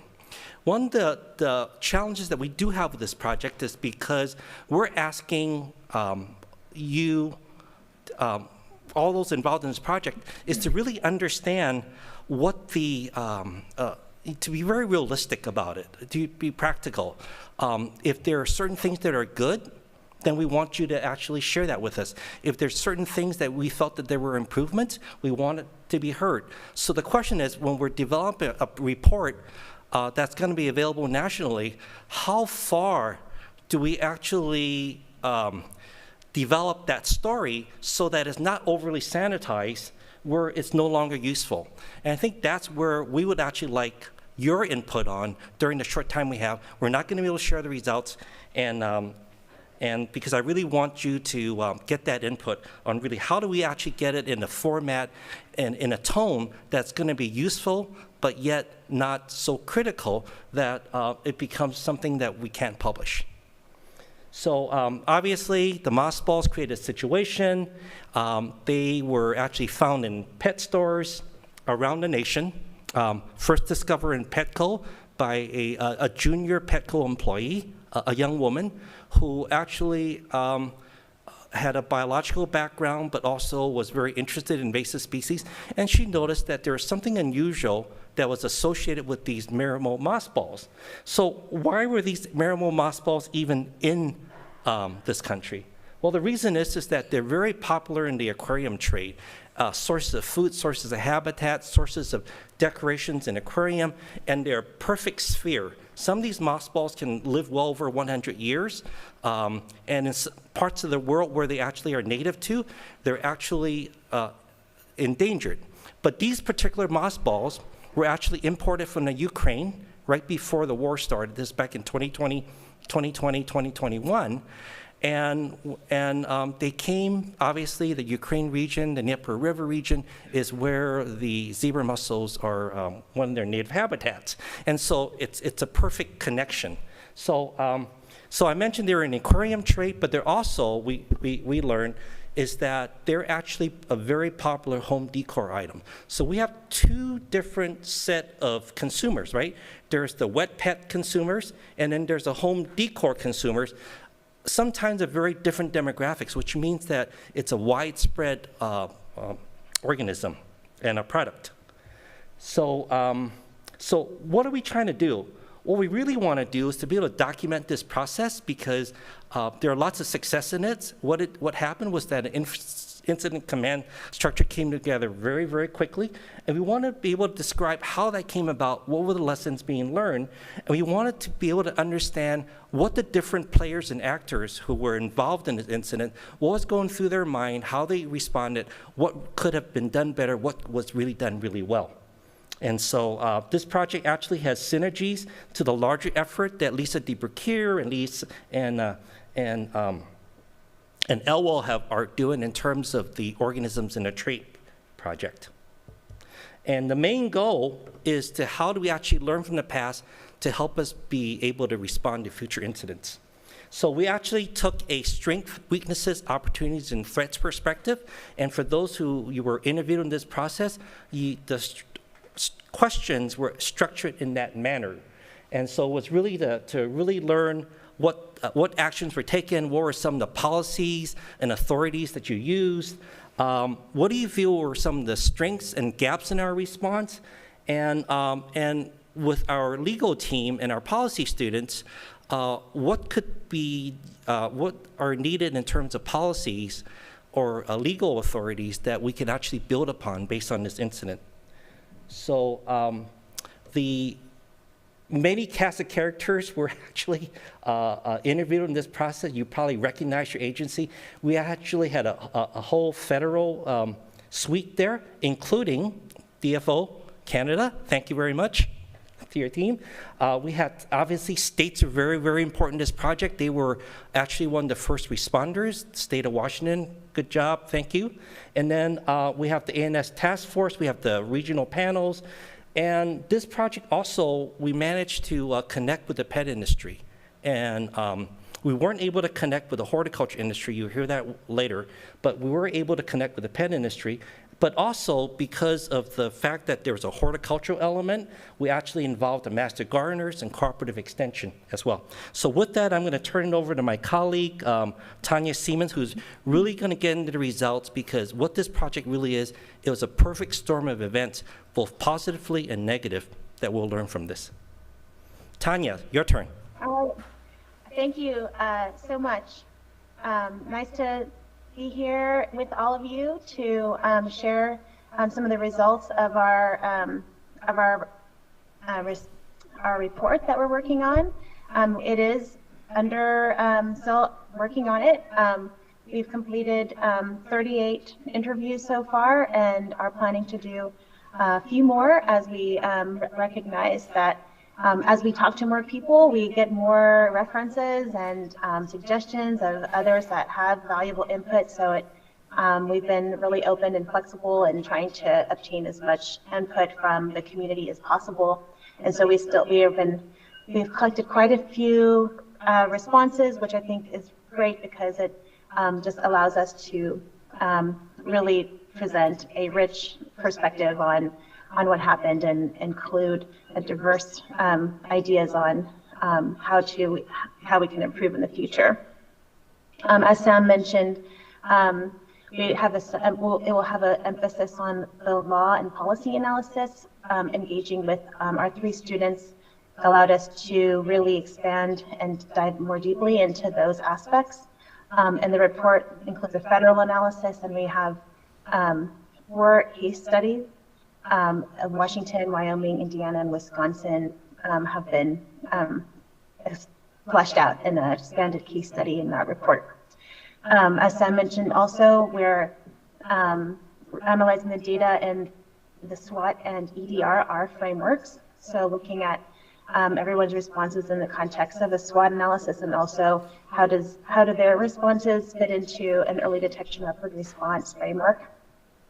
And as I mentioned, it's an adaptive approach. So we continue to learn and gain more feedback as we write. At some point, we'll have to cut it off, though. So next slide. We just wanted to share a quick summary of the responses that we've gotten so far. Really managed to get a spectrum of input from diverse players and actors, both at national and state levels, as well as within the pet industry and at the state agency and federal agency levels, and also regional networks and coordinators. So we're pleased about having such good response. Next slide, please. Just again, illustrating our response cross-section by stakeholder type. We had importers, we had pet shops, we had local brick and mortar pet shops, and also we were able to get interview from Petco, which is pretty cool. Got their feedback as well. Talked to many extension agents, as well as federal agency and state agency. Next slide, please. Now what we're going to do is go to review, share some of our reflections. We're not going to share like the whole report with you. At this point, it's more like some of our key takeaways in the context of a timeline. And so Robin will share some of the timeline, and then he'll switch back to me and I'll share some reflections. So Robin and I are going to kind of go back and forth now. So I think I'm handing it to you now, Robin, and the first timeline slide. Yeah, excellent. Hi, everyone. Thank you for having me today. And then also just want to echo Sam's thank you to, I know a lot of you have participated in our research. And so it's, I'm excited to share it. I think one of the challenges we've run into this project is it's a broad scope, and that's kind of inherent to the nature of the problem. It was a nationwide problem, and a lot of things were happening simultaneously across the country.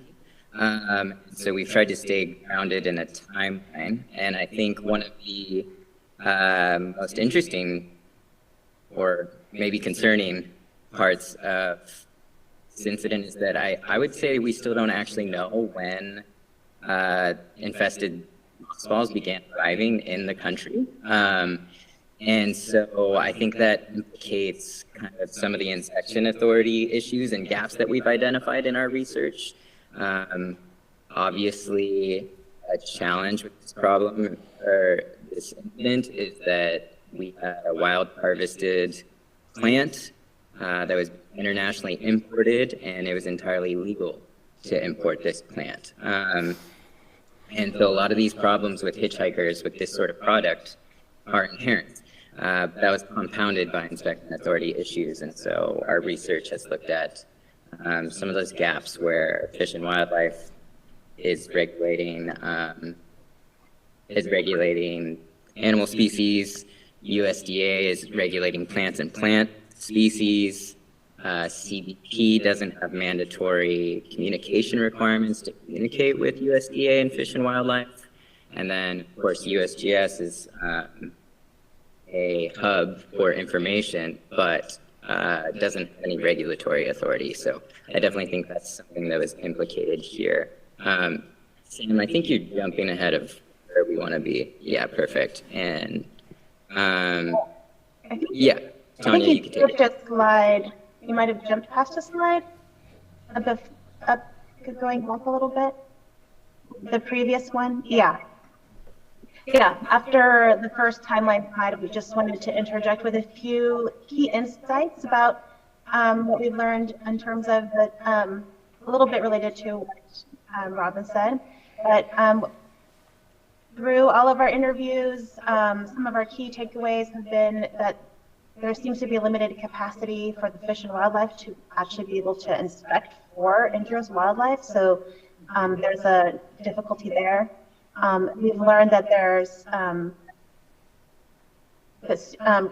of the responses was to limit all of the importation of mothballs through 2 plant inspection stations at JFK and LAX, and that's no longer going to be possible in the future. So how can we maintain a high level of vigilance with live plant imports when it's coming through multiple ports and a limited capacity to inspect those products? We've also learned that even though, you know, perceived clog of zebra mussels extremely urgent, with the Customs and Border Protection on the front lines of inspections, they're also faced with other urgent challenges, and unfortunately, these invasive species don't always get high priority. But ultimately, and one of the big challenges that we've also discovered and illuminated through this particular example is the e-commerce pathway, which there's recent relevant examples actually within the past month where it's currently possible to purchase mothballs through a national website in the United States. So how do we address those current e-commerce pathways that are still happening? All right, next slide. Yeah, so I want to be mindful of our time, so I speed run this, but this period of time in January and February 2021, before agencies were aware that zebra mussels were here, I think implicates some really interesting industry issues that we've learned about. A lot of industry members talked about, some industry members talked about the need to increase retail employee training education so that they can kind of serve as a last line of defense, keeping invasive species from getting into the, I don't know, the lived environment. But others have said,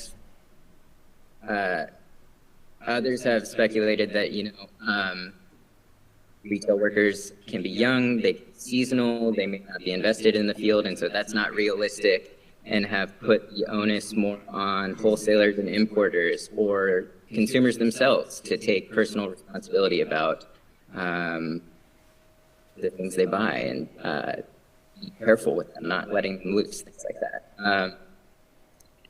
And so, and then the second point in February 2021, Sam, can you go back to the last slide? I'll let you know when I want you to go forward. One of the most interesting interviews we did was with the employee that first reported this. And so I just wanted to, we don't need to dwell on this, but just applaud her, because one of the first things she did was she personally instituted a one-woman quarantine where she was storing mothballs that she had observed had zebra mussel shells on them in her locker. And so, yeah, I think it's emblematic of a lot of different things, but also just deserves recognition that she was taking steps to hold them Robin, back. And you can go to the next. We're gonna have to speed it along. Okay. We could probably summarize this slide is that there was extremely great cooperation from the pet industry overall. And that, but in addition to this pet store employee, there are lots of brewing heroes brewing in the pet industry sector. A lot of we discovered there was a lot of awareness and concern about the zebra mussels and willingness to cooperate. So next slide. Yeah, and we can keep this quick. I think one thing that stood out to me was some gaps in the ability to effectively report and then communicate when reports come in. I think that there's some lag between when USGS first was notified about this and when relevant agencies on the ground were notified. And I also think that part of that is just a failure to understand the scope of the problem. And I don't think a lot of people anticipated that. So, yeah, you can go to the next slide.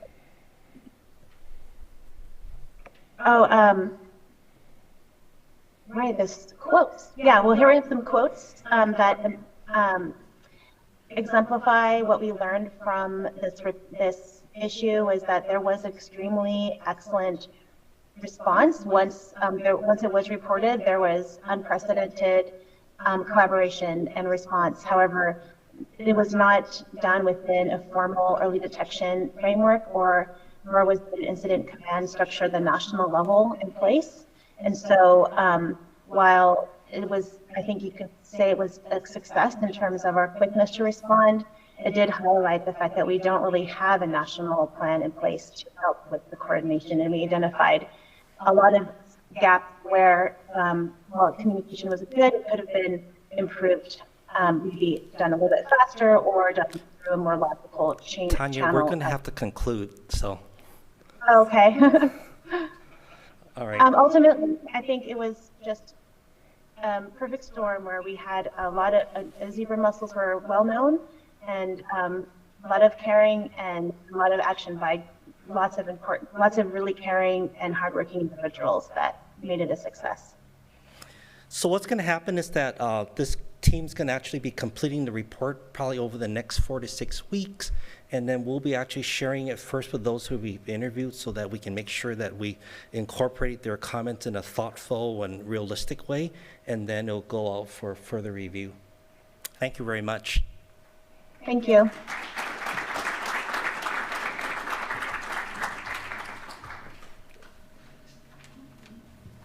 Wait, Sam, can I ask you a quick, Sam, will you have that report released before the end of the year? Is that your goal? Okay, I didn't hear you. Before the end of the year. Cool. You'll probably be seeing a version, those who were interviewed, will probably be seeing a version within the next 4 to 6 weeks. Thank you, Sam, and everybody. Really appreciate your work on that. So next up is our very own Leah Ailwell, talking about the North American Framework to Address AIS in Commerce. So in case you didn't know, Leah made her career focused on invasive species research, outreach, and facilitation, and is the outgoing director of the Invasive Species Action Network. Also presenting will be Lisa Debecker. She's the president of Creative Resource Strategies. Thank you, Leah.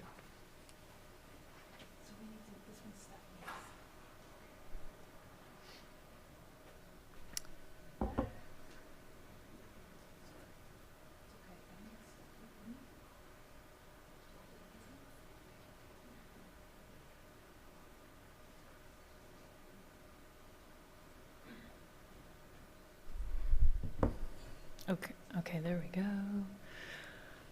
Okay, great. Hi, everybody. So, yes, I am here to talk about an action plan to mitigate the risks of AIS trade and transport through commerce. Before I go any further, I want to acknowledge my co-project leads on this with me. So Lisa Debecker, who's going to be talking in a moment with Creative Resource Strategies, and also Stephanie Showalter-Otts with the National Sea Grant Law Center.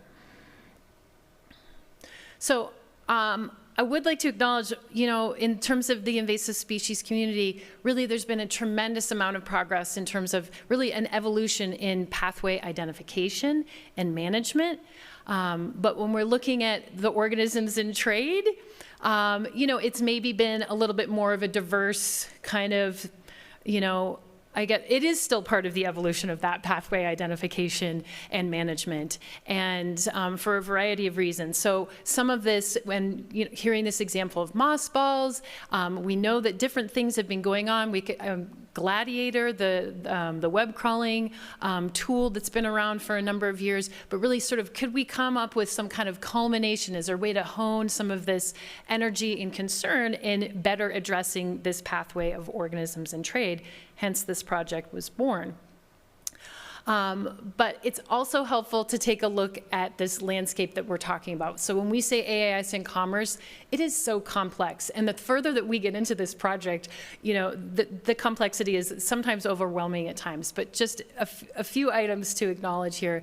You know, global commerce and e-commerce are continually growing. It's just nonstop. And those are contributors. We know for a fact that invasive species are being continually introduced to North America through this commerce pathway, and the mothballs are a great example of that. Also, what creates this complexity and issues is that there's only so much limited staff, whether it's people that are working in the programmatic aspects of this or in legal, enforcement, et cetera. So programs are crunched.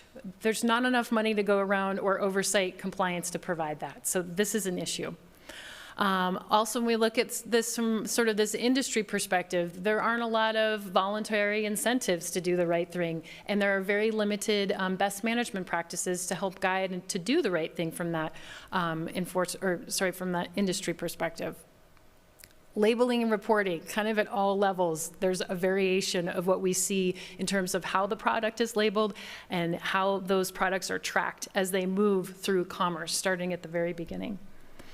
And then undocumented and unlicensed businesses. I think it's really clear, especially when we look at the e-commerce platform that's growing so quickly, it's easy to set up shop overnight and sell whatever you like and be undocumented or unlicensed doing that. And then these last two here, there are aspects in terms of shipping and transport that really just create opportunities and make it really easy for things to move, you know, across the continent very, very easily.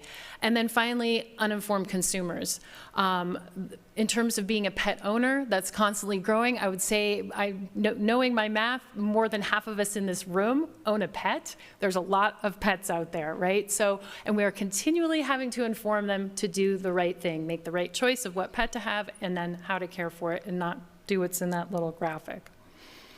So, keeping all of that in mind, what is the solution to all of this, right? Like, this is a massive problem. So with this project, of course, we cannot bite off all of this, and it's really to kind of make some incremental progress. But really, our goal is to identify and interrupt that chain of transmission. But also for this project, we needed to hone in on a specific aspect of this. So when we talk about organisms in trade that are in commerce, we're looking specifically at aquatic plants, the whole parts and the plant parts, and then the non-food animals. So, you know, aquarium fish, reptiles, amphibians, et cetera. So we're not talking about aquaculture, so not for food production, because that's its whole other category. And there's other categories in this aquatics trade world as well, but we've set those aside. Another important factor to think about in this, and I think it was really great to have Sam and his team talk about, you know, you could see from that chart, there's federal entities and state, et cetera, but really we do have this tendency to focus on the consumer when we talk about this issue, that they should have known better and why would you buy that thing and don't release it.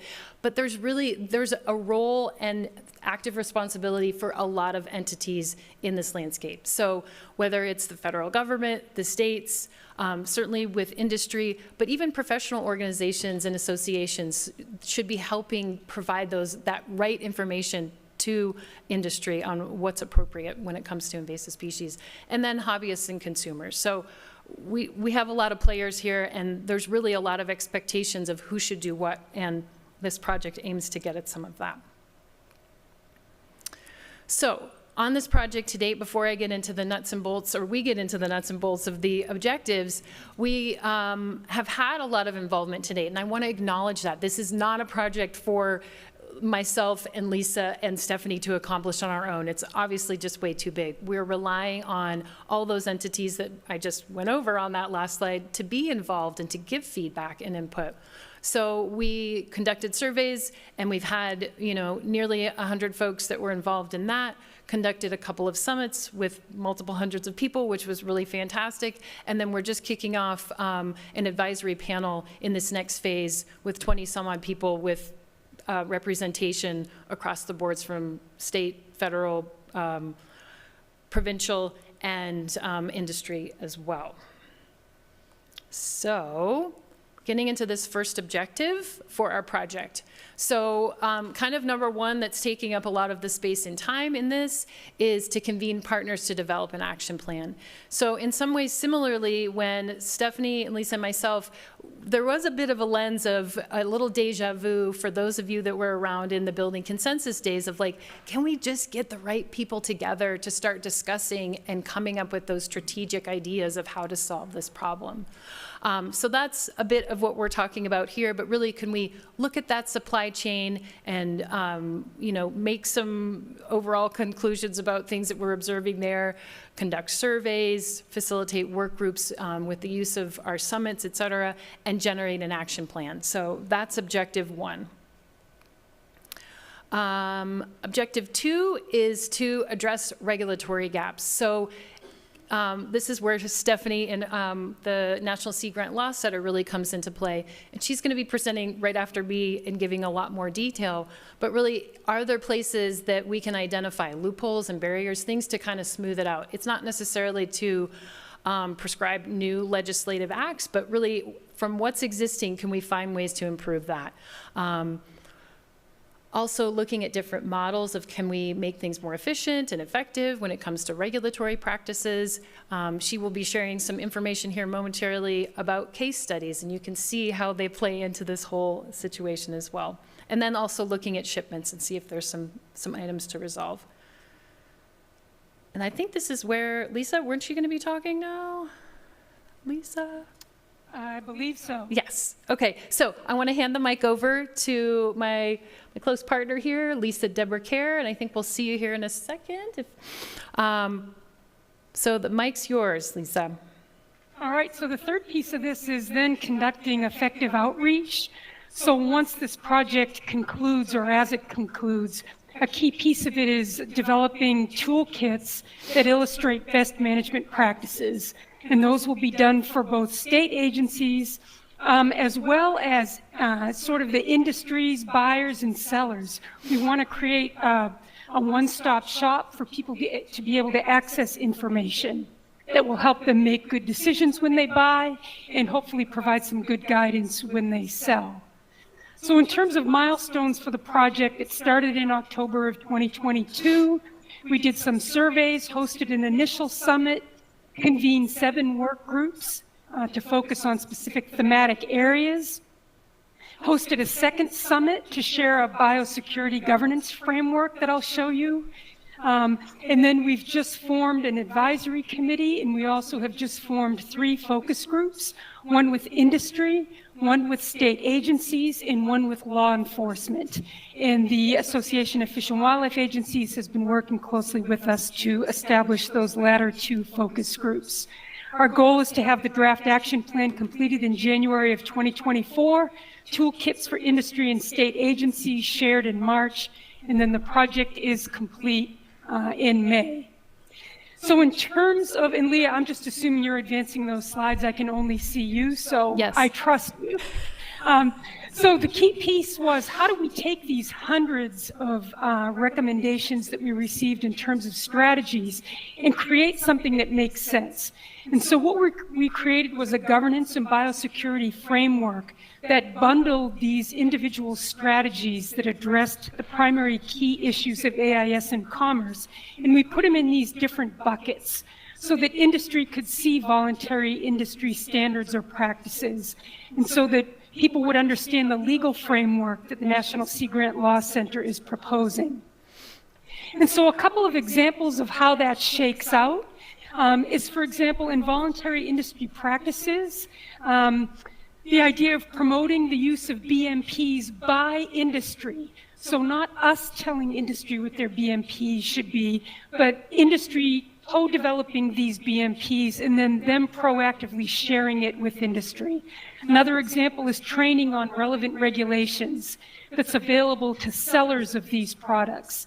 And a third example is that industry does not sell in specific geographic areas species that have demonstrated invasiveness.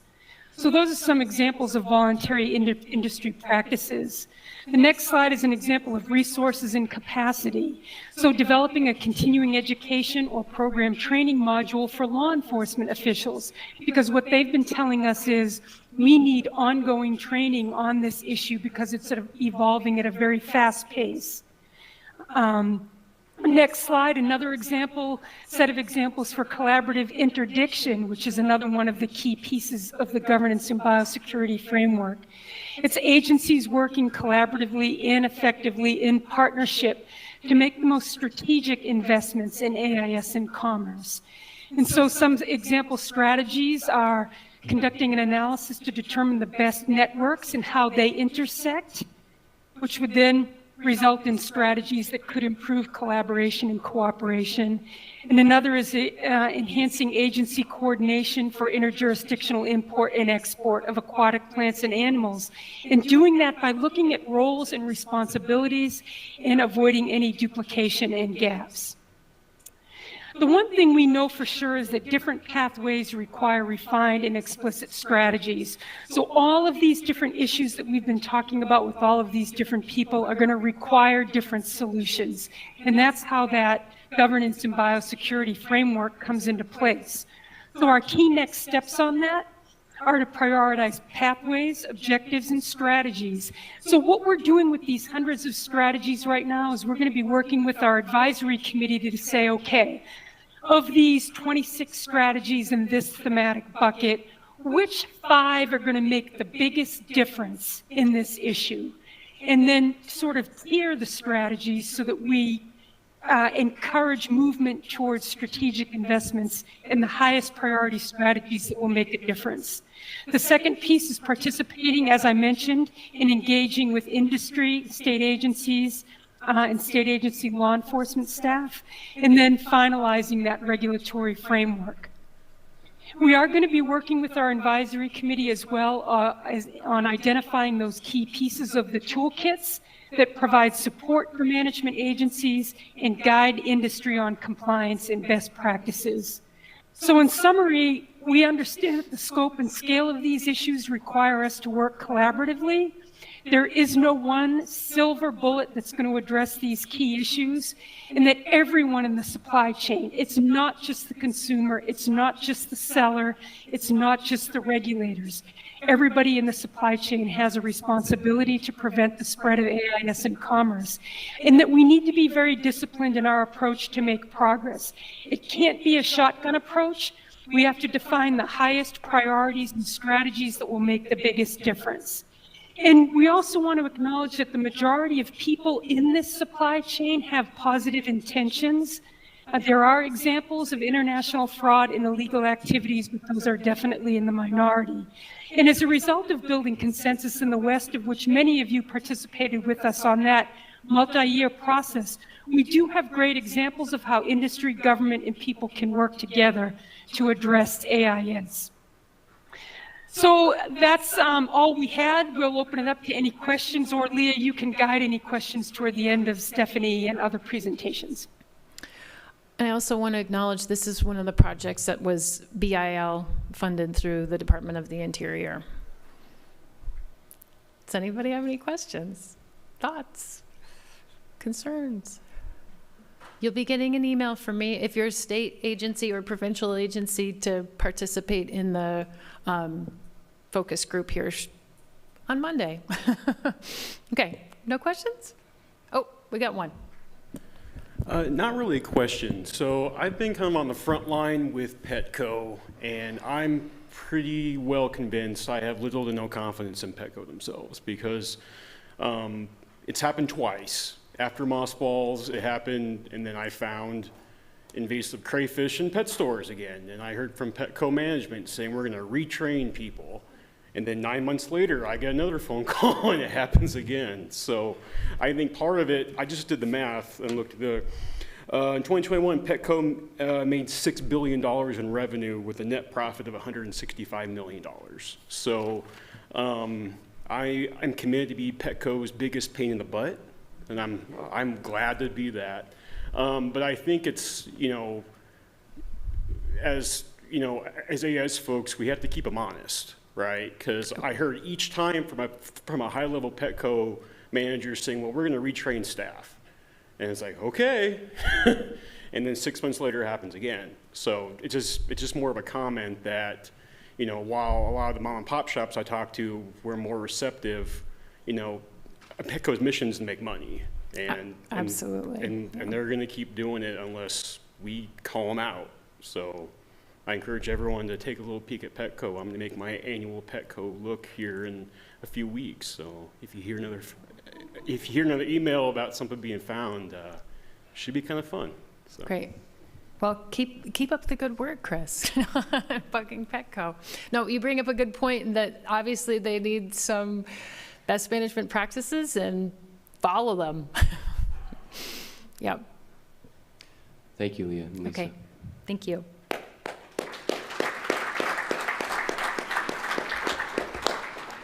Next up is Stephanie Schower-Otts.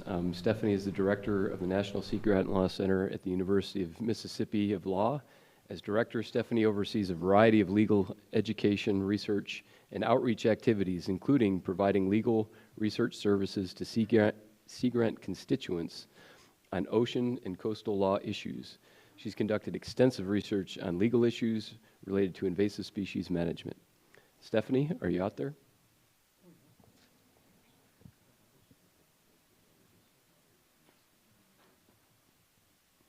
Stephanie, can you hear us?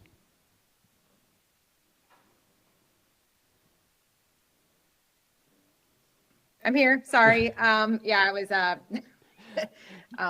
You're great. Welcome. Thank you. worried about sharing my screen. So thanks everyone for the opportunity. It's great to present at the WRP and hear some familiar voices and everything. So I'll try to get this into the slideshow. Yeah. Okay. So everyone. So thanks for this. And I'm going to be presenting with Samantha Hamilton, who is an Ocean and Coastal Law Fellow at the National Sea Grant Law Center. For those that you've seen this presentation before, but we know it's a network of laws and authorities. There's a lot of laws on the books, but they're not designed to address e-commerce sales, which is where much of the trade happens, and violations are difficult to detect, especially if those sales are occurring in private social media forums. And so we've had a lot of conversations about that. And as we've shown with other, and we've seen with other AIS pathways, there is inconsistency among jurisdictions that reduce their effectiveness. Oh my goodness, and I lost my screen share.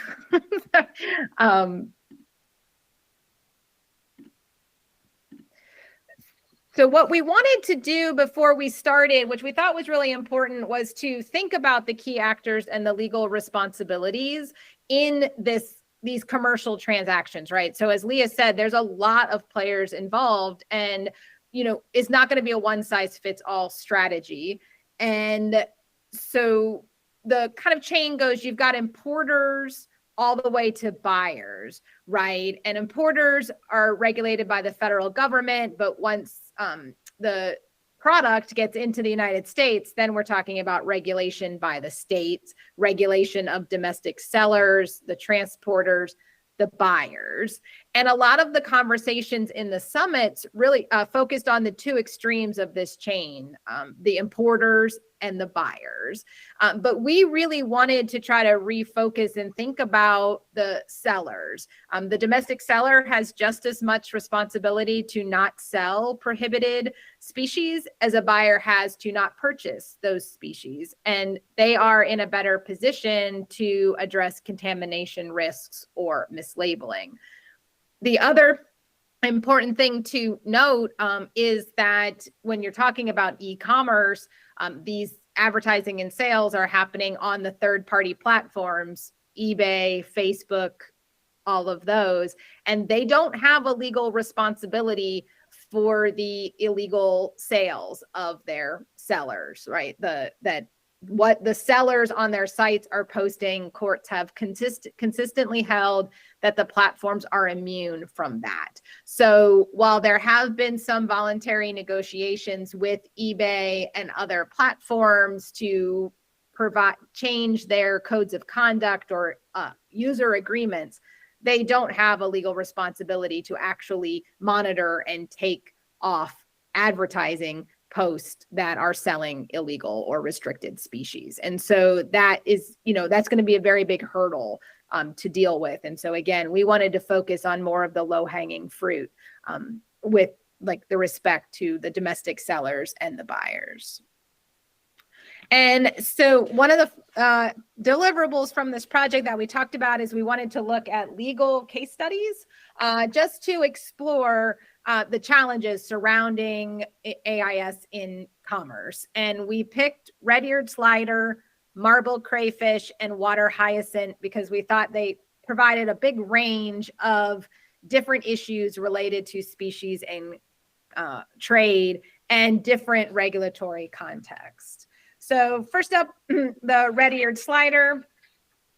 This isn't new information to the group, but red-eared sliders are native to a large portion of the Mississippi River Valley, but they're considered an invasive species in many locations outside their range. Introductions have primarily been related to pet releases and escapes. They're very popular in the pet trade. And so we have a challenge with red-eared sliders in the sense that they are a native species to the United States, but they've been moved significantly outside their range and are causing problems in other places. So the regulatory context of the red-eared slider was really interesting to dig into because there are shifting policy objectives with the regulation of trade in red-eared sliders. And so the federal government banned the sale of small turtles in 1975 to protect public health, primarily that of young children, because they deemed those most at risk for exposure to salmonella from handling the small turtles and getting sick from that, right? So in the 70s, there were a number of outbreaks related to this that raised concern. There were, unfortunately, a few infant deaths. So the Food and Drug Administration banned turtles with shells less than 4 inches. Some states also followed the FDA's lead and banned the sale under state law.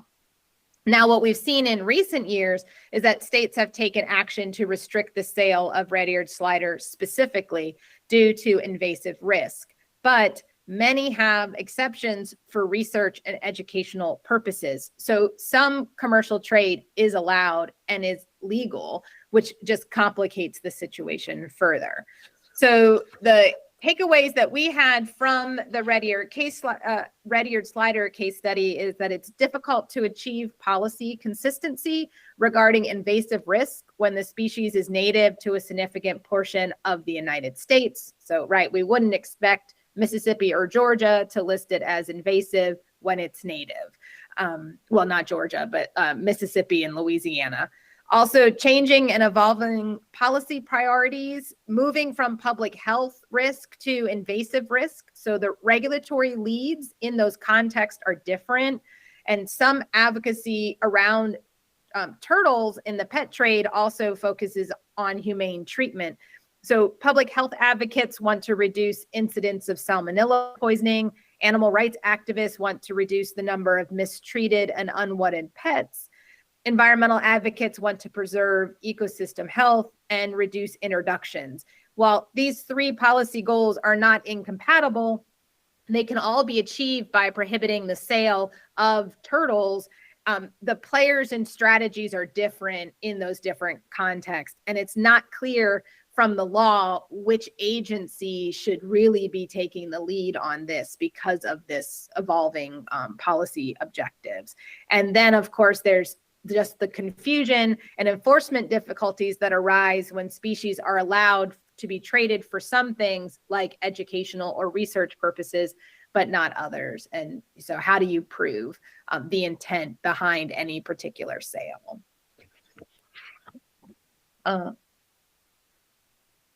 So then we looked at marble crayfish. So marble crayfish is another one, very popular in the aquarium and pet trade. But some accounts suggest that it may almost be half of the crayfish sold online. It was discovered in the pet trade in Germany in the 1990s. It's popular because it's, promoted as self-cloning. It's unique. It's something, weird and rare that people can own. But they think it's closely related to a crawfish that's native to southern Georgia and Florida. But important for what we wanted to look at, it is a species that has no native range anywhere in the United States, since it is this creature of captive breeding. In the regulatory context, a few states were early adopters and restricted the sale soon after discovery. The European Union adopted a total ban in 2016. But then it was added to the Great Lakes and St. Lawrence governors and premiers list of least wanted AIS species in 2018. And then we do see kind of periodically through every year, another state or two listing it as prohibited or otherwise acting to restrict the trade. But it's still only, 13 states or so. And so that seems like a really relatively small number, considering that it isn't native anywhere in the United States. The other reason we wanted to look at marble crayfish is because there was a successful prosecution recently, and I'm going to turn it over to Samantha to just give a little bit of background on the case. Hey everyone. So yeah, a really exciting prosecution that happened. Last year, the Ohio Department of Natural Resources brought an investigation that they were leading to the U.S. Department of Justice, and they were investigating Allison Spalding, who was selling marbled crayfish both in intra and interstate commerce, so across state lines and within Ohio. And because the marbled crayfish is a relatively new species and they have no wild habitat, like Stephanie mentioned, anywhere in the US or in the world, and also because Miss Spalding had been selling the crayfish online, so she was leaving a very irrefutable electronic paper trail. There was very clear evidence of what she was doing. And she had been previously warned that selling the marbled crayfish was against the law. So she couldn't kind of claim any lack of intent. She was prosecuted successfully under Title 16 of the Lacey Act. She was ultimately, she pled guilty to one count of violating the Lacey Act. She was ordered to pay a $5,000 fine, which was more than double the profits that she made from selling the crayfish. So, relatively pretty hefty fine. She also had to complete a 2-year probation and perform 80 hours of community service. So the prosecution was just a good opportunity for the DOJ and for Ohio to both enforce their state or their AIS laws, as well as deter others from violating them going forward. Thanks. Yeah, so of course we'd like to see more of these, but I think it's good to look at these successful prosecutions and see what, is kind of helping to make those possible. So takeaways from the marble crayfish case study is that growing number of states are listing marble crayfish as prohibited. That is in the Great Lakes, that was likely promoted by the identification on the least wanted list.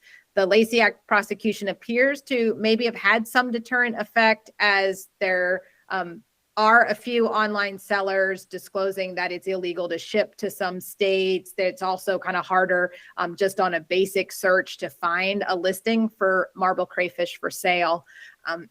But less than a quarter of the states restrict sales, and of course the species remains in trade. So lots of work still to be done. And then finally, looking at water hyacinth. So obviously well-known invasive species to this group. It's been with us for a long time. Congress ordered a report on obstructions to navigation in Florida in the late 1890s. And so it's not anything new, but the question for the case study is like, why are we kind of still in this situation with water hyacinth in trade if we've been trying to address this since 1897? So the regulatory context is interesting. The most recent thing that happened is that the Consolidated Appropriations Act for fiscal year 21 repealed the federal restriction on transport of common water hyacinth that was enacted by Congress in 1956. So there had been, at least for a while, a federal restriction, but this was repealed in 2021. The federal noxious weed list includes only anchored water hyacinth, and I haven't yet found the policy reason for why they're distinguishing between these two species of water hyacinth. Florida did prohibit the release back in 1899, but aquatic plant nurseries can still get a special permit to export it out of the state, so that doesn't keep it out of trade. Only 2 states have a general prohibition on water hyacinth without a scientific name, and that's Florida and South Carolina. The rest of the states are prohibiting or restricting by name, but there's inconsistencies within that mix that are reflecting what we saw on the federal level. So only 3 states prohibit or restrict crapsis, the common water hyacinth. 7 states prohibit the anchored water hyacinth, and only 6 states list both. So there's a huge amount of inconsistency with respect to water hyacinth, which again is a bit shocking to see on the legal side, considering how long this invasive species has been with us and causing problems. So overall, we think this is like the marble crayfish. We feel like there's some success stories to take away from that with successful prosecutions, but water hyacinth really is a story of regulatory failure and the lack of, political will to really deal with this. While there was a federal prohibition on interstate transport, no federal agency was ever charged with implementing that or enforcing that. And state listings are inconsistent and require pretty sophisticated species identification. So that was the whirlwind tour of our case studies. As Leah mentioned, the next steps are developing some sort of model approach to address the barriers and gaps. The 3 issues that have emerged from the discussions most relevant to a legal framework are labeling, record keeping, reporting, and sharing, and some sort of licensing, permitting, or registration. But there's a lot we need to talk about or think through as we go into this phase. So there's lots of policy questions to be answered that we'll be exploring with the focus groups. What do we want to label and why? Is it the importer, the seller, the producer? What should be on the label? What information do agencies want? If we're going to require some sort of record keeping, what do they want? Why? How long do records need to be kept? And then what additional licensing or registration requirements should be imposed? And we're not thinking of like gigantic new licensing schemes, but maybe it's something as simple as you just ask somebody who is selling live animals to register with the state as that. So you have their address and contact information to then push information, say, about mossball contamination. So yeah, with that is kind of what the overall regulatory framework is going with. And then as part of the conversations around the summit, we actually had a bit of a offshoot project that Samantha took the lead on to try to address some things that were coming up in the conversation. And so just real quick, going to turn it back over to Samantha to share about this project. Yeah, so throughout the span of our work on this project, but the feedback that we were getting was that it's really hard or it's impossible to comply with these state AIS laws because there is no one-stop shop for a seller or for a buyer to go to see what species are invasive in each state. So we wanted to see whether or not that's actually the case. So next slide.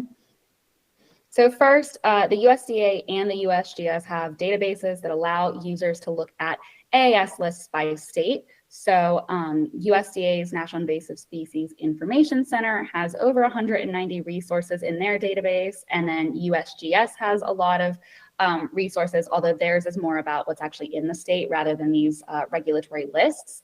So while neither of these are complete, they kind of answer 2 different questions. And if you put them together, they make a great introductory resource, but they're not comprehensive. Next slide. So what we really wanted to do was determine whether and to what extent the lists, the AIS lists of all 50 states were available to the public. And so this slide just shows a snapshot of some of the states that we compiled information for. We do have all 50 compiled, and then a ranking for how easy it was to access, because candidly, some states make it very hard to access their lists. So we were looking for the official version, so statute or regulation with those lists, and that's what that ranking is. So you'll see Massachusetts says 5. That's because there was a paywall to getting their regulations. But really, if you just Google, Massachusetts has the list, the current list of AIS on their agency websites. So it's actually really easy to find. But doing this research kind of left us with a few key takeaways. For most states, the lists are available online, and if you look, you can find the information. So really the question is what it means to be on the list, not what is listed in a lot of states. However, there is a lot of inconsistency between the states and even between neighboring states in how they list and how they regulate these species. So some states only list finfish or only list wildlife or list all of them or only mention the invasive plants on their noxious weed lists and things like that that just make it really hard for the general public to access the information. So our gold standard would be for a state to have the list on their agency website. They would have maybe a citation to the regulation and then also have these lists in their regulations so that they can be updated frequently as needed, but they are available to the general public who maybe doesn't know how to search through the regulations or just doesn't, feel like it. But, with that kind of consistent approach, it just makes these AIS laws a lot more accessible. So there is, even less excuse for not complying. This is all going to be published online probably by the end of the month. So if, looking through it, there's any information that looks incomplete, we would love feedback on that, but this is just a very basic screenshot of some of the states that we've done.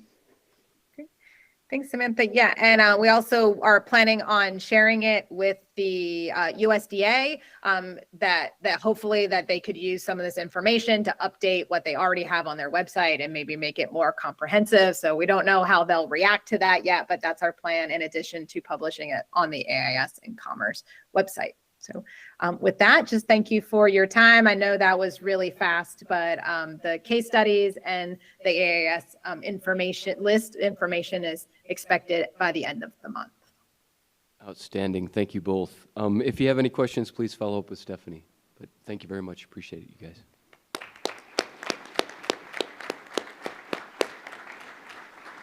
Next up is Sarah Rickliffs. She became the executive director of the Invasive Species Action Network way back in February of this year.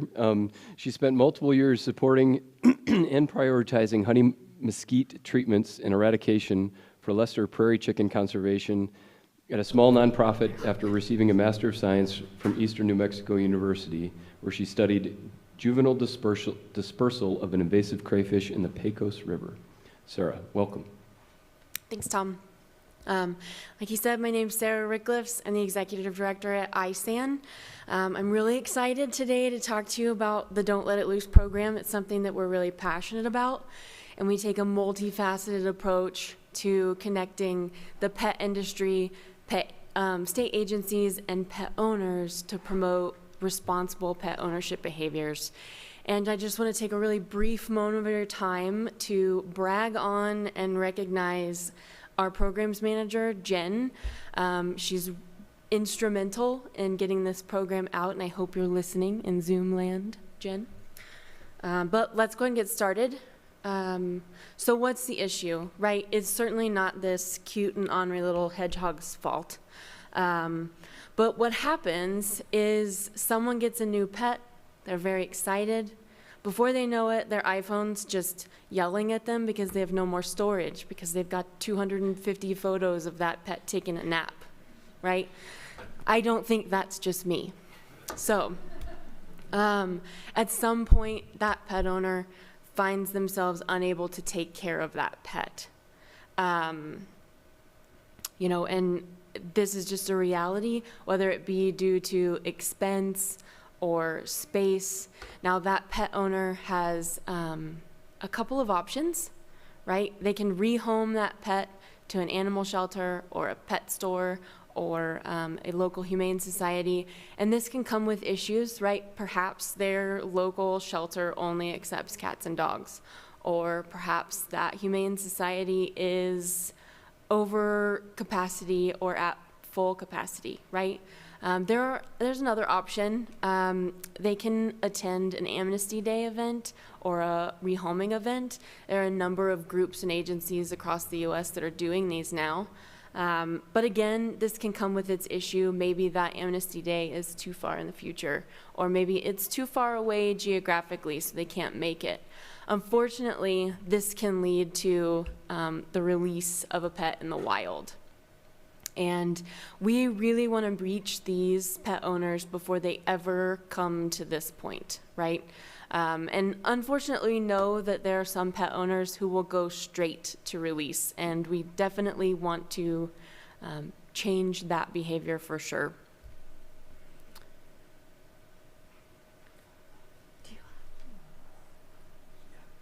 Okay, sorry. We also know this is not a new issue. We know that from the numerous news reports that are happening across the U.S., but also from presentations like yesterday from Nevada. It's spanning across a lot of taxa, and we know it's an issue, so let's provide some solutions. So that's why at ISAM we take this multifaceted approach to our outreach and education, and we bring together efforts with the pet industry. That's both with independent pet stores, but also with pet product manufacturers, with state agencies, and then of course the pet owners themselves. So that pet industry is massive. In 2022, they reported $140 billion with a B dollars in sales in the U.S. alone. So this provides this really huge opportunity for the Don't Let It Loose program. And one of the ways in which we engage with the pet industry is by distributing fish bags and other materials, being posters or decals or stickers, to these independent pet stores. And with each year of funding, we've been able to expand to a new state to reach new pet store owners. But taking that awareness past the pet store really gives the Don't Let It Loose program credibility and strength. So we also attend pet expos and trade shows. You can see Jen there in the middle at a trade show in the Pacific Northwest earlier this year. We partner with pet product manufacturers to incorporate branding and or messaging with their retail products, social media, and or their websites. So if they're in, we're in, and we kind of let them run with it. But specifically, we have information cards that are sent out with Zen Habitats, Vista Pet Supply products, and Josh's Frogs products. And additionally, Josh's Frogs has gone the extra step of adding the Don't Let It Loose logo to their packaging. So we'd really love to see more of that.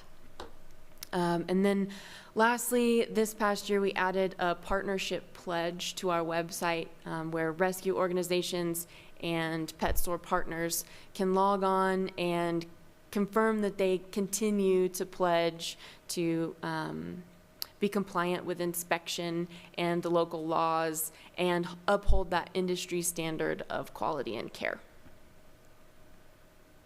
So state agencies, right? We couldn't do it without many of you, and I'm highlighting ODWC here because they were our expansion partner this past year.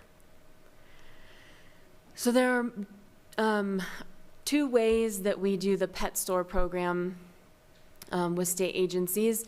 One way is that we actually coordinate with the state or state wildlife or agricultural agency to identify all of the independent pet stores within the state, and then ISAN conducts an in-person visit to each of those pet stores to invite those stores to participate in the program, and then we provide them with materials to distribute to customers.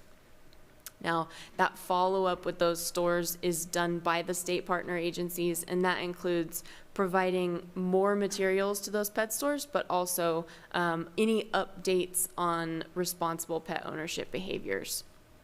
And the other way is that the state agency can kind of take the lead on that initiative, and we'll provide that state agency with digital information like the logo, posters, that sort of thing, and they can take the initiative to meet with those pet stores or to distribute the information at trade shows, state fairs, educational events, that sort of thing.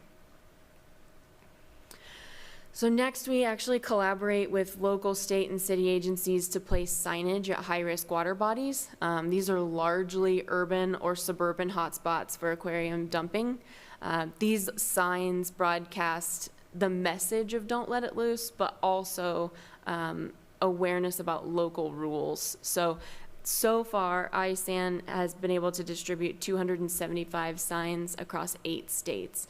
And this particular sign that you see here is in my hometown. It's at our frog ponds, and that location is really easily accessible from a number of neighborhoods.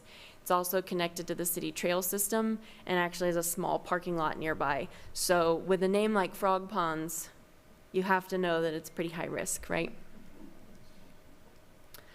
And then this past year, in an effort to learn more about rehoming and amnesty events, we hosted a webinar about lessons learned from some of those folks who have been doing it for years. We had about 50 attendees tune in from agencies and NGOs to learn more about this really important new tool. And then finally, of course, we have the pet owners. How are we reaching those pet owners? I've mentioned a couple of ways that we try to reach them through both the pet industry and state agencies, but we need to reach those pet owners directly. So like Leah said, it's estimated that nearly 70% of American households have pets. So again, we have a huge potential for both reach, but also, unfortunately, release. So these 4 files on the left here include our current ad campaign, and this ad campaign's yielded over 6 million impressions and more than 70,000 clicks to our website. So that campaign, that was just in 3 months this summer. It ran in 5 states: Colorado, Utah, Nebraska, Kansas, and Montana.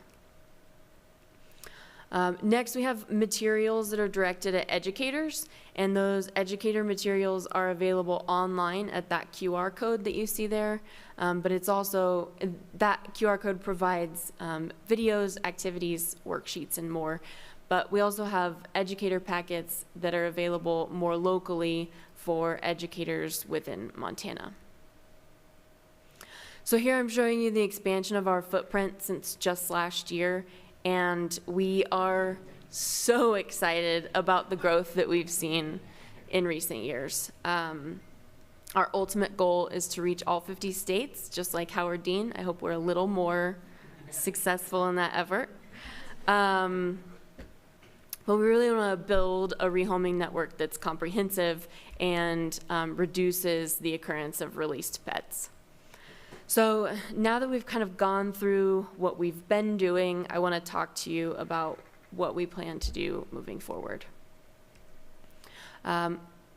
Earlier this year, Sea Life Aquariums reached out to ISAN and wanted to use the Don't Let It Loose branding and messaging at their Tempe, Arizona location, but potentially across other sites in the future. And so we emphatically responded, yes, please, please, please. They have aquariums across the world, but they have 10 facilities here in the U.S. We knew they'd be a great partner. You can see this Facebook post here in the bottom left corner where they were teaming up with Arizona Game and Fish to do apple snail surveys. And apple snails are largely known to be introduced due to the pet trade. So we knew they'd be a great partner from the get-go. And then very recently, we've been speaking with Zoo Montana. So Zoo Montana is located in Billings and has been a destination for a number of released pets, or rehomed individuals, sorry, including Lucy and Ethel here. And also both of their chinchillas, one of their lynx, one of their grizzlies, actually, was in a backyard in a dog kennel. And as you can imagine, many of their fishes and reptiles. So in conversation with Zoo Montana, we found out that they get upwards of 10 calls a week asking about rehoming individuals. They've also had folks walk into their facility and dump aquarium animals at their koi pond within the fences. So that you can imagine they have a great relationship with their local humane society, and we're really looking forward to teaming up with them on exhibits, activities, and then maybe even a future rehoming event. So lastly, some other future initiatives that we have planned for the Don't Let It Loose program. We would like to start hosting rehoming events likely in Montana locally. We'd like to expand partnerships, hopefully with some rescue organizations, and then of course add more manufacturers. I think that consistent messaging both at the point of sale but also throughout the ownership of those pets is really key, especially when it's coming from trusted sources like the stores and brands that they know and love. And then next, we'd like to increase our accessibility through our materials. Currently, all of our materials are in the English language only, and one of the things that we've done really recently with Clean, Drain, Dry is make steps to make those multilingual, so we'd like to add that to Don't Let It Loose. And then lastly, we want to reach more classrooms with the Skype a Scientist program. And if any of you are unfamiliar with Skype a Scientist, catch me later, because I love to be one of their unofficial cheerleaders. I believe in it very much. But lastly, I just want to say thank you to our many, many partners, and my sincerest apologies if I've missed anyone. We couldn't do this work without you, and we really look forward to expanding those partnerships going forward. But this is Jen and I's contact information and our website, and I'd be willing to take any questions you have now if we have time. Any questions for Sarah? Yeah, one of the conversations we've had in the Coastal Committee is about military bases, and the people there move frequently and quickly, and obviously if they have pets, they're going to get rid of them somehow. So if there's maybe a suggestion to target those communities for this type of outreach would be great. Right, we've had those conversations too. You know, maybe targeting some DoD funding if that's available. Reaching out to bases directly would be a great initiative. Yeah. Any other questions? Thank you, sir. Thanks.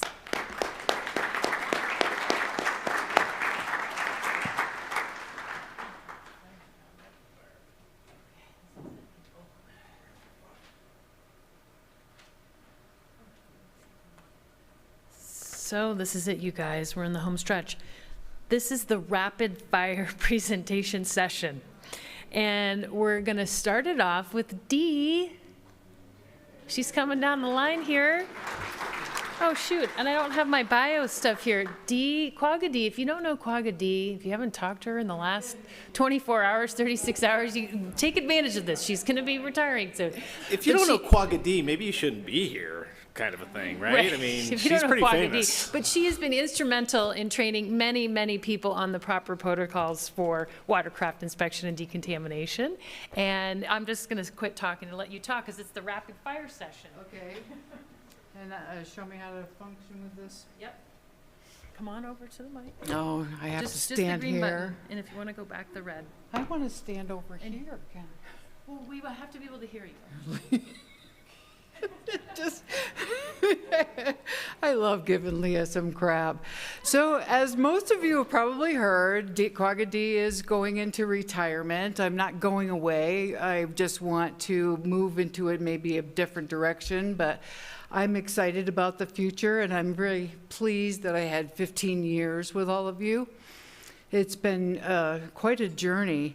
And I've been able to do this because there was a gentleman that came to me, and he was the zebra muscle guy. The zebras are coming, the zebras are coming. And I'm like, here he comes again. And somehow he got me recruited, and I was his assistant. And then he's like, get ready, kids, you're going to go in doing these training classes. We started with level 2 in 2008, but in years before that, he was actually running around the country doing level 1 classes. So he was definitely my mentor. I miss him very much, but he left me with 500 Idaho license plates, his quagga farm, and I had the dogs crunching on quagga mussels on the side of my house because he had to treat them. But yeah, he was quite the character. I learned very well from him. So we did this from early 2000s, and then we went to 2020. And then COVID, of course, hit. And Teresa, what did we do? Solutions. We had to come up with solutions. How are we going to continue to still do trainings for these people, because they're going to be on the launch ramps? Boaters came out in crazy fashion and form, so we had to figure out something. So we went to a virtual platform. I think we started with Utah for their trainer training in 2020 because we had it on the books, and it proved to be pretty well. What Stephen and I went back and forth with is, are they getting everything they need? And I can't take people from 0 to hero in 2 days, even in an in-person classroom, and you all know that. They've got to have some more training.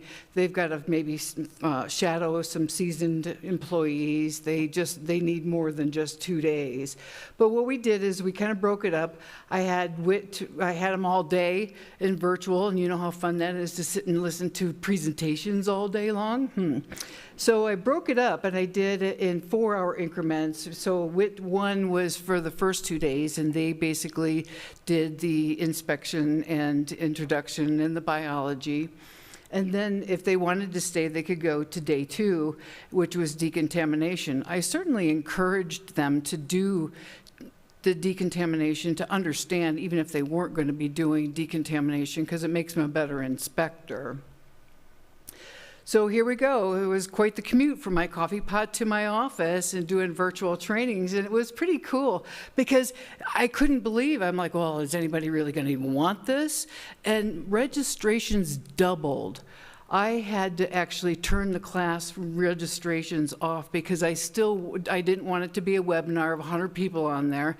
I wanted it to be interactive. And as you can see, it's cameras on required in Quagga D's class. I want to be able to see that you're not sleeping and that you're actually listening to what I was doing.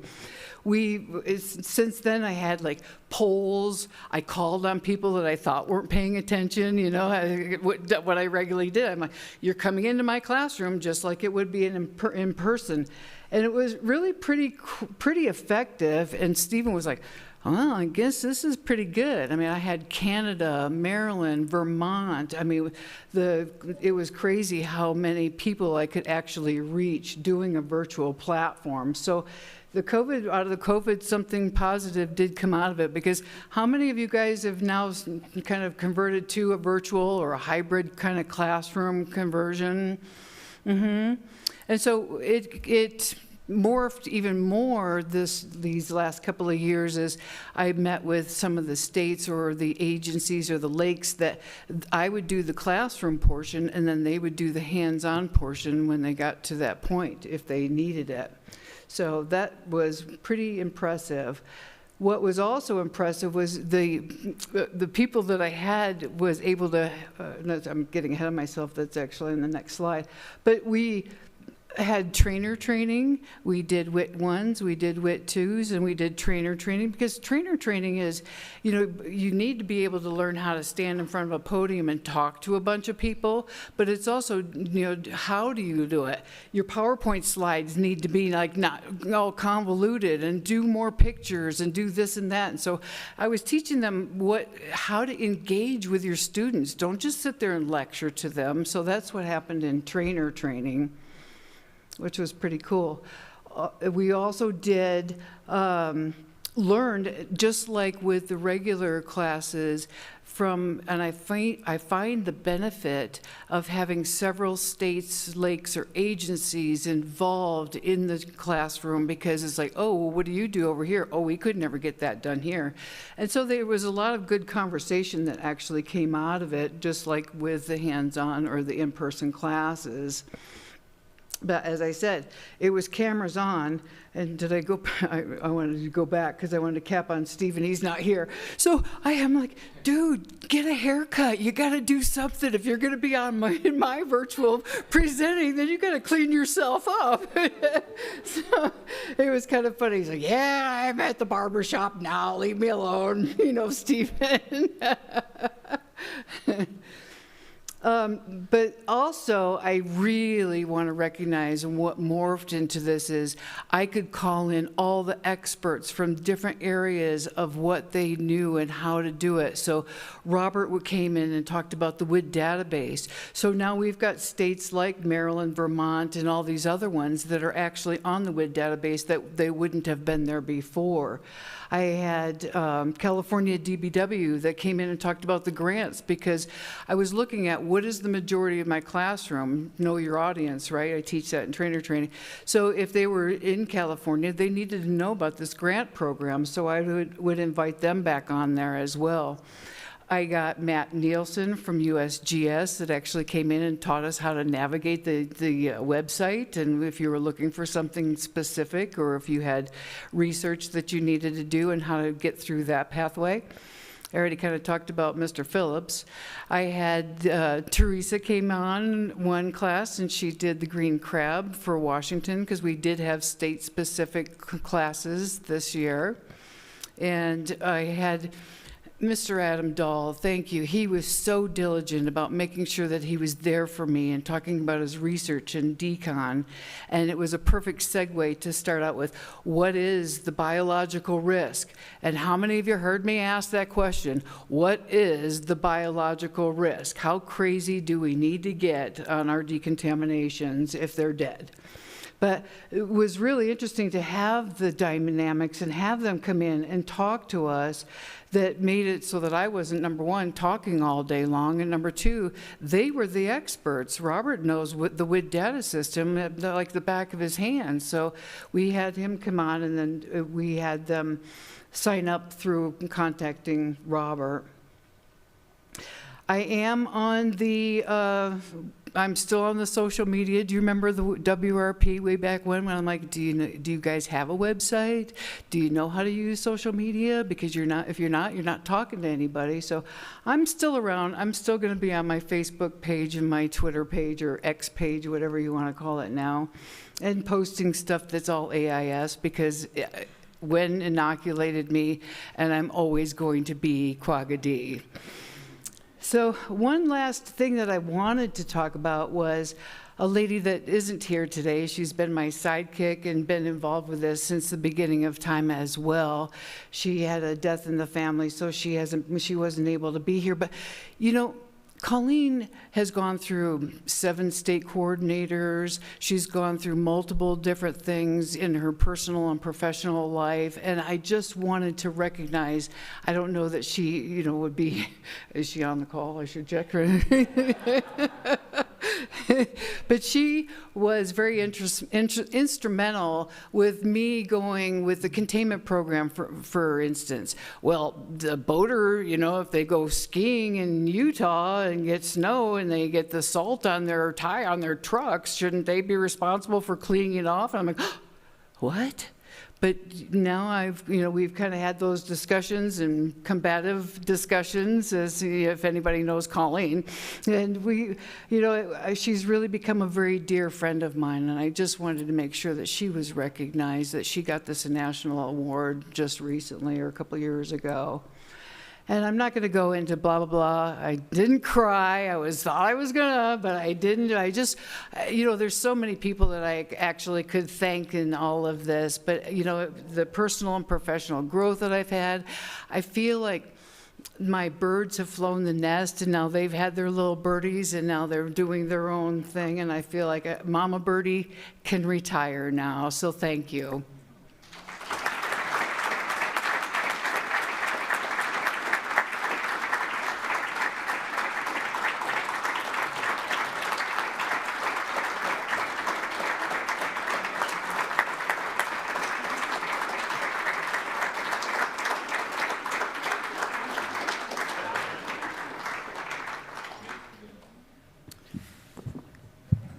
Nice work, Dee. Okay, next in our rapid fire, we have Tom. He doesn't need an introduction either, but he is currently the chair of the Whiskey Group, the Western Invasive Species Coordinating Effort. He's going to talk about a couple of their priorities. Thank you, Leah. So whiskey, the Western Invasive Species Coordinating Effort.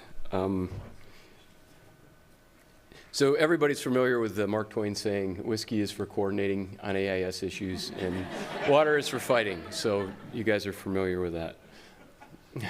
So whiskey was created in 2011 to address AIS communication and coordination issues. Our Elizabeth Brown, who was instrumental in that, along with Amy Ferreter, who was in Idaho at the time. It combined the voices of Western State Aquatic Invasive Species coordinators plus Pacific States Marine Fisheries, because Stephen's just a key component of what's going on in the West in AIS, and to collectively communicate concerns and identify needs and offer solutions.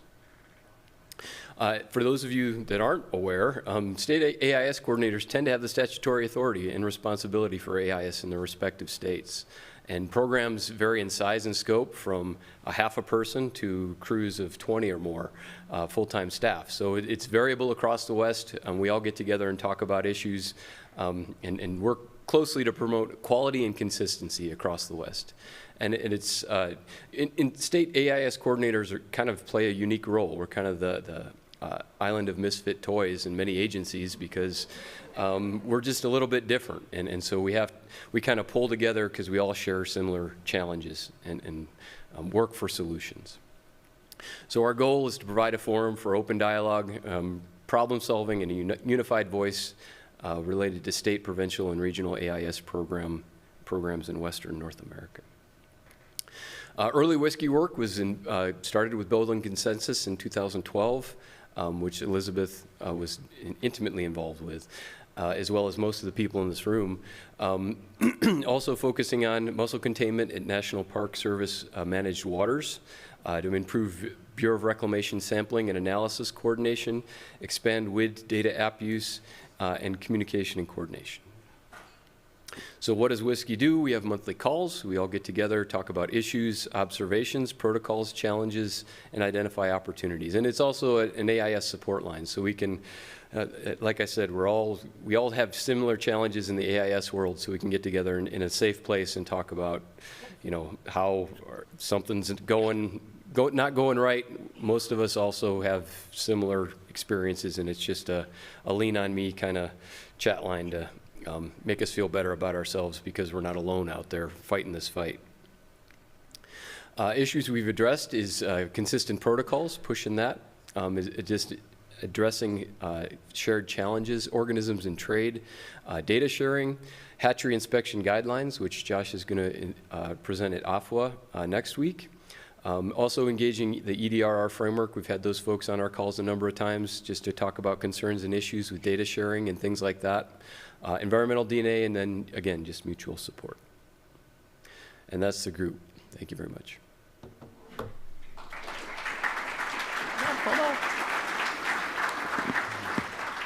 Does anybody have a question about whiskey? Okay, all right, thanks, Tom. That was a true rapid fire. Okay, so next I would like to invite Katie Finley. Oh, let me try to, you have a really cool last name. QQ. No, Squeaky. That's it. Anyway, I shouldn't focus on that. So she is with the Confederate Salish and Kootenai tribes, and she's going to share with us a little bit about her AIS programming up there. So, all right. Welcome, Katie. Thank you.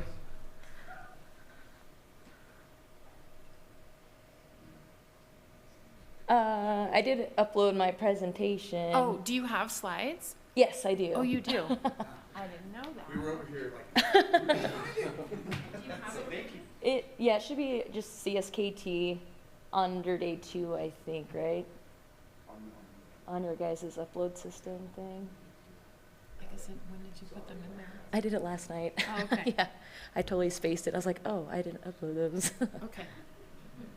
Sorry, miscommunication. Hold on. Do you guys see it in there? Oh, okay. Oh, it's They're running it off of their local computer too. Oh, okay. Versus the cloud. Of I mean, where I you could just upload it. speak and you guys can just look at me like, Well, you it's know. fun exercise. But you got to look at the inspectors and all the fun people that I get to work with. Sorry about that. No, it's fine. No worries.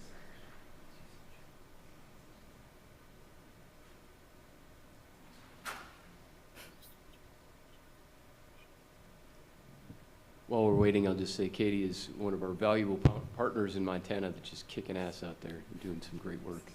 So. Thanks, Tom.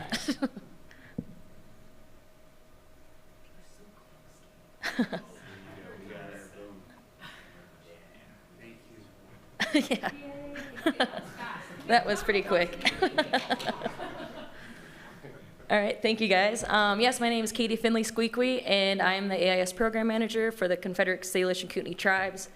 And I wouldn't be here without Tom encouraging me to come down and present and share what we were doing up there, up in the Flathead Indian Reservation. So this is a photo of a select few of the inspectors I work with. There's about 20 of them that I work with throughout the season, sometimes 22, depending. Let's see, this green button.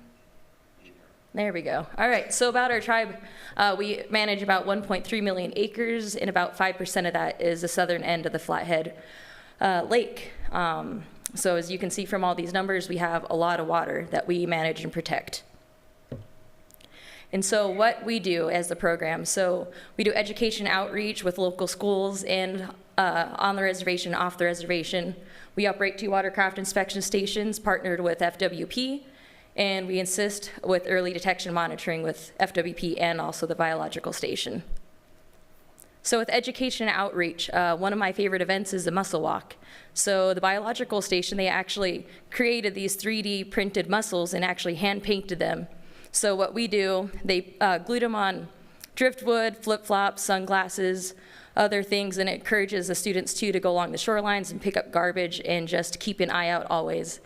And they also drew some fun animals on rocks for them to flip over and see as well. And so we have 3 schools that attend, 2 Eagle and Mission, and then Big Fork is off the reservation, so we go and hang out with them, and then Polson. And so all these photos are actually at the Polson at Salish Point, one of our parks. Another education outreach event we do is river honoring, and this is mostly 4th and 5th graders, and they just learn all kinds of things that, that the tribe is doing as a whole with natural resources. So we operate the Valley Watercraft Inspection Station that runs from March to October, so it's a big chunk of the year. And from May to September, we do night shift operations. And this is like the 2nd most stopped at station in the state, and Russ informed me it's actually the 3rd most stopped at state or check station that uses the WID mobile app. Thompson Falls, we operate from April to September, and here we're mostly catching milfoil from people leaving the reservoir. And we always have a special guest, Deborah Timerson. She has mussel sniffing dogs, so she's always great to have at the check stations because she gets the boaters involved. She actually, in that photo on the bottom left, she has a vial that she takes with her, and she'll ask the boaters if it's okay if she can place it on the boat and then have her dogs hide out for a quick second, and then they'll come out and find out where the mussel's at. And this is Ismay on the right, finding that she hit it on the motor. So it's pretty cool, and it's nice to have that interaction with the boaters. And what's to come with the tribe, what we're doing, I'm gonna create a mobile outreach check station. So here we'll be able to find the gaps of people that are the routes of transportation of the boats, and if they stopped at a check station type of thing, and just get more outreach out there for people and with the boaters and just the general public, and to create an early detection monitoring crew since we are partnering with FWP in the biostation because we do not have the capacity yet, but we're getting there. So yeah, any questions? Questions for Katie? Oh, go ahead, Tammy. So many of the states that have WIDs have issues with hiring and keeping staff. Is that something you are also challenged with? Actually, since I kind of took over the program a couple of years ago, last year to this year, we had about like a 90% return rate. And this year we already have like more people, I think it's about 90 again, that already said that they want to come back next season. And so I think we're kind of unique being tribal people, because they see that they want to protect the waters, and they actually get to see what they're doing like right away type of thing versus, a station that's far away that they don't see the impacts that they're having. And so, yeah, yes. Do you see any evidence of your programs actually inspiring the youths of the nation to study the sciences or go into natural resource management? I like to think so with our outreach events, because, we have the grade school that we hit, and then middle school, and then high school. So a lot of them, they do have a lot of questions when they do come to those events, which is nice. And sometimes they blow me away because of how much they already know about aquatic invasive species and clean, drain, dry, which is important because, they're our future, and they get to bring that home information to their parents as well. Thanks. Any other questions? Perfect. Thank you, guys.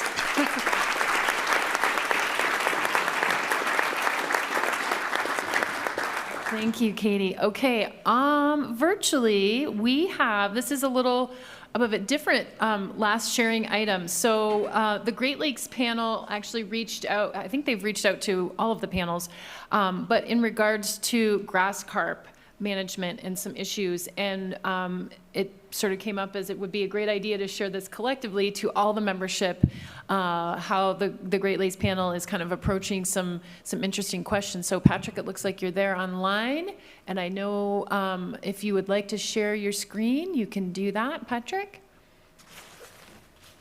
So Patrick is Kokowski, I think I've said that sort of correctly, is with the U.S. Geological Survey, but he is also a voting member of the Great Lakes panel. And I also think that Sissy Weiberg, the Great Lakes panel coordinators, also joined as well. So great, we can see your screen, Patrick. We just can't hear you. Can you hear me? Yes, I can. Great. Welcome. Okay, yeah, thanks for the opportunity to present, and sorry to go from such positive, uplifting messages to more downers, but here's where we are. As many of you probably are aware, grass carp, naturally reproducing grass carp have been in the Lake Erie system for, we estimate, around 30 years. We didn't know this until about 10 years ago, but several retrospective analyses have placed the first dates of reproduction of grass carp probably in the early 1990s. This is a severe problem for the state of Ohio and state of Michigan, and there's some evidence that grass carp are spreading to other lakes through the Huron-Erie corridor to Lake Huron. They've also been captured in Lake Michigan, with one fish potentially having been reproduced in the Sandusky River, and diploid fish have also been captured in Lake Ontario. The reason for this is that prior to the Malone Fish Farm in Arkansas creating the procedure for producing triploid grass carp, diploid fish were stocked. And we now have reproducing populations again in the Great Lakes. Within the Western panel, we have reproducing populations down in the Trinity River in Texas. Many of you are aware of the reproducing population also in Colorado from the Brandenburg et al. Paper from a few years ago. Triploids are permitted in many states. Some states don't permit any grass carp at all. Canada bans all grass carp. But we still have 6 states, one in the western region, that allow stocking of diploid fish. Now, 4 of these border the Mississippi River, and a couple of them border the Missouri River. And those are sort of the gateways, if you will, through the Platte River and the Missouri River to the rest of the West. So what we'd like to prevent elsewhere in the country is what you see pictured on the bottom here, great big fish, that another picture on the bottom have great big ovaries. That fish had 10 pounds of eggs, well over 1 million eggs. She was caught out in the central basin of Lake Erie, just outside of Sandusky Bay. It was probably on her way to the Sandusky River to spawn. What we observe is that diploid grass carp are currently rare in the western region. This map depicts where diploid grass carp have been captured in the past, and the numbers indicate how many are in the NAS database. So we've already got them in the upper Colorado River Basin. Adam Sepulveda is doing a project that many of you are contributing data to, and thank you for that, on eDNA, a quick snapshot of eDNA in the upper Colorado River and its major tributaries. Hope to have results of that not in the not too distant future. We see the Arkansas, Columbia, both Red Rivers, Missouri, Rio Grande, Willamette, Yellowstone as rivers of concern. And of course, the result just a few days ago of the villagers in the Snake River remind us that no river is immune to potentially new and damaging invasive species. So what the Great Lakes panel has done is try to put together a coalition, if you will, try to drive a national scale effort to try to eliminate the risk of diploid grass carp by advocating for requiring triploid grass carp throughout the country. We're not naive to the trade issues there, and Mike Freeze and the Malones would of course be part of this conversation.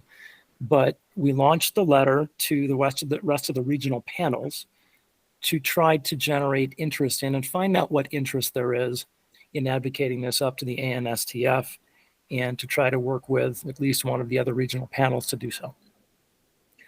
So I can stop at that point, and I'd be happy to let Ceci weigh in if she'd like on our process and what we hope to achieve.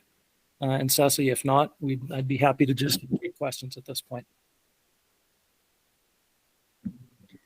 Thanks, Patrick. Yeah, I don't have much to add here. Patrick obviously is the content knowledge expert on this issue, but yeah, we certainly have worked in the past with the Mississippi River Basin to submit a joint recommendation to the task force.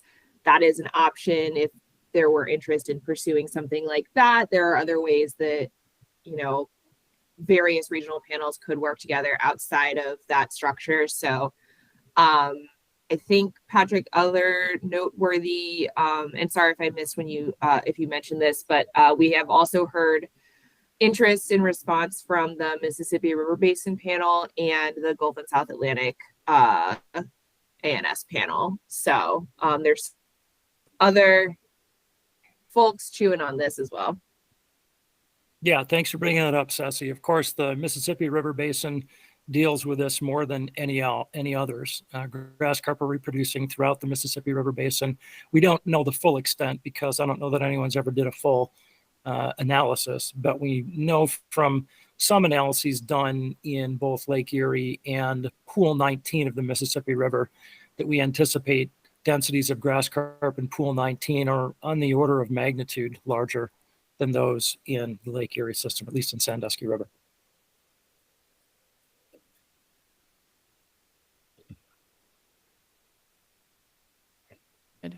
Oh, there we go. Are there any questions? Okay. Oh, I can't see. Go ahead there, Chris. So concerning Nebraska, I saw your presentation. Functionally, Nebraska does not allow the diploid stocking of grass carp. On the books, diploid grass carp are allowed, but every grass carp permit goes to our fish chief, Dean Rosenthal, and he approves only the triploid grass carp. So functionally, only triploid grass carp that we're allowed to be stocked in the state of Nebraska. We are in the process of just confirming that regulation with our Attorney General's office, but no, Nebraska does not allow the stocking of diploid grass carp. Excellent. Thank you for that clarification. Thank you, Chris. Any other thoughts or comments? Go ahead, Sam. You need the mic. Sam, mic. Do you suspect that these diploids are a result of the transplants from triploids that may not have been triploids? So I think that is one possibility. And, you know, strangely enough, 30 years ago, I was a consultant in the Denver area, and I stocked diploid grass carp east of the Continental Divide. And I had to stock triploids west of the Continental Divide before Colorado went to being a straight triploid state.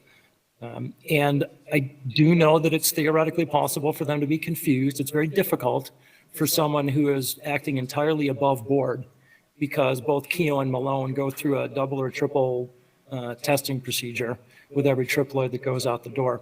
But I also know that I had to pay 3 times as much for a triploid as for a diploid. So someone who's looking to make a fast buck could say they're selling triploids, sell diploids, and triple their profit.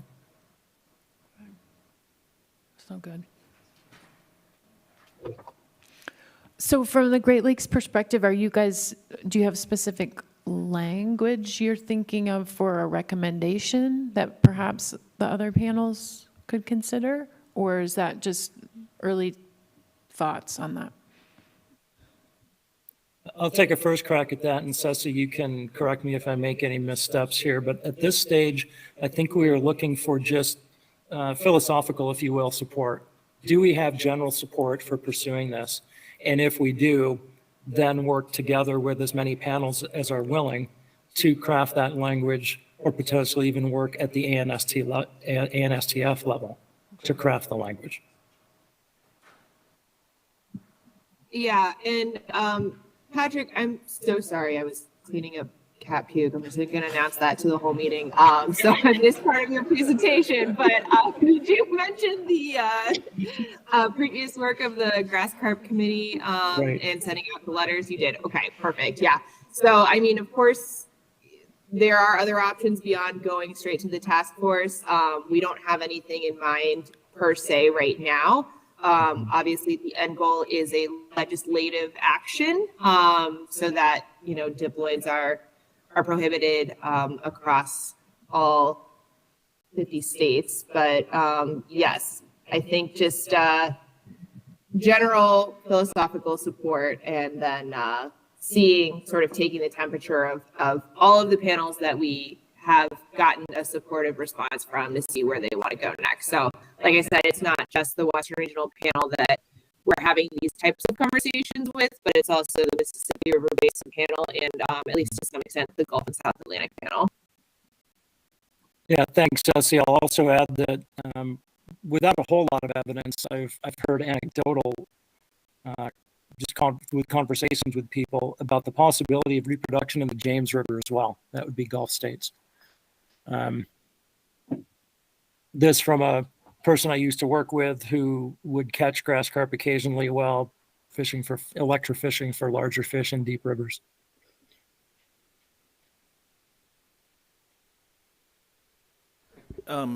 Leah, correct me if I'm wrong, but did we have a conversation, and maybe at XCOM, about polling our members about rules on the books, triploid versus diploid? If that was a strategy that was needed to help resolve anything, yes. Okay, maybe we do that.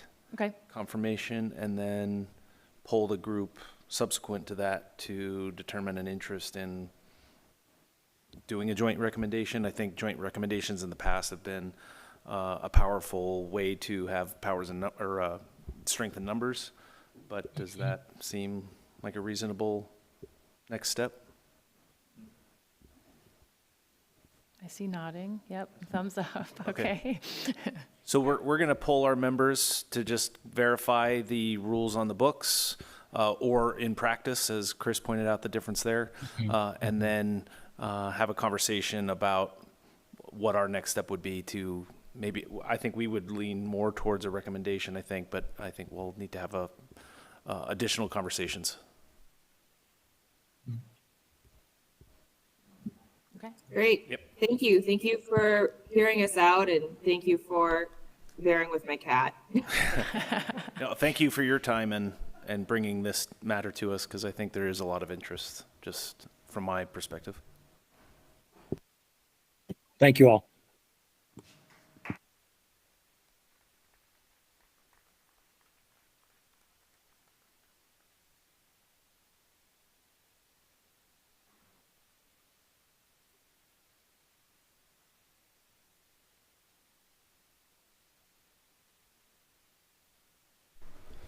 Before we conclude, we do have public comment on our agenda. I don't think we really mentioned it much, but does anyone have any public comment?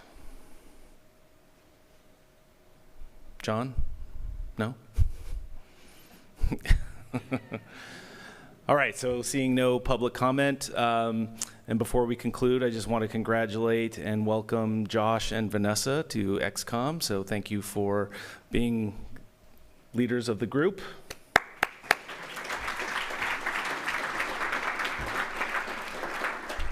And then I wanted to provide a special thanks to Martha Volkov, who's an outgoing member of XCOM. She really helped us out, stepping in to be the vice chair when I transitioned into the chair.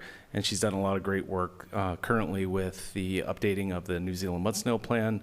And then just has always provided a very keen eye to detail, and she's wickedly smart. So thank you, Martha.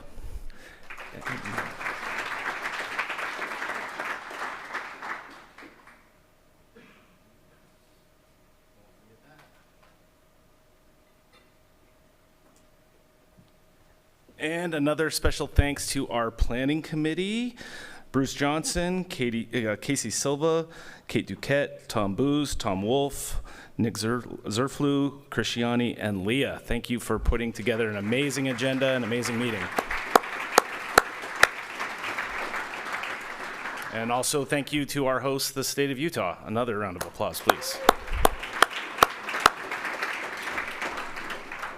And remember, we do have a preliminary list for 2024, but if you want to host or have some ideas, please let Leah and or I know. And we have some final details on the field trip That's tomorrow. why I came up to- Yeah. And that's what we want Bruce to do. That was like, Okay, so Bruce, do you mind giving us some details on the field trip tomorrow? just basic stuff. Basics, 101. Okay, basics. Everybody show up at 8 o'clock out here in the lobby to hop on the tour bus. 7:45. Yeah, all right, even better. You're going to take about a 45-minute drive south to Utah Lake State Park. We're going to see the dip tank and then take a van ride around the June sucker recovery that everybody got to take a look at and hear about yesterday. And you can ask all the questions and take a look at the dip tank for yourselves tomorrow. That'll be 9 o'clock for the tour of the June sucker recovery. 10 o'clock will be the dip tank, and then everybody will be back here between 12 or 1 p.m. to exit the hotel here. Did I get everything? Yeah, Bruce.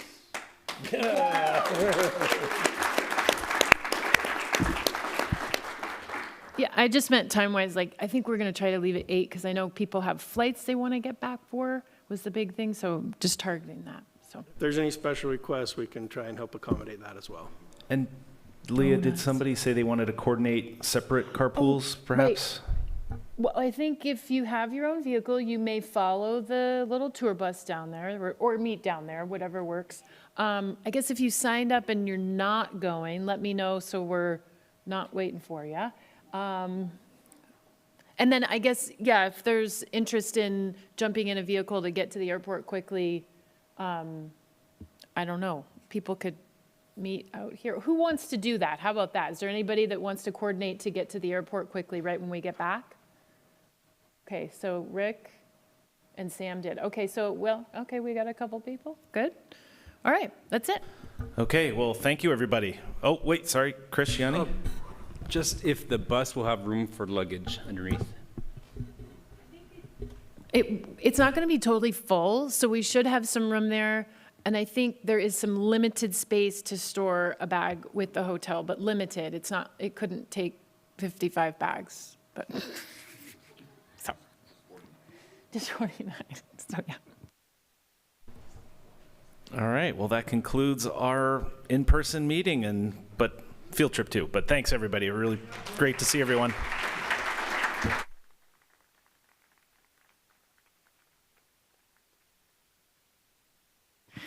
There's a little crate as you go out the meeting space if you want to leave your name tags and.